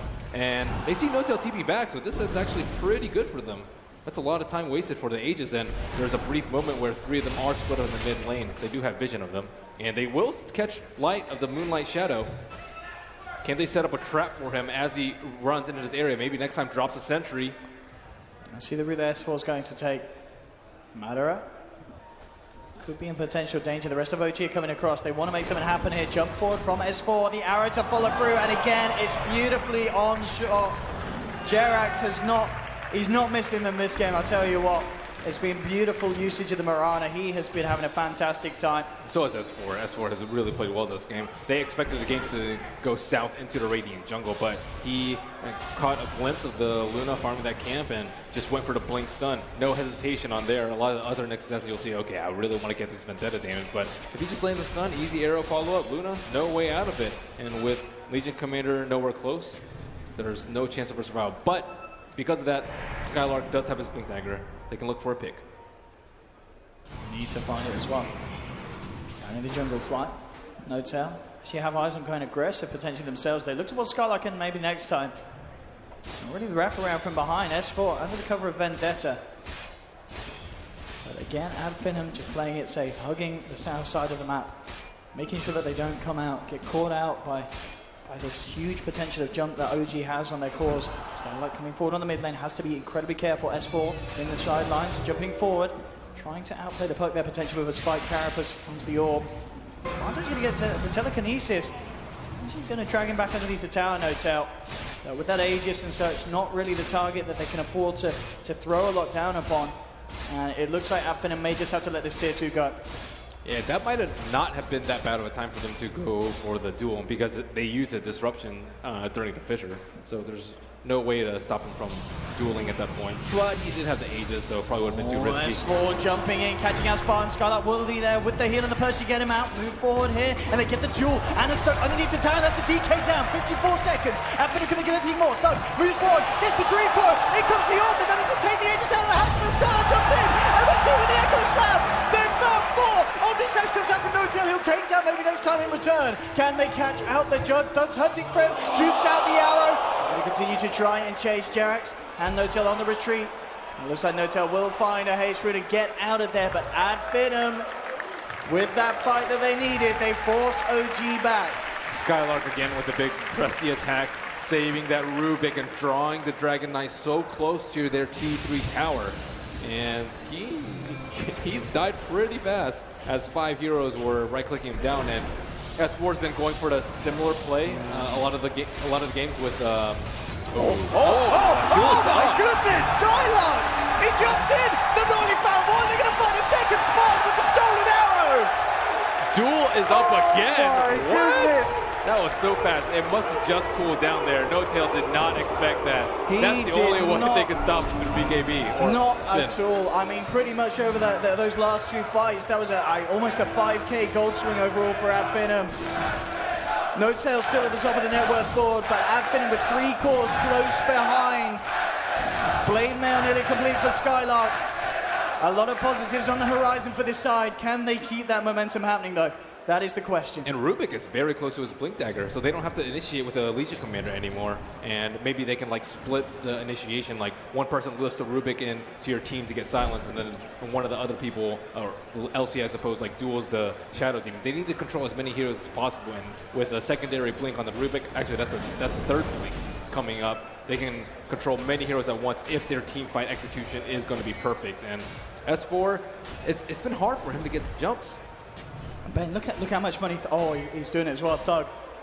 He's just picked up 3 components of the Aghanims. He's only a few hundred gold away from having the Aghanim Scepter done. It's on so the good puck. versus the Jug. It's so good. These team fights are only going to get stronger and stronger for the side of Adfinem. They see Anna. Skylark, is he going to go in with a Blade Mail? He's tempted. He popped his Blade Mail a little bit early, but his smoke did not pop. They still... Oh, the arrow's going to catch my goodness, Spawn! Spawn with these stolen arrows! Absolutely beautiful! And, The damage is starting to add up. Skylark hitting for plus 82. He is no joke. And I think that Marana is going to have to start transitioning into a heavy damaging core because she's kind of the only one that can damage him. He has so much armor, plus 11 with his Armlet Blade Mail build. And Juggernaut Manta style, not really the best versus Legion Commander, overwhelming odds. Gets rid of the illusions, moment of courage, more procs from that. And DK is in a very utility-oriented build with the Blink and the Armlet and the Hood. So they will lose the Courier, and that did have the Aghanims on, I believe. So S4 there with a very heavy Courier snipe. That's a big one there. And we have it, that Ag sitting on the sideline for 3 minutes. And here they go. They smoke right now, knowing that there were probably a lot of items on that Courier. And there's no heroes pushing out the lanes, though. There are 2 lanes that are close to the T2 tower. Jerax gets pinged out as the Star Storms that mid-wave. And there is a DD on top. Skylark expecting a gank towards this top lane. Is he going to be able to save Thug? This could be painful. Spartan. Jump in, Spartan. Caught out by S4, almost certainly dead as in comes No Tail. Chops him to pieces. That's much better than your Earthshaker dying in. They will go for this T2 again as they follow that wave in. A huge push in from OG. S4 scanning out the sidelines at the top left. As he will find Thug. They saw that really deep observer ward, the one that's right outside the T2. I mean, S4 just jumps in, the phase shift comes in time, and again, it's all thanks to Skylark purging off these stuns, but he can't. Thug nearly survives, but he's not going to. No Tail with these Omni Slashes. Chopping down heroes left, right, and center. 8-3 and 11 this game. Now 50 seconds without the puck. And they can stall with a Earthshaker. Juggernaut. He's trying to use the Echo Snap to set up onto No Tail. Skylark jumping in with the Blade Fury and the Jewel, catching him out with the stun. S4 holding him back here. S4 fully low, Skylark falling lower. They've lost the Legion Commander. Madara coming in, trying to force back this high ground advance from OG. Arrow timing. Is it going to be there? Gets the chance to be the Fisher. They're taking down Jerax. Anna trapped on the high ground. They'll take the DK as well. Madara defeats the illusions there, the ultimate. What a BKB from him. I thought he was going to get caught by the arrow. It was literally right under him, Ben. Yeah, Nick's Assassin, he came out really big on the stuns. He stunned the Luna when he was right about to Eclipse during that duel. That would have been easy plus damage. Again, though, this game 3, Adfinem in situations where they're 1 hero, they're 2 heroes down, they're holding the defenses. And MNT, just that setup, baiting No Tail forward. Now, S4 tries his best, gets a good 2-man stun, but it's just the follow-up play here that just allows this all to go from good to great for Adfinem. I cannot believe he got this BKB off. And look at that 3-man fitter too, just locking these. I mean, it's the Earthshaker. It's a hero that a lot of pros, they do not rate highly, but maybe next time it's showing us that in these certain situations, it's crucial to have that Fissure, to have that block off to get these kills. Murana picking up the Gem of True Sight. Has Puck received his Ags yet? I think the Courier just respawned, but at Finem, they probably know OG's systematic plan. They tried a T3, that didn't work. They're probably going to try for Roche next, and then go for another push while the DK is still very, very strong. However, at Finem already sweeping around the pit, and this time they are prepared with the sentries. That was their demise in fight number 1. Relies on Roshan at the moment. Both teams in the neighborhood. The Vision's just being sent forward here by OG. Everyone's aware that it's there. Arrows coming out. Narrowly misses. And now neither team really has vision around the pip. Ad Finem a little bit on the south side, but that's not really where OG are. And Ad Finem can actually kind of take Roche themselves too. OG don't have the best tools to fight inside the Roche pit. They can get a decent amount of vision with the Shadow Demon, but Luna with a clip should reign supreme. And here we have Ad Finem just toying with the idea of pushing in on bottom lane. Everyone bar S4 here in the neighborhood for OG. And Ad Finem also Madara on that top lane, making the most of having that free chance to continue the farm. They're going to move forward at OG with the Moonlight Shadow. Backing up immediately though, Ad Finem. MNT's out, the rest of the team as well. They'll avoid OG trying to find that fight. And the Gem, they will get none of those zero rewards yet. Jerax, will he be able to scout out his vision? And if not, I mean, I think they've already scouted out the Observer Wards. They know exactly where Jerax is. Again, jump forward from Thug. He's going to drop the Dream Coil out here onto Jerax, but I'm going to have to follow up. There's Dream Coil on cooldown. Anna's moving into the pit. Ad Finem still are not going to give up this fight around this area. Pressuring mid lane again. S4 looks for the jump in onto Skylark. Ooh, that was so close. He almost got him to use overwhelming odds right on top of him. It looked like such a juicy creep wave. Madara's got that Manta done as well now, so more for the fights. And we may see some impressive Manta style juking, certain stuns being thrown in. So OG are really close to hitting another power spike with level 16 on a couple of heroes. I think the level 16 on the Dragonite is going to be really big for them with the Frost slow on a big hero like the Luna. And on top of that, the Earthshaker is very close to Blink Dagger, just 400 gold away. Yeah, this will be a huge item for maybe next time. If they can get those Dream Coils next time, there will be the follow-through stun and control from MNT, allowing Madara to move in and lay down the damage, and here we have it. Ad Finem with the smoke play. They are going to go for the rotation around the outskirts of the pit before entering, potentially trying to find OG. OG themselves. How deep are they going to go, though? They're going to sweep around to the secret shop and then not see anyone. Are they going to perch up there? Are they going to try and do road for themselves? They don't have a gem, and if they stay around there, I think OG is going to have a big advantage because they have that Observer Ward and Sentry planted to the northwest of the Roshan pit. Let's see, so the question if OG walk up into this one. Ad Finem on the high ground. There's going to be a jump forward, but it's on to an illusion. No, the back foot. They've managed to get the jewel off onto one of the targets. Dream Coil laid down. Huge amounts of burn. They're falling down low to the Eclipse. They've lost S4. They've lost Anna. They do this going to return. MNT keeping himself alive with the Echo Slap. And the stolen Omni Slash. Spartan! Spartan! Oh my goodness, they fell for. Notel will survive, but Spartan with the stolen Omni. He's not done. He jumps forward. Telekinesis it into the Fade Bomb, bringing Notel down there. They'll find Notel as well. Madara's a little deep though. He's earning a chance. Can he actually find this kill? Oh my goodness, one more touch could have done it, but Madara, the tower will finish him off. So Ad Finem maybe going a little too aggressive there, but some incredible team plays. The Dream Coil into the slam, a beautiful dual initiation, and then to finish it off, that stolen on it. Look at the damage done. Yeah, Rubik did so much there. That was such a clutch initiation, though. The Juggernaut Illusion was out in front, and they almost jumped on it, but look at the target selection by the LC to go on that back line, the super tanky DK. They had to throw everything onto him. And Jerax just did so much damage to that fight, assaulting the back Just look at Spartan on the right. Like, look how low he is when he steals the Omni Slash and he gets it off. I mean, that kind of sends chills into you, but that was absolutely incredible. And then they just don't stop. I mean, it just kind of end up biting them in the foot as they lose the Luna on the high ground. But yeah, hey, look at that. Hey! We went a little bit too deep, lads. But they did get the gem, though, so They it looked pretty bad for Advenom because they lost 3 heroes as they went up the hill, but Thug will retain the gem on the side of Advenom. And OG, they are heading slowly inside Roche. S4 tries to go for the stun onto Puck. So they can contest this again. We could see another big skirmish indeed kick off. S4 with the axe ready. Outside the pit, this is going to be a bit of a nuisance for Finem to deal with. Yeah, he is so farmed. I don't know how they got that axe already. Let's see what they can do about this Dream Coil. Oh, there's the blink on the Earthshaker now, too. And there are no BKBs on Dire side. 10 seconds till Echo Slam, 10 seconds till Echo Slam. Their damage is so low. Ana, he's tanky, but right-clicking Roach is It's taking a long time here for OG. And the healing ward is almost down. They've got Eclipse back. They have all ultimates online at Venom. And they can just keep throwing in orbs. Ana's still trying to do it, but it's still at half HP. The waiting game continues. Let's see where the jump is.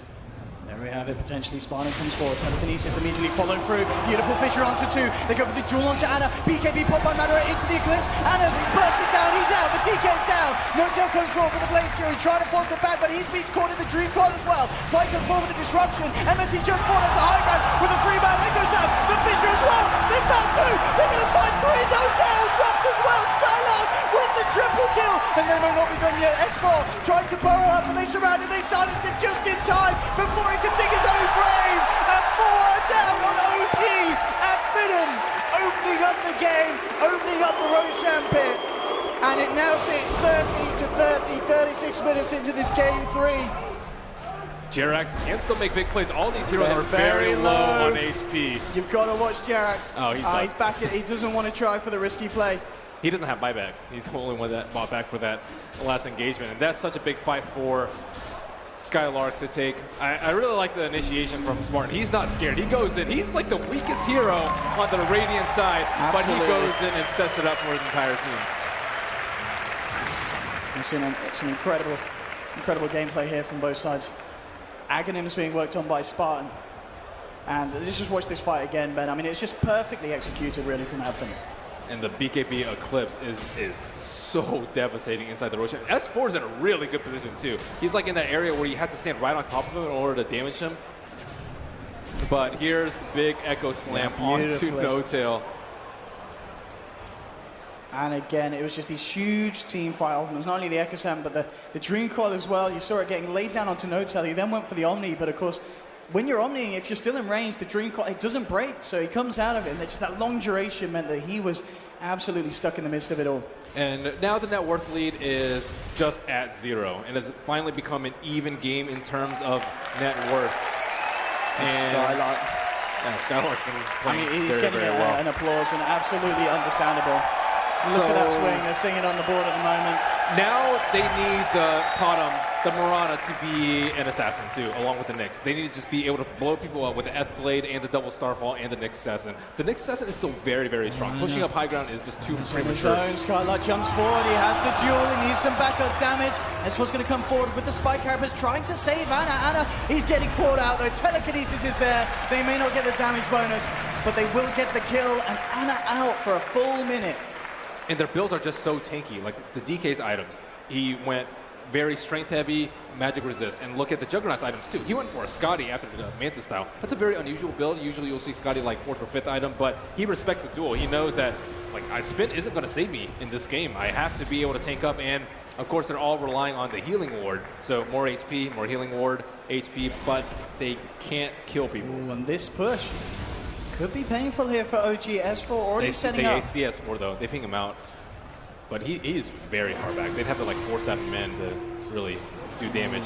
Power to connect onto Spartan, but no attention emoji to move forward. Tower falling very quickly to this push here. They'll take the tier 3 and Finem look to reset themselves. Look at Juggernaut on the bottom lane. He was looking for an easy Omni Slash, but no Blink Dagger, and maybe next time should be safe from this attempt. Completed Shiva's guard on Thug as well. Do you like this pickup again? Kind of by OG's lineup. I think it's pretty good for the vision. I think the vision is incredibly important. They have the Lunar Blessing, the Puck Orb, and the Puck Shiva's Guard now, just so they can get the huge jumps on the by the Earthshaker. They don't have the greatest of items on the Shadow Demon, and he's the one that they need to pick off so they can make a dual hit. And things are going to start to get fun. You know, Spartan with the Aghanims complete. Yeah, it's time for him to make some plays. And Jerax, his job is to kill the Rubik if he can. But It he has really level is. 4 no field. That is incredibly strong versus the Marana and the Nyx. Skylark, look at these initiations. He jumps in. Will get caught out by the stun, falling low, but Mana is there with the backup. The BKB and the Eclipse forcing OG back. No-Tail jumps in with the Omni Slash. Mana is starting to retreat, taking huge amounts of damage. Spartan there with a stolen disruption, buying Mana some time. S4's there with a follow-up stun. Again, S4 burrowing up. No one to die as of yet. Spartan off the sidelines. They come back in. There's the Echo Slam from MMT, though. Catches the two backliners. Then finished on the second. Fisher from maybe next time. The stun onto Anna. He's taken as well. Wow, it was looking so bad at the start of the fight with the Aegis blown, but the supports this game from Finem. Maybe next time in Spartan. This Earthshaker play has to be the best we've seen in quite some time. Yep, and he stole an arrow to stun the DK at the end too. It's not stopping it with the echoes. And Spartan still has arrow. That's very scary when you're fighting 2v4. And you're 3 heroes off the map. No-Tail has a buyback, but neither S4 or Anna can think about joining the fight again. Butterfly's complete on Madara. The first react here, going down to the top lane. Fly attempts to jump forward, but they just jump straight back on him. And maybe next time. And that's a buyback on the Juggernaut. Oh, this could not be any better for Finem now at this stage of the game. It's just the Shadow Demon alone with the Ranger Axe. It's just going to bounce. The glaive bounce on him maybe 3-4 times, and he just melted. And Madara has Butterfly now. Shadow Demon, it's tough for him because he wants to defensively disrupt the person that gets dueled or offensively disrupt the LC, but he also wants to make illusions of the Luna. That's your main damage source. So what do you want to do? Do you want to save someone for a duel, or do you want to do a lot of damage with the Luna illusions? It's a tough call for him. You know, after the way the last few fights have gone, what do you feel the plan is for OG? Do they themselves have to kind of come out of 5 and try and go for these plays that Finem doing? Oh, yeah, you've got to be careful, S4. It's the Nyx Assassin. Nyx Assassin and Marana, I would say, they have to be able to get to the backline because they're the heroes with the highest mobility. Like DK, he can get to the backline, but he can't do any damage. Juggernaut doesn't have a blink dagger, so it's really only the Marana and the Nyx. They have to be able to find this Earthshaker. Earthshaker, he's just sitting there patiently, just waiting for that perfect moment. And in the craziness of the fights that ensue, he is always going to find it just because it's just a momentary lapse in positioning for OG will lead to that 2, even 3-man Echo Slam. And here we have it again. Finem ready to fight. Both teams, all the ultimates available. OG hanging back behind this tier 2, closer to their tier 3. They may just let this one go. Maybe next time in the sidelines. Blink and the Echo Slam at the ready. And OG, they're aware of this. They're going to scan towards the left. They're actually going to look to try and make some sort of a wraparound onto this push from Finem. The Moonlight Shadow, can they get the jump that they want? No-Tail to lead the way. Thug is in a position to break the smoke. They do place a reservoir over there, but they see it, and all of Finem back off, knowing exactly they want to fight, where Ben. OG are. They want to go in by the looks of it. Jump forward from Anna. Dragon telling one, but immediately telekinesis held back up. The arrow coming through, but this doesn't connect. Madara gets the chance to BKB. Turn around with the Eclipse from MMT. Trying to move in the center of the ball, looking for an Echo Slam. It's not perfect.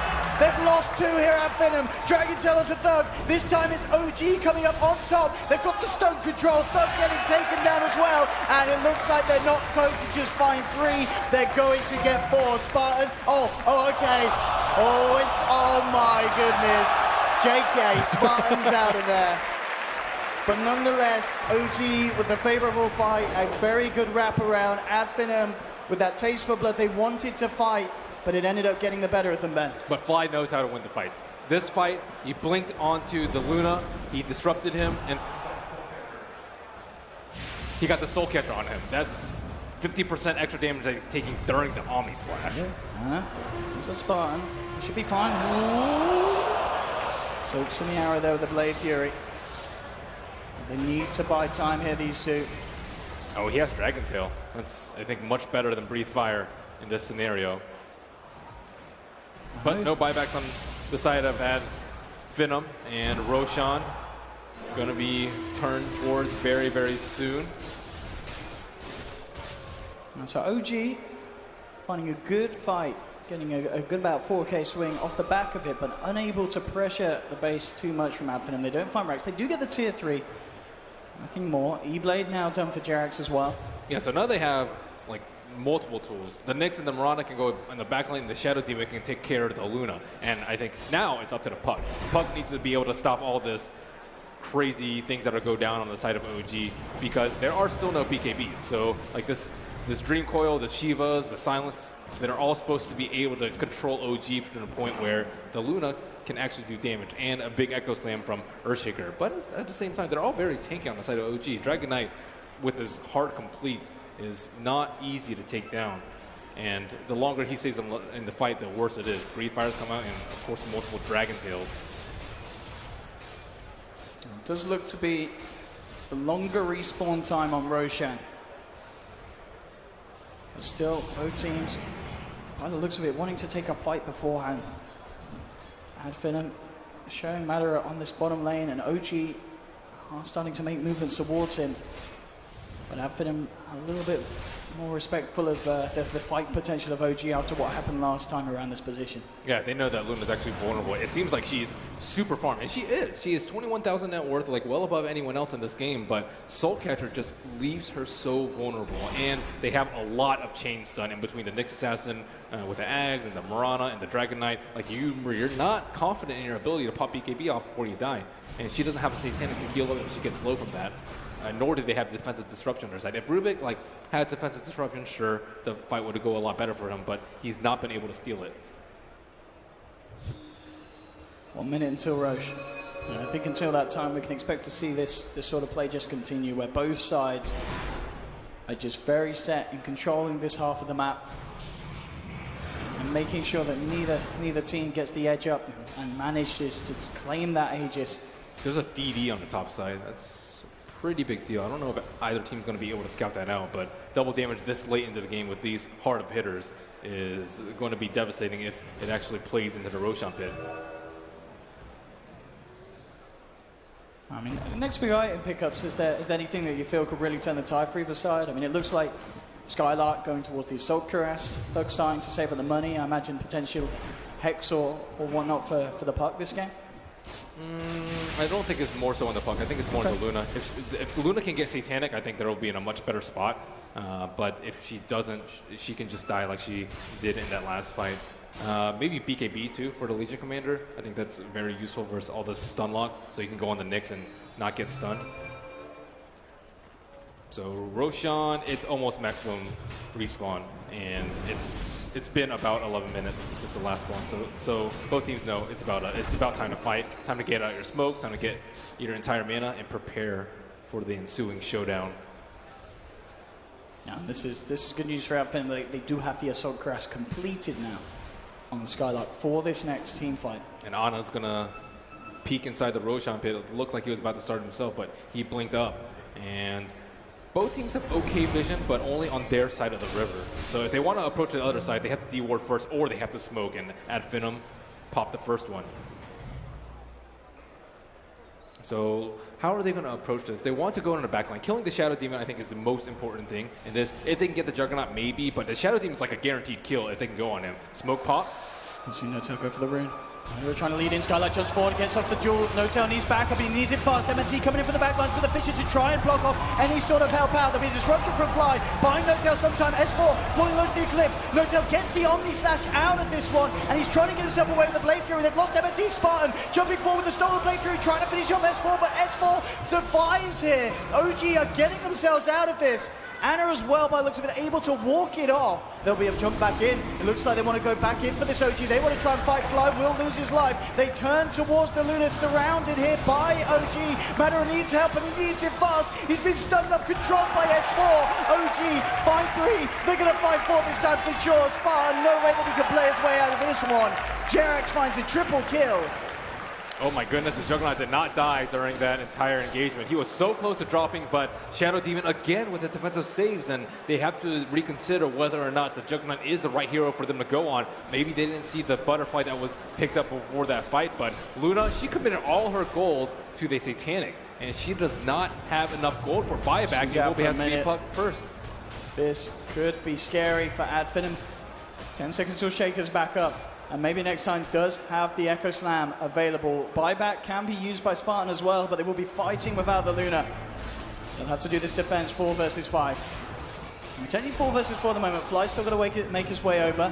Already the move in. Skylar's just going for the lead and draw. They get a good lift, bringing him on to the opposite side of the Fisher. No Tail, he's in trouble. Echo Slam comes through, but No Tail has Samantha, Blade Fury, and look over the tree. It's a 4-man Dream Coil though. Drops down, they need follow. Skylar coming with the right clicks. No Tail, he's taken down. They'll get one. Jack jumps in with the Star Still. Skylar's lost to 4. They've lost Thug on the puck. He's out for 90 seconds.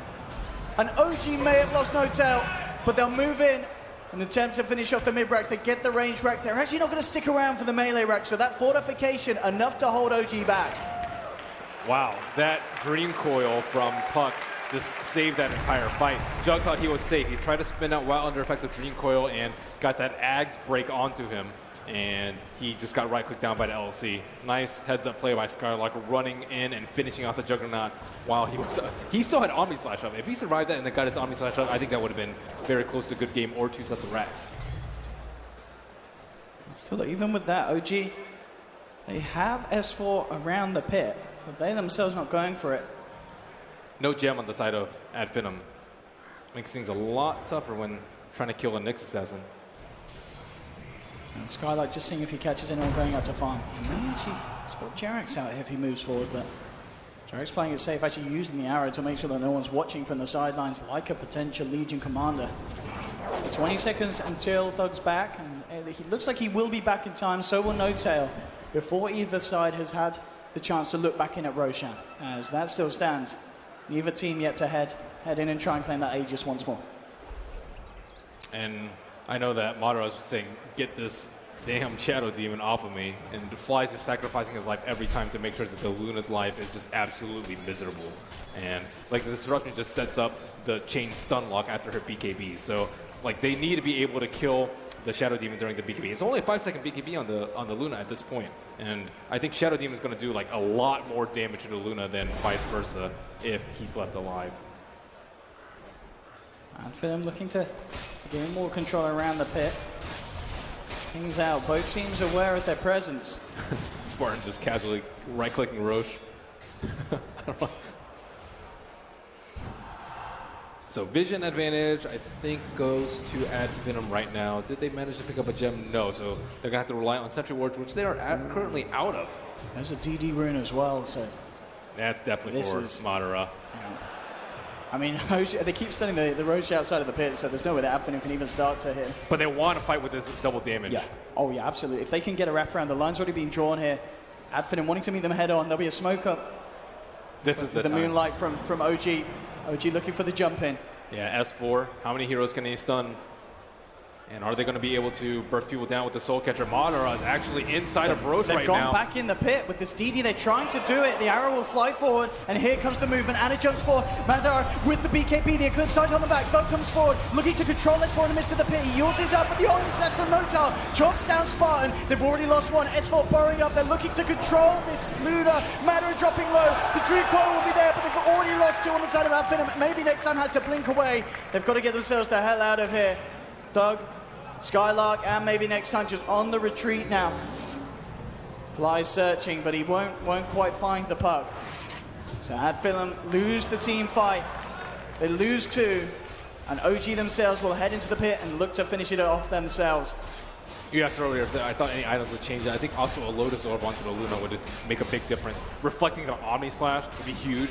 I don't think like reflecting Disruption is that big a deal, but reflecting the EB, I think, is also pretty big, and the Dragon Tail, because the Dragon Knight doesn't have BKB, so he's going to stun himself if they all in on the Luna, and most of these fights, they've just been going so hard on the Luna, and it looks like they'll have maybe like 20 seconds on the high ground while the Luna is dead, and creeps are inside their base. Not long enough to end the game, so Adfinem, they need to win a couple more fights, and they will have a couple more chances. They certainly will, but as we can see, it's getting harder and harder for them to hold back at what OG throw at them each and every time. Anna moving in, and they will look to claim this mid melee racks, but Adfinem will do their best to hold back this push. And leading the way, they have got the Echo Slam. Thug jumping forward. Immediate control there as they lift up Ana. Oh, they fought back on the Luna with 20 seconds left. This could be it for them. OG are just going to back off. Now it's a 7-minute window. It's definitely a success story there for OG. Yeah, as you said, getting that buyback out of Matter. I think just losing on Rax is okay. Maybe they would have lost a T3 in addition to the bottom, but I think that's far more valuable. Luna's buyback is far more valuable than those structures. So now, like, they have to consider how they're going to protect the Luna in the upcoming fight. Like, you have to have like a perfect Echo Slam or a multi-man Dream Coil, but at the same time, OG are very tanky at this point too. So like these magic spells, they're going to need additional damage, including the control, to finish off these heroes. And we've seen each and every fight just S4 burrowing up, and as soon as they go on him, he just uses himself, comes back down, and just continues to be incredibly annoying, as we've already mentioned, with these diminishing BKBs on Ad Finem. Yeah, his stun duration time during this game has to be absurdly high. And the LC can't actually finish people off during the duels very often because he's just constantly stun-locked by the Nyx. I'm very surprised that he hasn't gone for a BKB this game. Ad Finem looks like they're trying to pressure OG back themselves. And there's only a TP on the Nyx Assassin. None of the rest have TPs, Ben. No, I don't think any of them have got TPs, Ben. They haven't got TPs, Ben. They don't have They any haven't TPs. got any TPs. And even Madara has a TP, and this melee Rax is going to die. It's gone.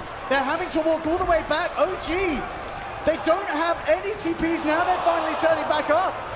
But there's already someone in their base, and it's Ad Finem. They're claiming it. Omnisaz goes through Sky like he's kept alive for the time being. No-Tail is to be turned upon. Manu just goes for the BKB, the TP out, and Ad Finem, they're going to get away with this one for free by the looks of it. Spartan Blade through his TPs away. The rest are out of there. And they didn't have any TPs, Ben.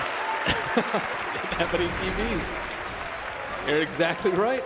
Ad Finem are really good at this type of late game play, though, of just sneaking in through an unexpected avenue. OG were very comfortable with the lead that they had. Like, okay, just kill Luna one more time, and then we'll have this game in the bag. But Ad Finem strike on their own. I think 3 bots were picked up then, Ben. They've learned their lesson. Yeah. So now the Rax count is in Ad Finem's favor as they clear out one melee Rax and one range to OG's one range. On top of that, they just stall so much time during the ages of the Juggernaut. That's and true. buy more time for Luna's buyback. Luna's buyback is up in 4 minutes time. That's still quite a long period of time. It's not as bad as 6 minutes, though. It's not as bad. They probably need more force staffs, I would say, too. So because like they can just sit inside their base and OG fight up, they're going to have to fight. But if they can just force staff her closer to the fountain, I think they'll be okay. But I don't know if OG are going to go for that next push while her buyback is down. Well, oh my goodness. I mean, Ad Finem, they've got to feel good about that. Still showing that they can outwit OG in some of these maneuvers. OG ready to strike back hard. Moonlight shadowing up. The line drawn here from Thug around that Ancients. I think they're aware that OG is certainly looking for some sort of play. Yeah, they don't have anyone to pop the smoke if they walk up their T3, though. No one's standing on the edge of the cliff. I think they're waiting for them to... They're all like standing around the T4s. They know that